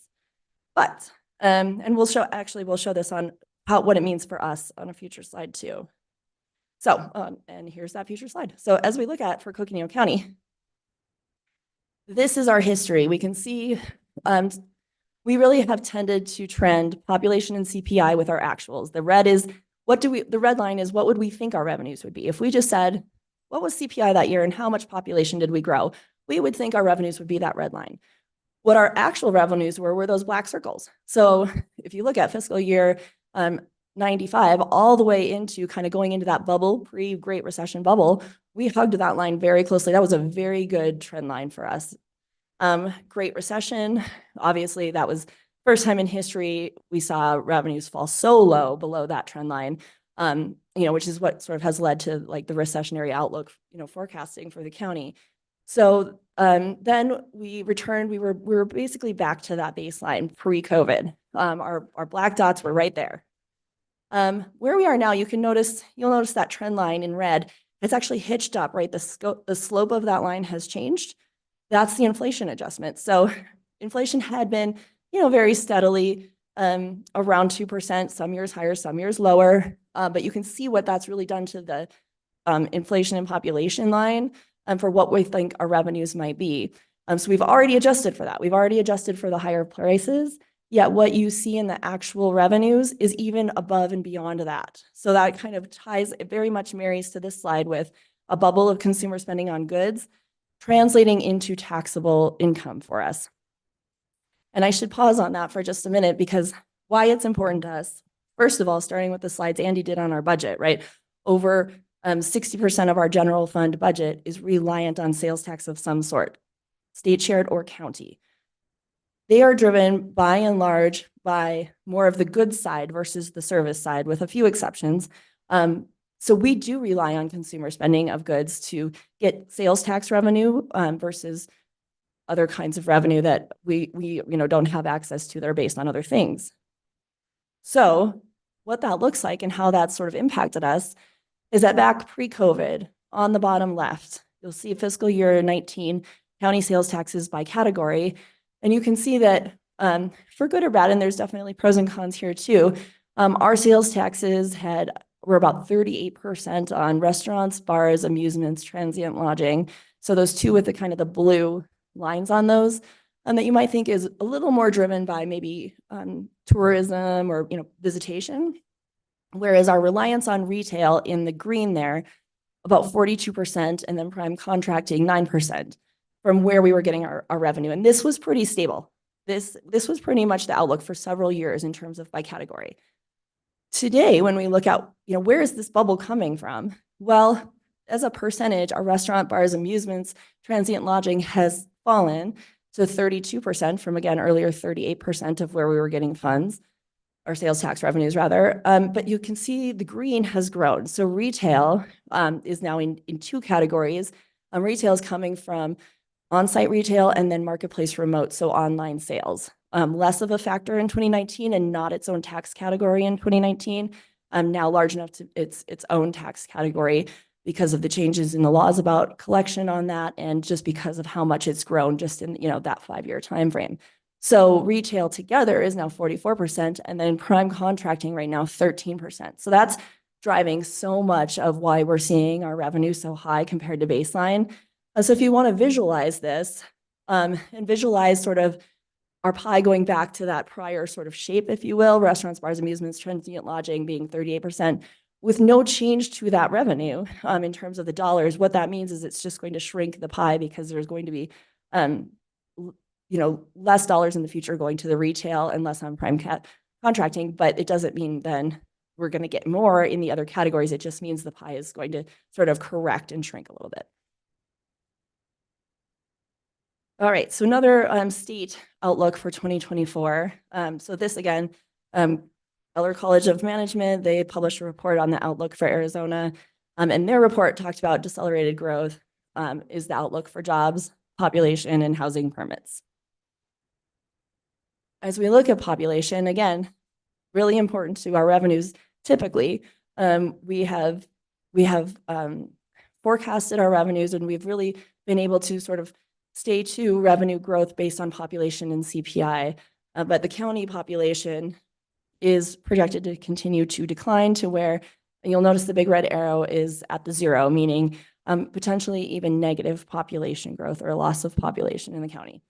So that's the outlook from Arizona Office of Economic Opportunity. Also slower growth, Arizona overall, which is that top line. And after we've had, significant in-migration for the last several years, it may be to be expected, so. Hey, Siri, can I jump in? Yep. So historically, the Arizona business model has really been based on in-migration, as Siri has noted, and consumer spending.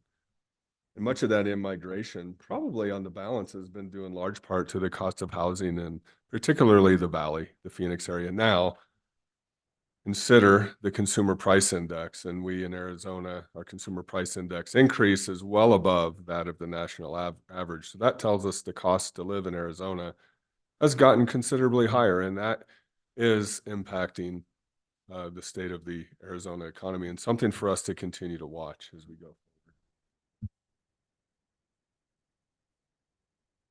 Okay, well, and then, we waited as long as we could before talking about this one. But the state of the state budget is our next slide. So the JLBC revenue and budget update, just skipping down to bullet point number 4, total $1.8 billion shortfall for fiscal year 25 and the deficit through the 2027 outlook. So I know no surprises there, except for what is to come from that in terms of how it will impact Coconino County.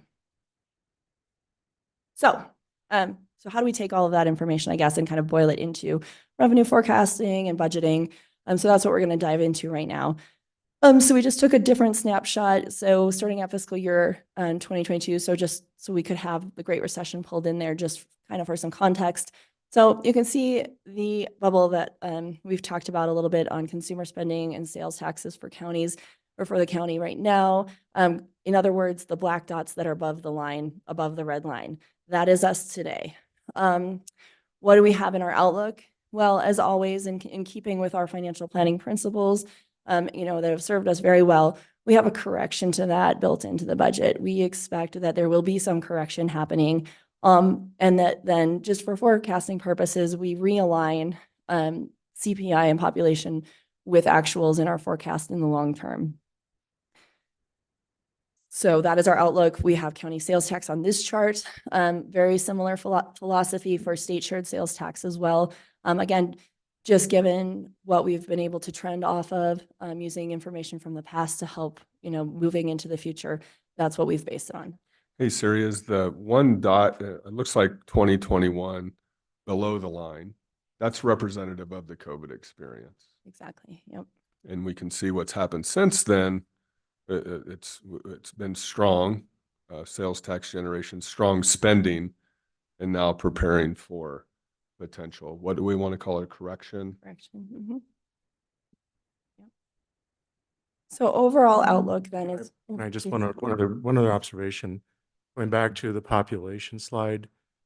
We're looking, and this has been not our opinion, but others, is that the county population is actually going to decline. So, and that's something we need to be very mindful of, because not only is our model built on CPI and population, so therefore that's one thing to keep in mind, but also with regard to expenditure limit. Because again, going back to the formula that we're going to be doing a lot of talking about in the next few months, population and inflation are both drivers to the expenditure limit formula. And for us, it doesn't bode well from either one. Although when we look at the statewide population, it seems to be, unfortunately going up. Population, though, for Coconino County is not. So those are kind of things to look out in the future when we're trying to forecast the next 20 years. Population, at least what we're seeing, is that it's going to level and actually start to decline for the county. Thank you. So then building that into the broader budget, although sales tax is a large part of our revenue source, it's not the only one. So, we're capped on our revenue, right? We don't have any other revenue options, even if we wanted to do revenue increases to, maybe help cushion some of the impact of those sales tax driven revenues, or to, provide sources for expansion or growth. We don't have any options right now, but we do have growing needs, continuous growing needs of the organization. And of course, it's the constant budget challenge, but it hasn't changed since last year, unfortunately. So we were forecasting that correction in sales tax revenue. And then for property taxes. So what we're seeing in property taxes is that for properties that were taxed on the tax roll last year, we will have a 3.3%, they had a 3.3% increase in values.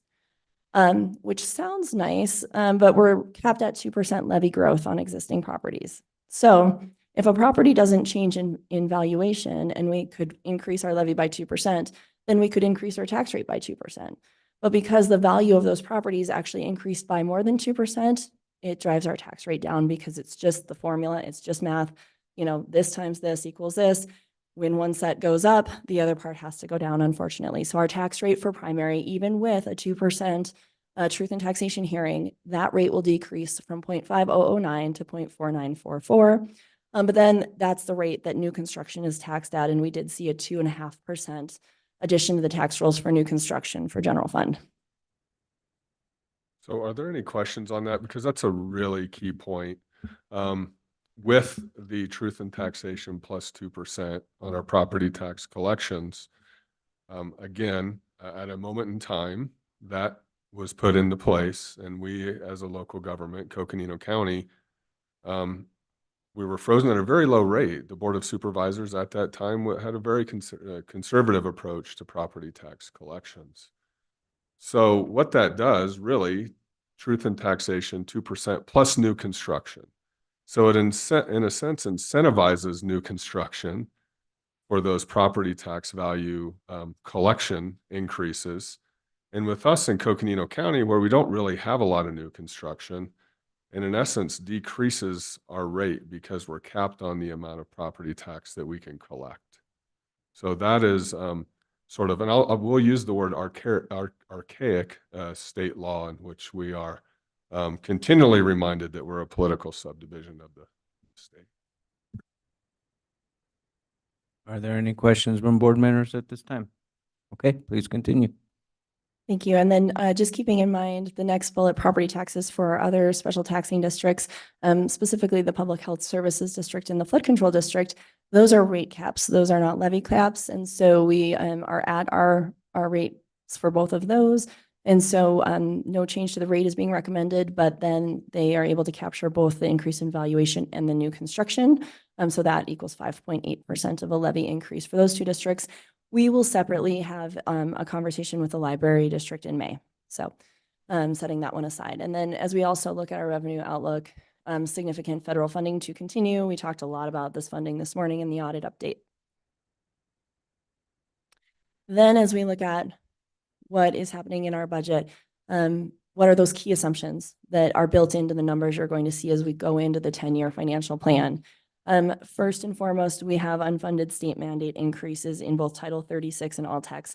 All tax is a number that's given to us from the state.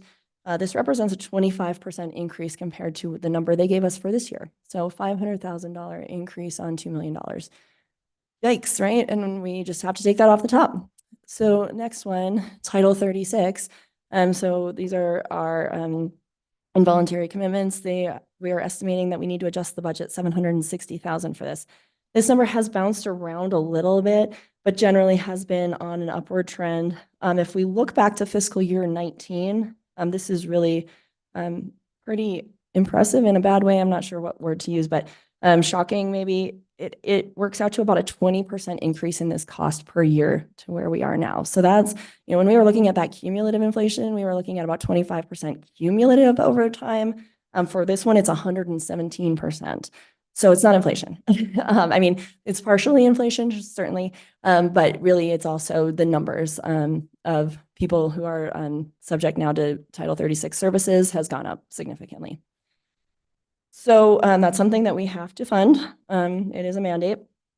Other things we have, and we'll go into detail more, Erica will next on compensation, but there's compensation funding in the budget. And then there's also a statutory elected official pay increase that will take place in January. So good news, we did budget for that. So everyone's getting that.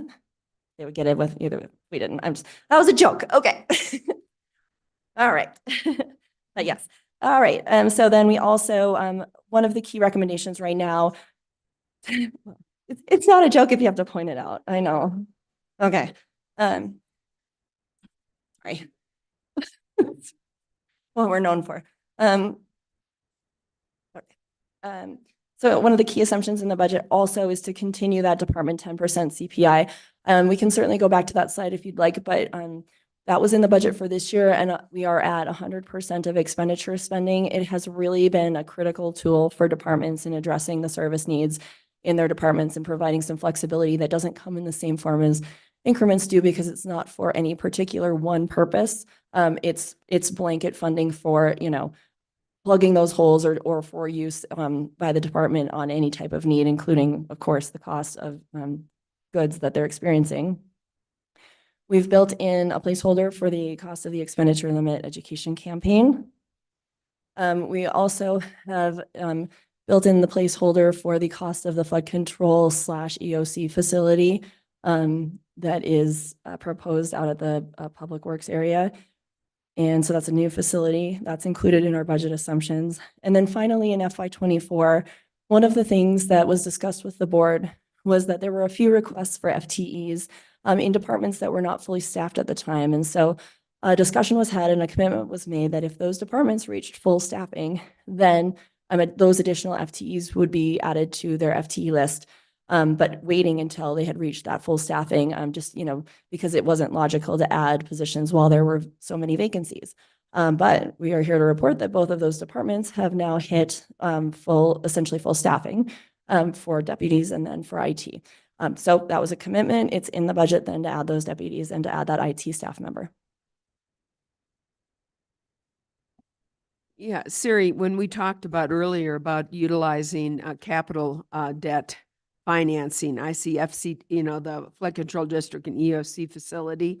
Is that something we could put into debt if we needed to do that, and I know we've been talking about a facilities master plan a long time, and that may roll into that. So is this capital funding that's going to be proposed for our upcoming budget? Yes. Oh, thank you, Supervisor. And that's really something I should have mentioned. So the plan is right now to use that under our existing issuance of the 80 million we did during the budget. So just an update on that. Everything is always point in time. We were looking at sort of forecasting what were the needs. You see how we utilized a lot of that, those funds in fiscal year 24. And we're also on our next slide going to show utilization for fiscal year 25. At the time, our estimate, because remember the 2 years we were really trying to solve for, if you will, our fiscal years 24 and 25. We really hope that by fiscal year 26 that there's a different expenditure limit we will be subject to, and it will be less of a strategy that we need to employ because there is a cost to debt in most circumstances. However, in looking at that, some of those projects may take longer and go into fiscal year 26 when we originally thought maybe 24 and 25 projects. And just sort of taking a look at where we are, we believe we're going to actually look at repurposing. So repurposing that money towards this facility of what we've already issued. So a little bit of repurposing in the budget. And then the rest, we're going to go ahead and retire early without utilizing it for those capital projects because they'll take place in 26. And there really is no logical reason for us to pay interest right now on borrowed funds for projects in 26. Because if the expenditure limit adjustment does not pass, we will need a different solution for 26 anyway. So it's just the best sort of balancing of the cost of debt versus the outlook for expenditure limit to make an adjustment to that 80 million down to probably about 65.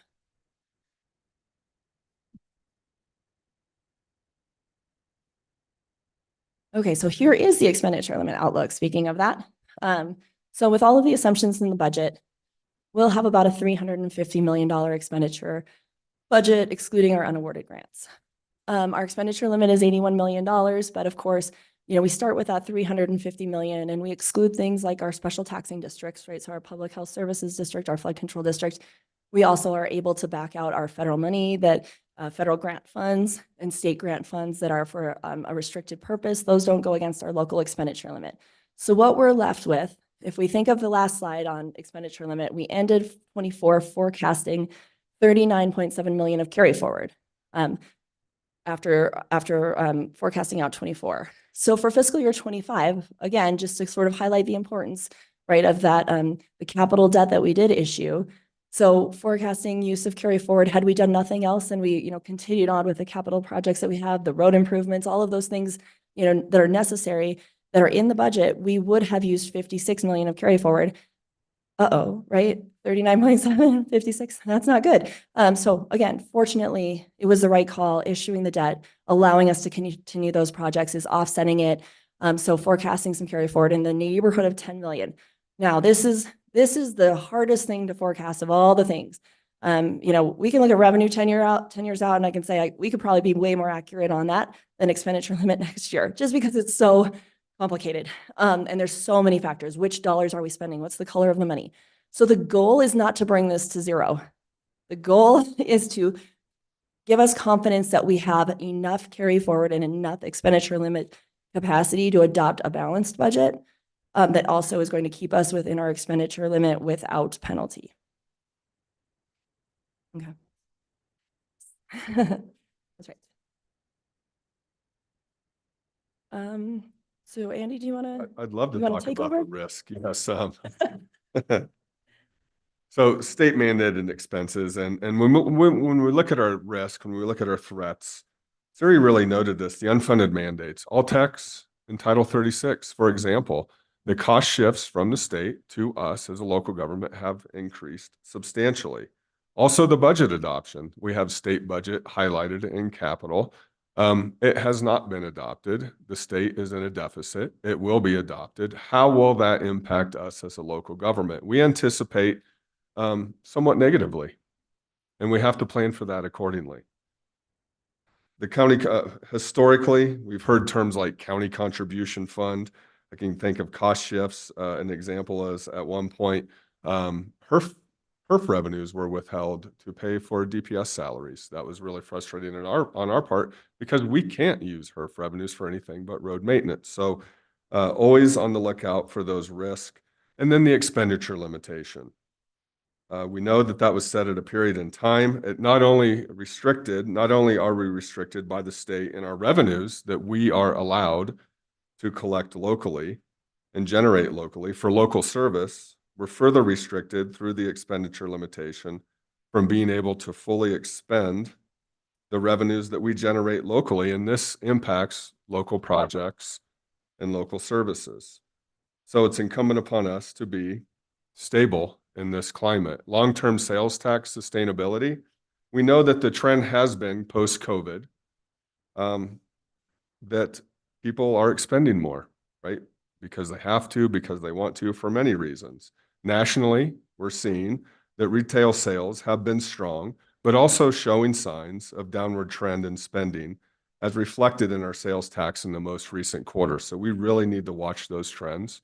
We also know that the feds are attempting to curb inflation by keeping the rates a bit elevated. There's hope that the rates will decrease, but with that, the feds are really looking at inflation and how that impacts inflation. So locally, the cost of goods and services are up considerably, well, nationally, at the state and locally. And again, CPI, the cost of living in Arizona has outpaced in the rest of the country for cost of living affordability. Arizona is not as affordable as it used to be historically. So with economic stability, there's also inflation, and then the political climate and political stability.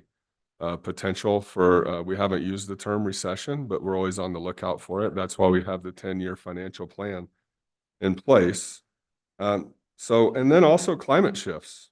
And the migration to Arizona, is that impacting migration to Arizona? We don't know, but it could. We have, I know the city of Flagstaff in their climate conversations talk about climate refugees from the valley and folks coming to the high country to cool off in the summer, so to speak. How is that going to be impacted? So all of those climate instabilities, we as a local government have to be stable through all of it. And that's why we're here today, to talk about how we are both tracking our revenues and planning for our expenditures. And then another one, secure rural schools uncertainty. And we know that we initiate a lobby effort as well as any local government in the country. And we're going to have to keep doing that because if secure rural schools are not reauthorized, that's problematic for the services that we can provide. Siri, did we miss anything? on those threats. Great. I'm sure we could name several more, but let's just leave those risks and threats and move forward. And on a positive. No, okay. All right, so we're going into the 10-year plan. You do have a handout of the 10-year plan. It is with the small numbers, but it kind of dawned on me that maybe we should round the small numbers so that it's easier to read. So that's what you have today is the same numbers, just, not down to like $713. It's rounded to the nearest 10,000. So you can see the 10-year financial plan starting with a forecast for fiscal year 23 all the way into the forecast for fiscal year 33. And the numbers are in millions. So the way you read it, that very first number on the top left where it says taxes 34.55, it is really 34,550,000.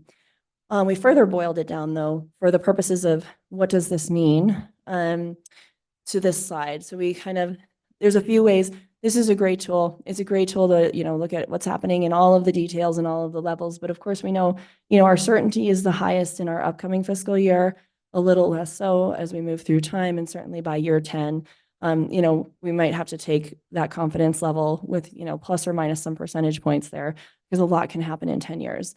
So what we look at out of this is what is the recurring amounts of revenue and the recurring amounts of commitments in our budget, which is essentially our structural balance. We've always tried to maintain a structurally balanced budget over 10 years. And so this plan does that. The budget that's being presented with the assumptions does that. And so we're looking at the snapshot of 25, 29, 33. I'm going to skip ahead a slide and then come back to this, but you'll notice, so for 25, it looks like we have $4 million extra dollars, structural recurring revenue over structural expenditures. And then I would say, we're essentially at zero by 29. And the reason for that is that we know one trend we always have is that our revenues do not grow at the same rate of our expenditures. That's true with inflation and without inflation just being above a typical 2%, because many of our general fund revenues have stayed exactly the same for decades. I can think back to when I worked here, 15, nearly 20 years ago, and PILT was about what it is right now, right? And so if that's one piece of it, and other things are only growing at, inflation and CPI, an average of, 2.5% to 3% a year, and other things are staying zero, that's less, right, than the cost of our mandates that rise more than inflation, and then just, our business expenses. And it always looks like that. I mean, this has been the story of revenues and expenses, which is why we look beyond this year. We don't want to look at this year and think, well, things are only going to grow from here in terms of at the same rate of expenditures. When do those lines cross? And we're always trying to manage to making sure those lines, are giving us some comfort that we're still in balance. Ideally, this would be for 10 years, but then, any gap between when revenues are higher than expenditures creates one-time capacity. But then when it's the other way around, if those lines were to exactly mirror each other, we would have a perfectly balanced budget every single year for 10 years. But again, we know those expenditure rates of growth are going to be higher than the revenue rates of growth just because of the model we have with our revenue sources. So that is why, we're looking at 33.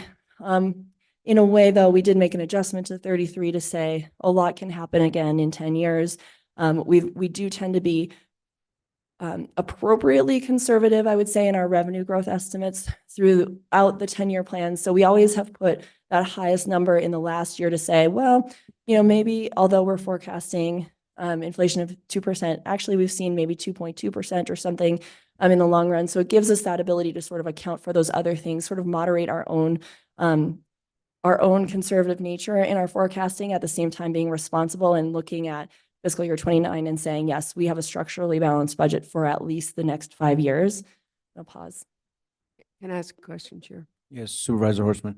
So one thing that has changed, probably one of the biggest things that has changed, is that we in Coconino County have become the renewable energy county. And a lot of our formerly grazing lands and ranch lands is going into renewable energy and exploration. And how is that going to affect the revenue coming in? I would think that would have a very positive influence and impact here in Coconino County. Thank you, Supervisor, and let me know if you want it.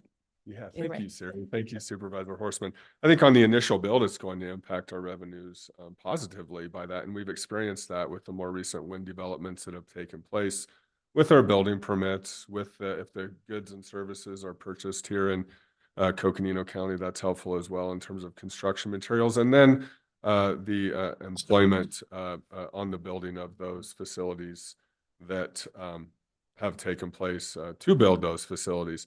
Now, going forward, in terms of revenue generation on that electrical generation, I think we need to analyze that a bit. I know that, yeah, when you look at utilities, you get into a different kind of revenue generation conversation. I really think we should, because that, I mean, to me, that may be the biggest revenue source we have going forward. Especially if we aren't looking at a big, huge influx of people coming in, so. If I could add to that, Mr. Chair. Thank you. We also have, I think the opportunity now is to look at what is our economic development plan for the county. We have, John that's recently joined the county, and looking what is the county's role in economic development. And certainly we play a large part as a regional partner, but when we look at what are those specific tools as a county that we can provide, we're looking at what other counties are doing and to see if those are the types of things that we can do here in Coconino County. But I think the other takeaway from this is, drives the discussion we've had is we need a new source of revenue at the county. However, we need new sources of revenue that will pay for, basically help us support existing services. New initiatives, new programs are going to require its own source of revenue. And so there's several things that we know we've got a laundry list of things that we would love to be able to do, and that you through your networks are hearing the need is there. And so we definitely need to be looking at what is the new revenue to go with a new service. Because if anything, on the trend side, we see the expanding needs of our residents, but also, and we also talked about this, is the influx of folks that come to us and through us from other parts. And so our county population of 170,000, multiply that, 10 times on any given day. And that really is the service, the general public we're supporting. Thanks. Thank you. So I'm just wrapping up this slide and really this part of the presentation. The second section, as we're looking at the 10-year plan that we look at, is our reserves. And we look at our reserve balance that's set aside for things like unexpected emergencies that we dip into, and then that recessionary reserve amount. And so the question often comes up, have we used the reserves, where we said revenue smoothing was important to us and has been critical? And the answer to that is yes, we have used our revenue smoothing over the years. One thing though, that fund balance is an accounting term, right? It's an accrual term. It accounts for revenues that we have on hand. It also accounts for cash that we may not see for 6 months, 9 months, 12 months. So, so there's an accrual timeframe. So, point in time, yes, we have definitely used the reserves to cover our cash needs without having to do any kind of short-term borrowing or anything else to cover our obligations and, just pay the bills, especially during the Great Recession. It's a day-to-day management. And then by the end of the year, oftentimes we've been able to, based on not our cash balance, but our accrued balance available, replenish those reserves, if you will, and to show that our fund balance is still strong. And so that's, so the reserve balance is definitely a daily thing versus an annual thing. But of course, in our budget, in our audit, in all of our documents, we show the ending accrued balance, not the cash balance. So, holding to our 15% reserve policy, essentially, again, one thing how we've used our 10-year plan to say how much do we have available for investment in one-time initiatives is, again, by going out to that out year. And you'll notice that basically our forecasted balance in fiscal year 33 is 17.3 million. To hold 15% in reserves for those purposes would take 16.3 million, giving us about $1 million to invest today in one-time dollars into this budget. So that is the unallocated one-time available for the fiscal year 25 budget. And that's what we'll have more discussion on in the coming days as we move through the budget. And we already talked about this slide. So I think with that, Andy, do you have any other No, I don't. Thank you, Siri. And we do have a budget retreat on Friday, this coming Friday, and we can discuss this information further. If there's any follow-up that you would like to see, please let us know. And I think Siri highlighted the amount of funds that we're expecting and one-time dollars to be able to invest in departments is pretty minimal. And so with that, we can talk about further kind of the 10% CPI increase if you would like. And then I think also today we're going to talk about a compensation plan. Eric is here to talk about that. So we can have further discussions on Friday as well if we can't cover it today. Yeah, I had a quick question. Just looking at the last page, the graph that says revenue versus expenditures. So based on this forecast, we're looking to exceed our revenues by FY '29.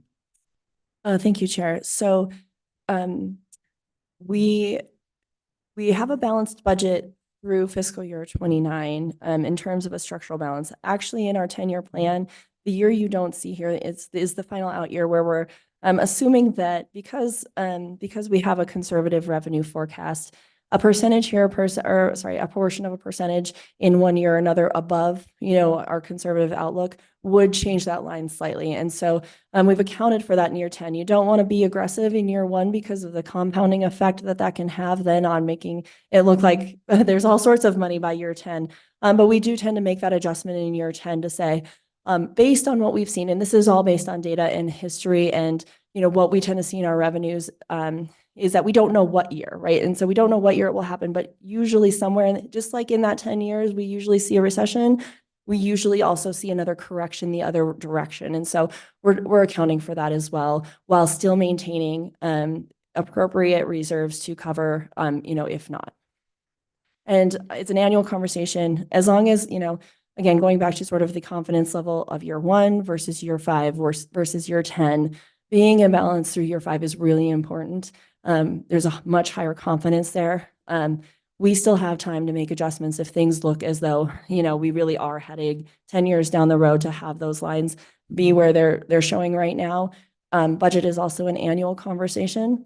And to be honest, even going to those forecast risks, it's still just a forecast. And so there is no guarantee that other adjustments somewhere along the way wouldn't have to be made, just depending on any kind of shocks to the system or things that happen that, are just kind of outside of a typical forecasting model. We don't want to be overly conservative, but we want to be appropriately conservative. Are there any other questions or comments from board members at this time? Supervisor Horstman. Just what I indicated, the revenue, potential revenue coming in from the renewable energy, all the projects we've got going on here in Coconino County. And then what the key really is and I think that's exactly what the county manager indicated, we've got to look for other revenue sources.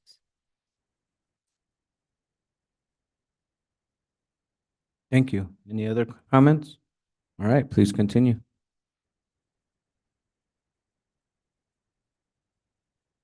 Well, next up, we have Erica Philpott, our Human Resources Director, to talk about our compensation plan and thoughts going forward.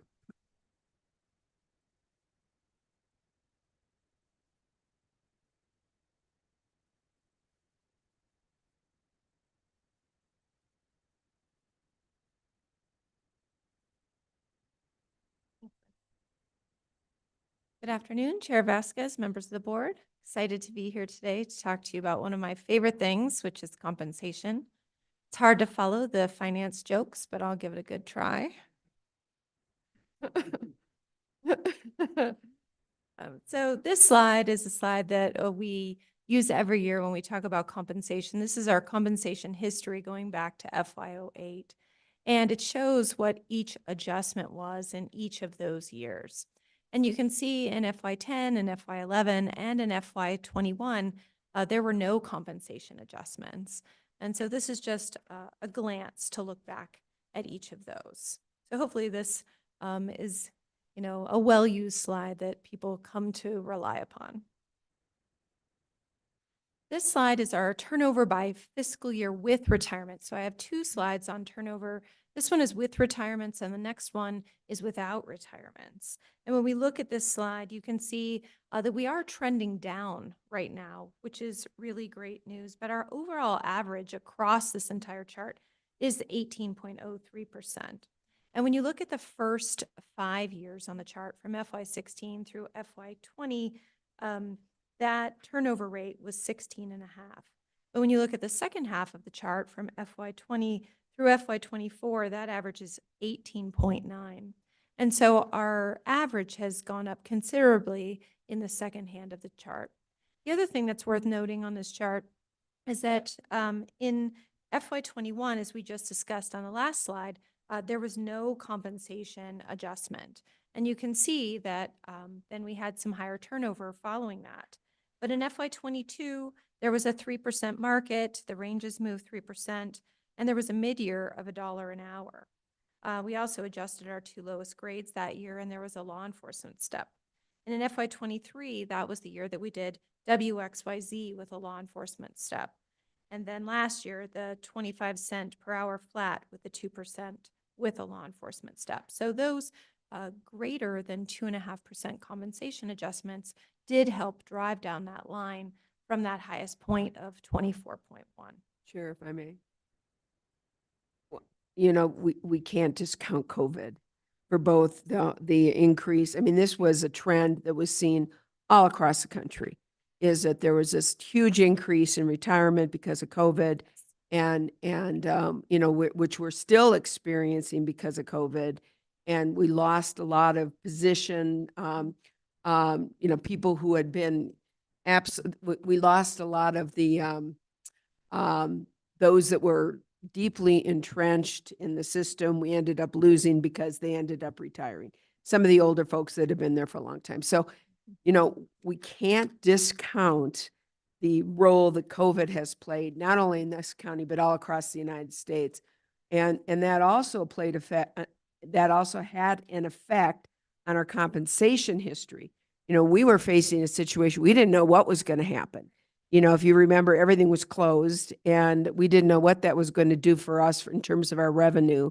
And as a result of that, you know, we took an extreme, inappropriately conservative approach to compensation. So you know, I understand what you're saying. There may in fact be a cause and effect. I think when you get paid more, you're more likely to take that job. But there certainly was more involved in it during these years. Thank you, Chair Vasquez. Supervisor Horstman, I agree. The pandemic was a very complicated time. We did lose a lot of institutional knowledge. We had an employee, I'm glad. We had an employee retire with 53 years of service during the pandemic. We also had employees who, in addition to those retirements, we had employees move to be closer to family because travel was impossible. We also had employees who were afraid to take jobs because they didn't want to move somewhere new. They didn't know how they were going to sell their house. They didn't know how they were going to buy a house or even get into an apartment without looking at it. They didn't want to go out with a realtor. It was a very uncertain time. So there are always lots of factors whenever we're looking at compensation, absolutely. Thank you for those comments. So on the next slide, we have it without retirements, which is also really helpful. And you can see that these numbers trend slightly down. The overall average across this chart is 14.8. And so you can see how the retirement numbers are higher than these numbers without, when we don't include the retirements in our turnover data. This is another slide that we use every year when we talk about compensation, and this is our minimum wage history. So it gives our fiscal year on the left, starting back in fiscal year 16, with what our lowest regular grade entry was in that year. And these grades have different naming conventions year over year, but what our lowest regular employees could possibly be making as it compares to the Flagstaff minimum wage and what that difference is. And right now our lowest grade is grade 7. It starts at $19 an hour. The Flagstaff minimum wage is $17.40, so we're only leading the Flagstaff minimum wage by $1.60, which is the lowest number on this chart. And that excludes interns and temps. These are just our regular employees. I have a question, if I may. Since Flag is higher than the minimum wage for the state. What is the difference for the state? I don't even know what it is. It's a great question. I don't know what it is off the top of my head, so I'll have to look it up. Yeah. So we're I can we're the Google it. highest in the We're state. we're the highest in the state, and really, for me, that minimum wage in Flagstaff, and as a point, as another point on that, we use the Flagstaff minimum wage all across Coconino County. When we look across the county, we do not adjust our wages when we look at Page or any other, 1435. Thank you. Thank you. So we asked Siri and It was a race to the Google. Thank you.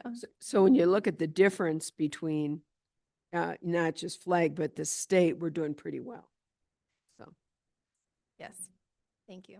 And we need to remember too that this minimum wage is being used by all the businesses in the Flagstaff area. We're competing with those businesses, and that our employees have ASRS or PSPRS or Corp taken out on top of that, which also is an impact as well. So I have two slides on this. This is the first one in the form of a graph, and then the next one is in the form of a chart. So we can talk about each one, but this is our number of employees by grade.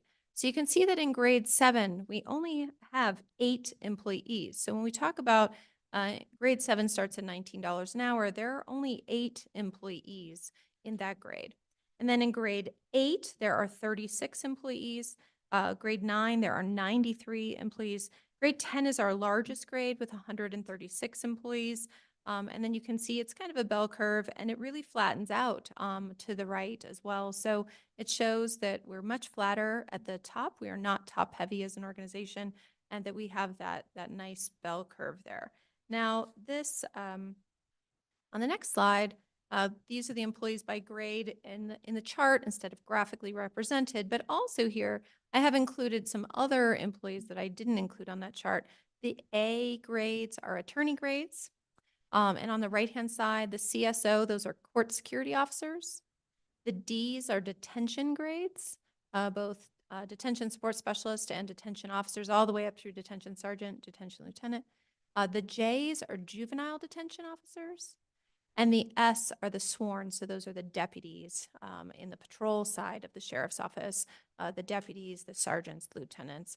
You can see SO3 and SO3D, those are the corporals and the detectives, so they're actually split out in with the D being the detective. So we wanted to show that there are other employees and some other grades, but on the graph it was much cleaner to just show the numbered grades there as well. And then on this slide, we're really showing the number of employees by grade between FY24 and FY25. And this, some of this has to do with vacancies and people leaving, but a lot of this has to do with our reclass efforts this year. So you can see that last year when I presented to all of you in the budget in FY24, there were 86 employees in grade 7, 100 employees in grade 8, and 104 employees in grade 9. And so in looking at, there were not quite 200 employees in those lowest 2 grades, and that was something that we talked about together last budget year. And so we did a number of reclasses. We reclassed our administrative track, among other things, our operator track, and in FY25, you can see that we have pushed employees deeper into the range by better aligning what they do with the market. And so now we only have 3, on this it says 3, between 3 and 8 employees in grade 7. We have those employees in grade 8. So we've moved that chart. So when you think back to that graphic representation of the bell curve, it is a little bit more of a bell because it's flatter in grade 7 than it was before.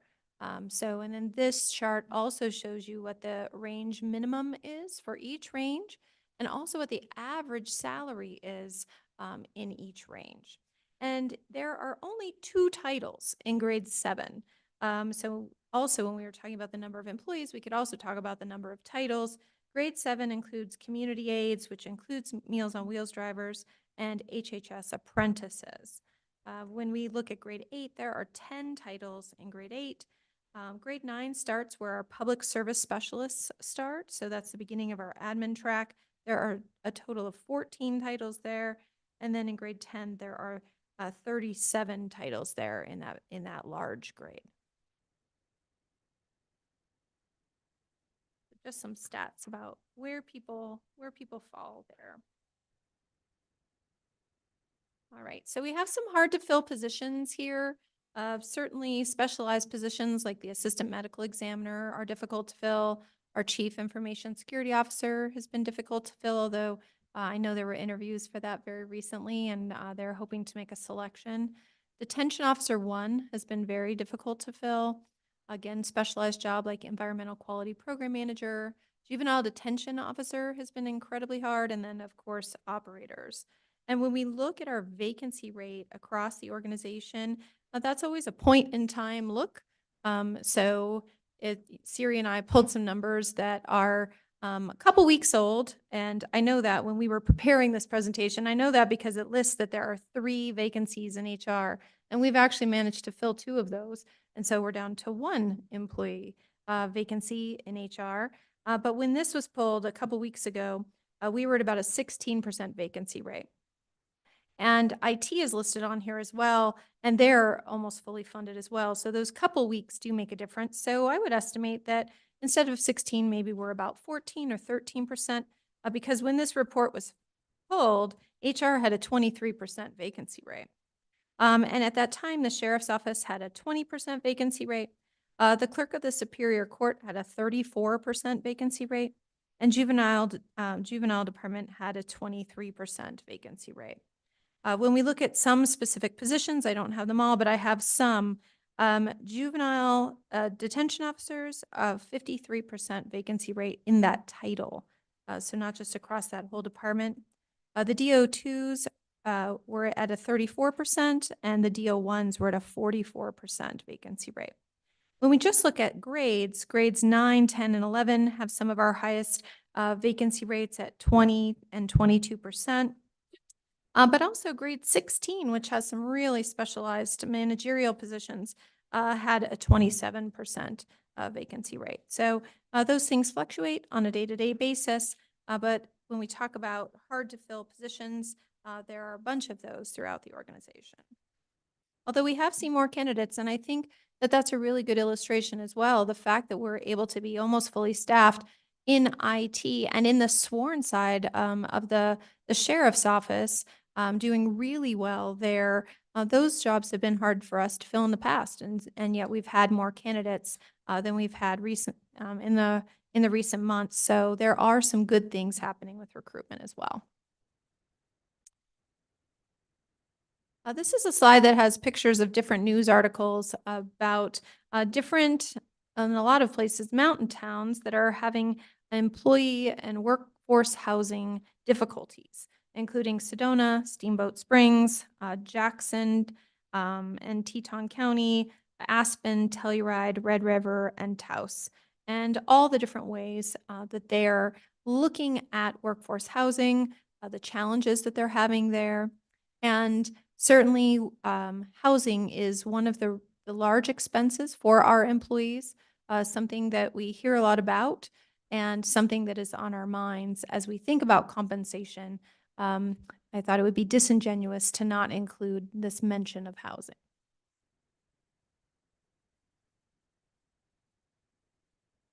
As we talk about compensation, we also like to talk about our medical increases. So this is about our medical premiums for the NAPEP Trust. And this last year, the NAPEP Trust, when considering increases, began looking at a 3% increase in premiums, which would have been, a rather good increase, because according to consulting firms Mercer and Willis Towers Watson, in 2024 nationally, health insurance premiums are expected to rise by more than 6%, and the median is expected to be closer to 7%. So when we started looking at that 3% increase, that seemed like a really good number. But in the end, what the NAPEP board approved was a 1.5% premium increase across all 3 plans. And the trust used NAPEP reserves to buy down the premiums to positively impact employees' paychecks. The conversation there was that all employees were facing financial challenges and a lot of inflation, and they didn't want to impact the employees that much this year. So NAPEP used reserves to buy down the premiums. And all three plans, our base, our buy-up, and our high deductible, are all going up the same amount, premium-wise this year, 1.5%. So in the past, we have staggered those differences between the three plans, and it was not recommended. It wasn't necessary to differentiate that in that same way this year. Also, there are no plan design changes. So sometimes when some entities try and keep premiums low on a medical plan, what they'll do is adjust their copays or their out-of-pocket maximums, and none of that happened this year. There were no plan design changes. So that was great news. And the trust has also invested $500,000 of reserves for additional innovative programming to positively impact our health outcomes. One of the things that the trust really focused on this year is that our breast cancer, colon cancer, and cervical cancer testing rates had decreased from the previous year, and our cancer rates in each of those areas went up with claims and severity. So that was a really scary thing that the trust wanted to definitely invest in and make sure that we could keep down. And to read you from that, it says, all preventative screenings except prostate cancer decreased when compared to the prior year. Colorectal cancer screenings are higher than their other, but lower for other cancers with preventative screenings. Given the increased severity for cancers, early detection is even more important to mitigate the impact once cancer is present. Less than 1/3 of patients with breast cancer had indications of a mammogram, and only one of the highest cost cases did. Compliance was even lower for patients with colorectal cancer, pointing to the potential for severe cases when screening was not performed. So that's across the whole trust. That's not just for Coconino County, but it's something that the trust is very engaged in to try and really make a push toward more cancer screenings, early detection, and investing in to make sure that people go to the physician as well. So one of the things that's really important, sometimes when premiums go up, people are less likely to pay their copay. And so we really wanted to keep those premiums down so that people do go to the doctor, go to specialty appointments if they need to do that, and use the health insurance that we provide.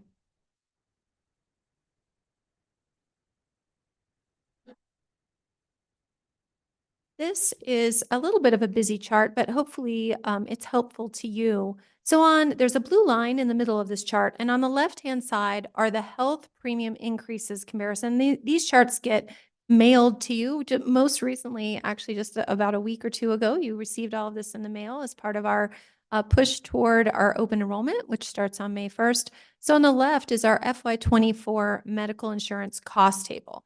And what I love about this table is that it shows what the premium, the monthly premium is for each plan, what the county's contribution toward that is, and then what the employee cost per month is without wellness and with wellness. And so I'm going to focus on the column without wellness, which is the fourth column from the left.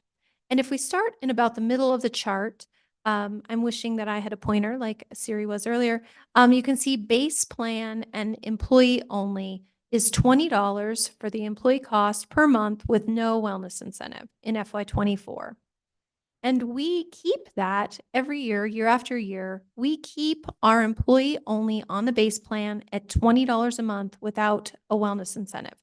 So on the right-hand side of the chart across that blue line, if you follow that row straight across, the employee only on the base plan costs an employee $20 a month if they don't participate in wellness. And you can see the cost of that is what the total cost of that is, what the county contributes to that so that the employee can maintain that $20 a month affordable coverage. And when we adjust the rates, we do that from there. So when we talk about a 1.5% premium increase, you don't see that at all on the employee only on the base plan. But one of the things that's so great about this slide, hopefully to you, is that if you go down just a couple rows in that same section, when we're looking at the base plan, there's that row that says family total. And you can see that the family total in FY '24 was $529.06 a month. And when you go over to the right-hand side of the blue line, you can see that for the base plan for the family total, the employee cost per month with no wellness incentive is $536.70.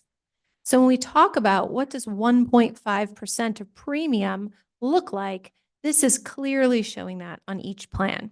And you can see how much it went up per month, and you can calculate that per year. And so I thought it might be helpful to look at this side by side, but then also on the next slide, I have a summary of that, so you don't have to do the math. So you can see on the top, it says the 1.5% increase to medical premiums across all three plans. So on the base plan, the employee only, no cost increase to that. The base plan, the employee plus family on the base without the wellness increased from $529.06 to $536.70, or $7.64 a month, which is $91.68 a year. So hopefully this summary is helpful to you to see that. Which leads us to this slide, which is one of our favorite slides in the compensation every year, which shows a fictitious employee who we're looking back at their compensation back to FY19. And in FY19, you can see that they made a salary of $54,000. They're likely a grade 12 employee. So that's kind of a middle of our structure, compensation structure employee.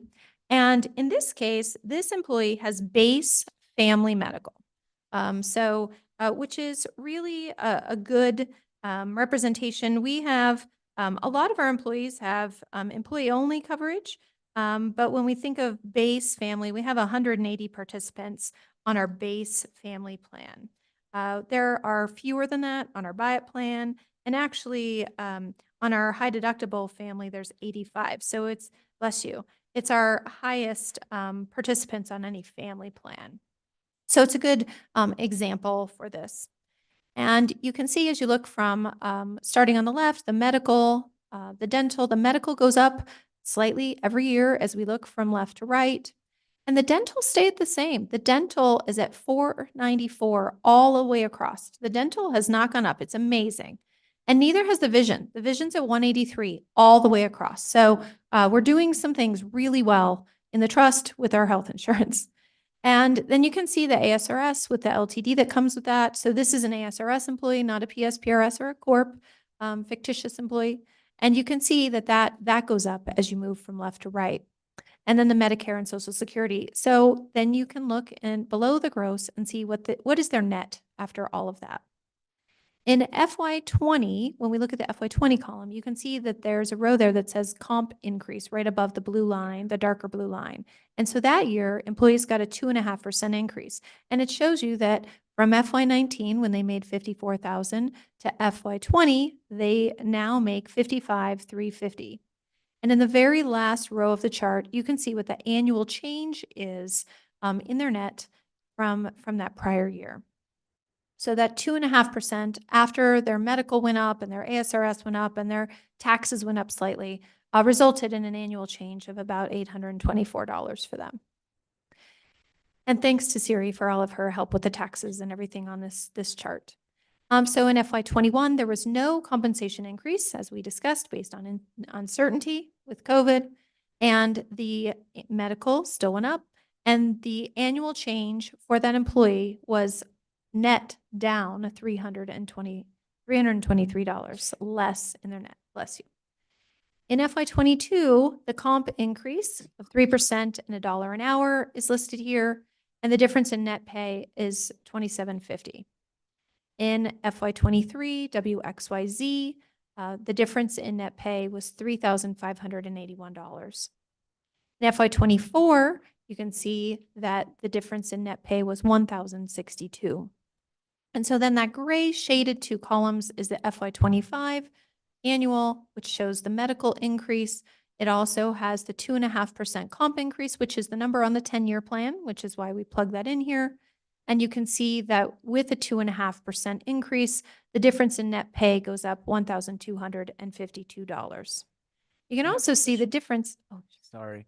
Mm. When looking at this, it says here, the buy-up plan, let's say the buy-up plan, it says increases from 784.72 to 796.20 per month, or 11.84 a month, or 137.76 a year. What does that mean? Because that seems like it's saying two different things. Sure. I'll go back 2 slides. I think you're on this slide. Is that correct, Chair Vasquez? Actually, on the next one, the summary slide. That one. Okay. I actually read the bottom one. Okay. Employee plus family on the buy-up without the wellness increased that much. Or so it's $1,148 a month. And over the course of the whole year, it's $137.76 for the whole year.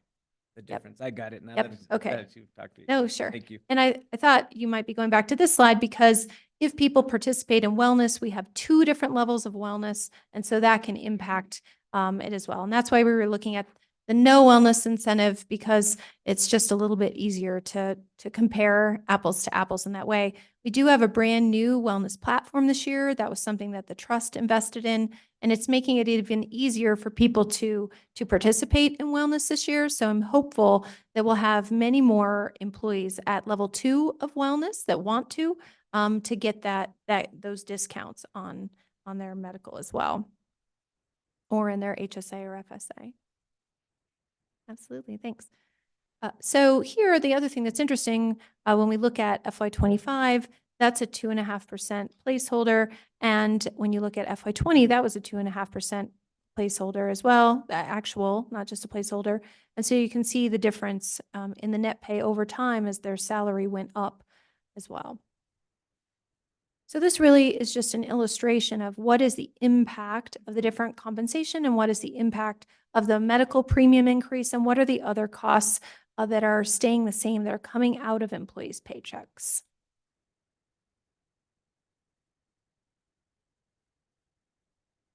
I skipped a slide there for a minute. So this isn't the full picture, but every year I like to talk about what some of our partners are doing, especially in the other counties and in our local partners. And so these are some of their proposed compensation strategies. Now, some of them haven't been finalized. They haven't decided exactly what they're doing. So in some cases, this is what they're considering. And it's not the full picture because certainly some of them are considering some structural changes or some reclasses. I believe the City of Flagstaff is looking at some of those as well. So it's not everything, but it is just to show an example of what some other people are doing. The board usually asks me for this, so I like to include it. The City of Flagstaff has a 2 to 4% adjustment to compensation depending on the evaluation. So depending on the success of the evaluation, there's a sliding scale. But as I said, I believe they're looking at some structural changes as well. NAU does their adjustment in April. So right now, they're doing a 3% merit for benefit eligible faculty and staff. The community college is looking at a 4.9% compensation adjustment across the board for full-time positions. And then we have some counties here, Gila, 5% merit and a 5% COLA. La Paz, no more than a 5% COLA. So some of them are calling it a COLA, a cost of living adjustment. Some of them are calling it something else. Some of them are doing both. You can see Maricopa's considering a merit, but hadn't given a percentage to that yet. So some different things. Yavapai, 3.24% COLA, very specific number there. 3% merit and a market that's unspecified. So they're looking at a different combination of things together. And Yuma is doing a 2% to a 6% adjustment. They did that in March, so there was some fluctuation there. So some different strategies just to get an idea.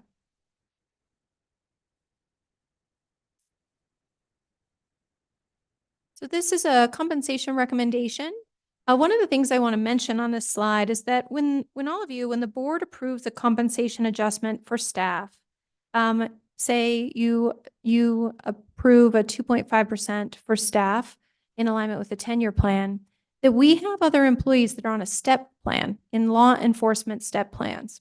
And when you give a 2.5% to staff, that those employees all get their step. And that means that detention support specialists get a 3% step, and all law enforcement steps get a 4% step. So that includes all the detention staff, all the sworn staff on patrol, and all the juvenile detention staff. They all get a 4% step. So when it's important to look at that because it does change the way that Siri has to calculate the numbers, because those are static. Those steps are static. When the 2.5% is adjusted or divided out some other way, those steps continue to be the same. And also considering, so we are recommending the 2.5% compensation that's in the 10-year plan, and consideration of, in December of 2025, a one-time payment of $500 an employee contingent upon the expenditure limit outlook. Siri, should that be December of 2024 for FY25? Okay, thank you. December of 2024, one-time payment contingent upon the expenditure limit. And that would be tied to the performance evaluation completion. So if they complete a performance evaluation, so that's a possibility as well. And then evaluating the mid-year compensation adjustment or other compensation possibilities in January of 2025.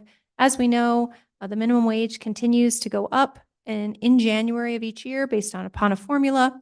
And so if the EL outlook is there to look at what we could do. And we definitely saw that on that chart with all of the different compensation adjustments. There were years where we did have a mid-year as well to help with the rising minimum wage. So what does that look like? You can see, thanks to Siri, what that expense would look like across all of the different funds. So that middle column is showing a 2.5% for staff and calling out what those law enforcement steps would be and what the total cost of that is. And that's a recurring cost there in the middle column, and then the one-time cost on the far right, should we want to do that as well. And that is the end of the compensation presentation. So I'm happy to go back to any slides. It looks like there might be some comments from the county manager's Like to office. start us off, County Manager Peru or Deputy County Manager Bertelsmann. Andy's going to make the closing comments on the Thank you, plan. County Manager Peru. And I think as we started this, we did look at the Flagstaff minimum wage and how that impacts us. And also we looked up the state minimum wage. And so I think you are correct, Supervisor Horstman, when compared to the state, we're doing well. One thing that we were just kind of looking at was the cost of living in our area in comparison to the balance of the state. We know that the cost of living in Arizona is going up. How is that looking for our local community? We know it's high. We know that housing is quite expensive, and we know that when hiring employees, it is a factor in that decision making. So with that, we know that the investment to make is in the employees that we have, and we're basing this compensation recommendation on that. The employees that we have, by and large, have gotten us through this COVID experience, and here we are today continuing to provide great services in our community. And so I really wanted to look at all of those factors in making this compensation recommendation. So thank you, and thank you, Erica, for providing the information. Thank you. Are there any questions or comments from board members? Supervisor Horstman. I know you gave it to us, but so I don't have to look it up, and I'm sure you know that off the top of your head. What did you calculate the inflation rate was going right now for this year? The inflation rate, I'm sorry, Supervisor The Horstman, the inflation rate. Average inflation rate for 2024. That is a question for Siri, I believe. Supervisor Horstman, so far this year, we've seen just over 3% for each of the 3 months of 2024. Thank you.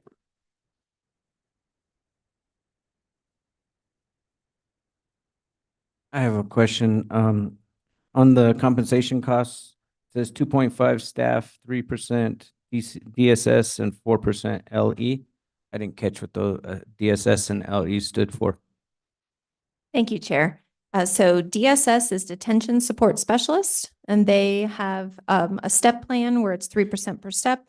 And then LE is really to make it fit in that box, but that's for law enforcement. And so that includes all of detention, all of the sworn, and all of the juvenile detention that are on a step plan on what we consider a law enforcement step plan. And all of those steps are 4%.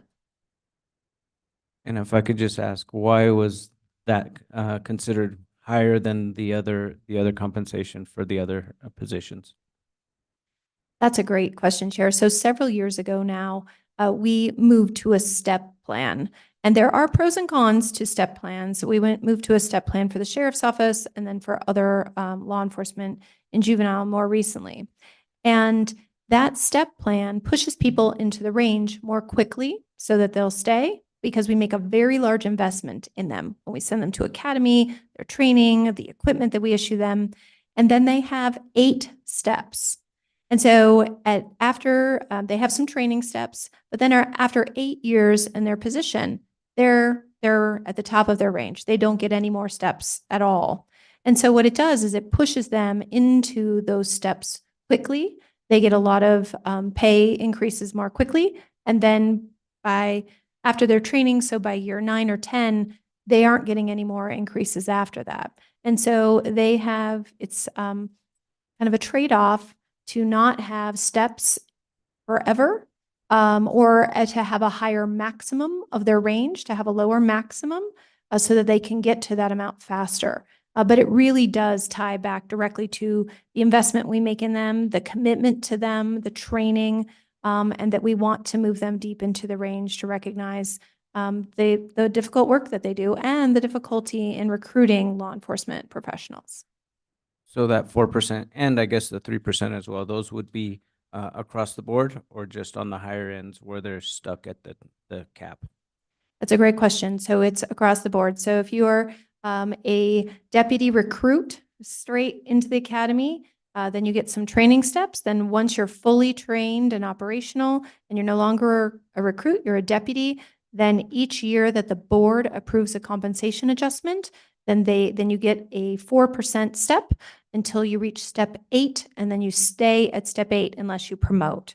And so if you're a detention support specialist who is really the entry level at the jail to make sure people love working there, they get those 3% steps as well. So that's all the way through their career in those titles. Okay, thank you. Are there any other questions or comments? Yes. Mr. Chair, members of the board, and on that, and we experienced this at the City of Flagstaff as well. So that step plan is really to hire, keep, and retain those employees that we're training. You'll see a lot of articles out there about the high cost of turnover, but then apply that to law enforcement with the investments that we make, the expectations that we have here locally on community policing and how we interact with our communities and the training that entails. And so really working to retain, we found that we, at one point, were a training ground for other agencies. So we would make the investment, that human investment in the person becoming a police officer. Then they would take a job in the valley or another area at a higher rate of pay, frankly. And so with a lower cost of living as well. Also wanted to note, while many of us missed the Alliance meeting, that collective of all of our local agencies on Friday, we did have some folks in attendance, and a topic of conversation was a compensation plan and what agencies are doing. So if you talk to Mountain Line or NAPTA, you'll learn that keeping those bus drivers, those with CDLs, and being able to hire those folks with that level of CDL experience, while at the same time, some of the pay plans are a bit closer to that alignment with the Flagstaff minimum wage. So addressing some of those issues. And the City of Flagstaff is also looking at that as well. Just in talking to the Public Works Director, they have approaching 50% vacancy rate at that frontline level, and that's hugely concerning. And so if any of the folks that were at the Alliance meeting want to correct me on that, but I think I got that right. And so just wanted to note that it's really an issue that all of us local agencies are looking at going forward. Thank you. Are there any questions or comments from board members? Okay, please continue. Thank you. That's all I have. All right, thank you. So, Mr. Chair, members of the board, at this point in time, we wanted to cover the materials in the book real quick, and then I think by the time we're done with that, we'll be, I guess that will be kind of concluding the first part of the foundational materials that we had planned on presenting today. We're going to be in session on Friday. I would suggest, based on the interest of time, and then, because if we dive into some of the increments, it's going to be a little bit hard to kind of split it up. So I would like to suggest, and it's the board's call, that we go over through the materials in the book, and then on Friday fresh, we'll start on the increment format and some of the preliminary discussions we've had with departments, et cetera. Is that, I'm okay with that. Everybody okay with that? Yep. Oh, and just quick question for the record. Did Supervisor Fowler ever join us? No, she has not been Okay. here. Chair. All right, thank you. Just checking. And I think each of you have been provided the book, and so Sari will just go over briefly what the materials, in addition to the increments, just what the format and the materials there. So, thank you. Thank you, Chair and members of the board. So in the book that's been provided to you, there are some sections in the starting point that has overview information. So we've left you a tab for presentations where you can put the printouts from today if you'd like to keep it together. Any other presentations that come forward. We will also be filling in materials. I know. That is fair. So whole bunch. Okay. Yes, we can bring a whole bunch down for sure. Thank you for that. So overview materials is the first tab right now that you have information in to help you with your review. So the first thing you'll see is kind of a blue color coded in your overview materials. It's titled Fiscal Year 25 Increment Requests General Fund. It looks like this. So each of these are marked with a page number and a header to help you because they do look very similar. So these first really 3 pages is a listing of all of the increment requests that were received by department, a brief description, the cost, the one-time recurring cost, and then any notes we have on those. So for example, that second item, you'll see a little star there by the assessor request for an admin support FTE continuation. We included a note, though, that position is funded through fiscal year 25, for example, just to sort of help explain with any other information that might be useful as you take a look at these requests. More detail on every one of these requests can then be found in the department section, which we'll walk through one department section in a minute. But all of the explanation that was provided by departments is in the information that follows. I will note the one-time and recurring costs on this sheet is the most up-to-date and accurate. Oftentimes, departments will submit increment requests and then have a change. These are PDF forms. We don't go back through and change the numbers. Or, we may look at the cost of a staff person and say, that was a close estimate, but we actually want to update it because for budgeting purposes, it's going to cost us this amount of a budget placeholder. So the numbers on here are the best you'll find. So you'll see that then on page 3, there's a total 9.7 million of one-time and 4.4 of recurring requested from the general fund. And page 4 has then a summary, including what that looks like in terms of FTE requests as well.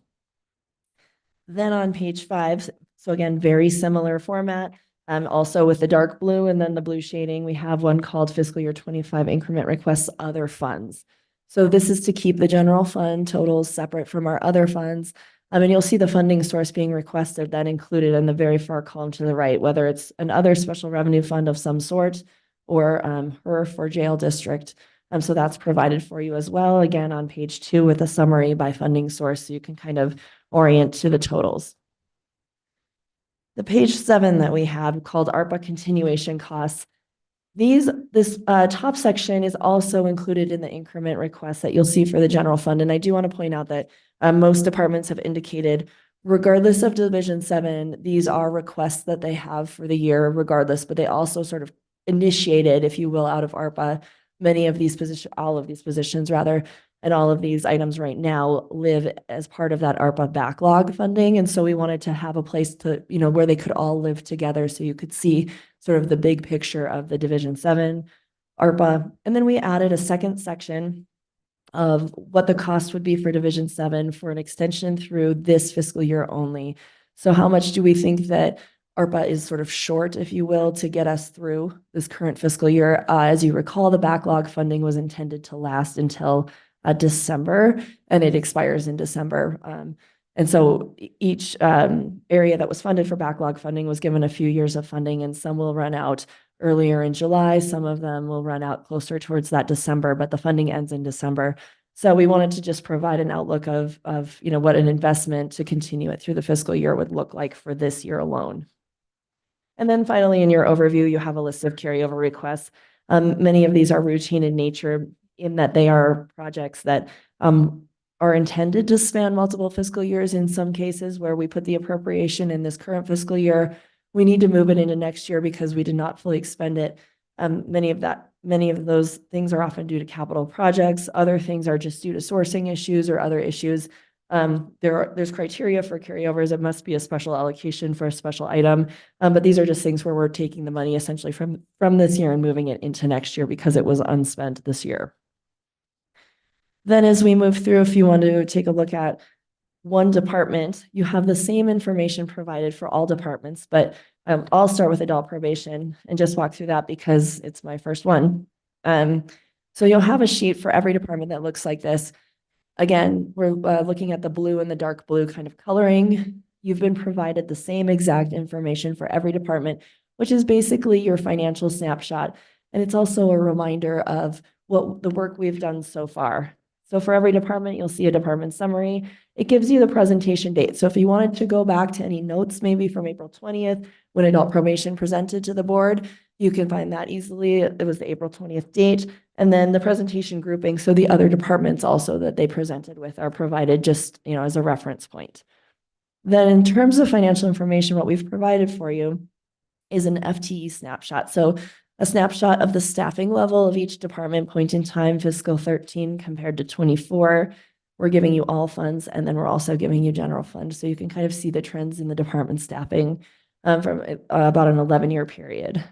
The other thing for all departments that you're provided is what the 10% CPI recommendation works out to be for that department. So 10% CPI, if that adjustment were to be adopted for adult probation, would increase their budget by $15,630. Below, again, just so you have some financial information for the departments, you can see where the department gets their revenue. Are they funded by the general fund? Are they funded by other funds? In the case of adult probation, they don't have any general fund revenue, so there's no general fund section here. But they do have other funds that receive state grants and revenue shares, investment income, and then licenses, fees, and other charges, for example. And then you can also see how that funding has changed over time because it starts with 19 and goes through 23. What increments then in the last 5 years each department has received. On the back page, we have what are the fund balances so what are those restricted funds?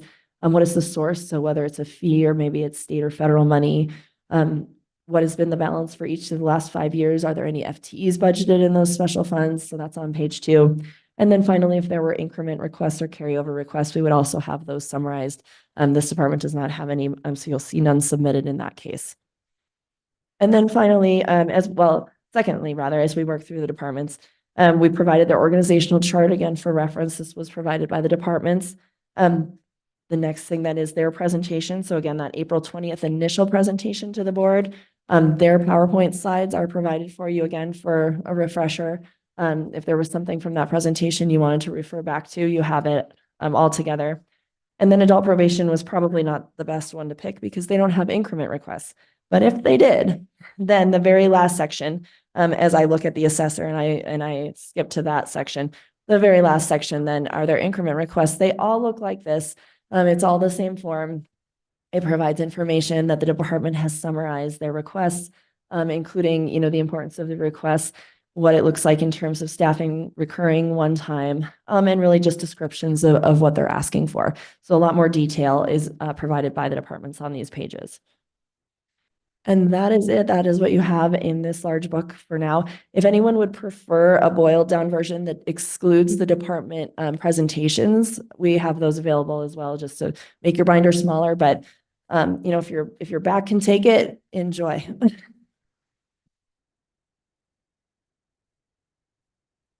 County Manager Peru. Thank you, Mr. Chair. Again, want to just acknowledge and thank Siri and her team and working with the departments on our elected offices in compiling all of this information. And every year, it's a big lift, literally and figuratively. But again, really good stuff. I want to briefly go over the schedule going forward. And so that's, I think it's the second page of your inside your binder. And it has FY planning, schedule, and agendas. As the header today, Tuesday, we've covered materials overview, the assumptions, and we have listed part 3 as increment discussion. We want to suggest, and I think you've agreed that we would start that on Friday. But then if we look at the Friday, so the Friday we want to start going through the increment discussions that we're teeing up on that day. I would like to propose, and I'll talk to Siri because she's just not, she hasn't even heard this yet, so I don't want that side of the room, including Andy, to applaud. Wait till for what you're going to say. I know, but we're rather than having Secure Rural Schools Library, all of those on the 14th, we want to continue the increment discussion. And I want that, I'm saying that right now, and we'll huddle afterwards. The reason being is that there may be more material that we want to go over. There may be some departments or elected offices that we want to call up and ask to visit with you on specific requests. And so I think to have the 26th and May 14th as increment discussion days is wise at this point in time. I don't want to just get to the end and we didn't have enough time. So if we did that, then we would take the material that we have on the page listed for 14 and put that on the 15th. Again, I just want to try to provide, if we don't need it, that's fine. We can readjust, but I don't want you to feel that we've got to get everything done on Friday because there's a lot of material to cover. And I just want to we just want to provide some space to which you should have conversations.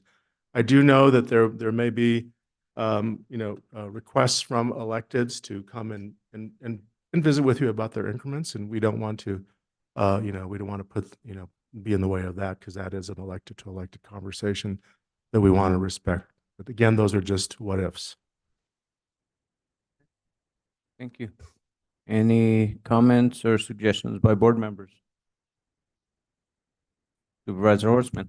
Just, I think we indicated this. I have a WIR meeting on that Friday. If we could take a Yeah, we'll 30-minute break at least. We'll work around all your schedules. Thanks.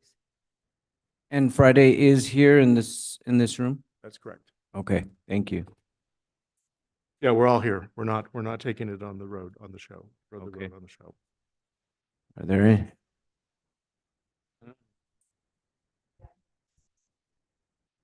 We have a group. We have tables.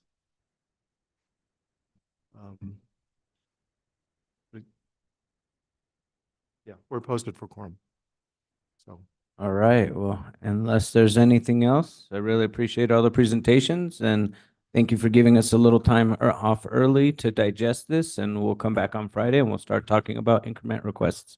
Thank you, everyone. Thank you. Meeting adjourned.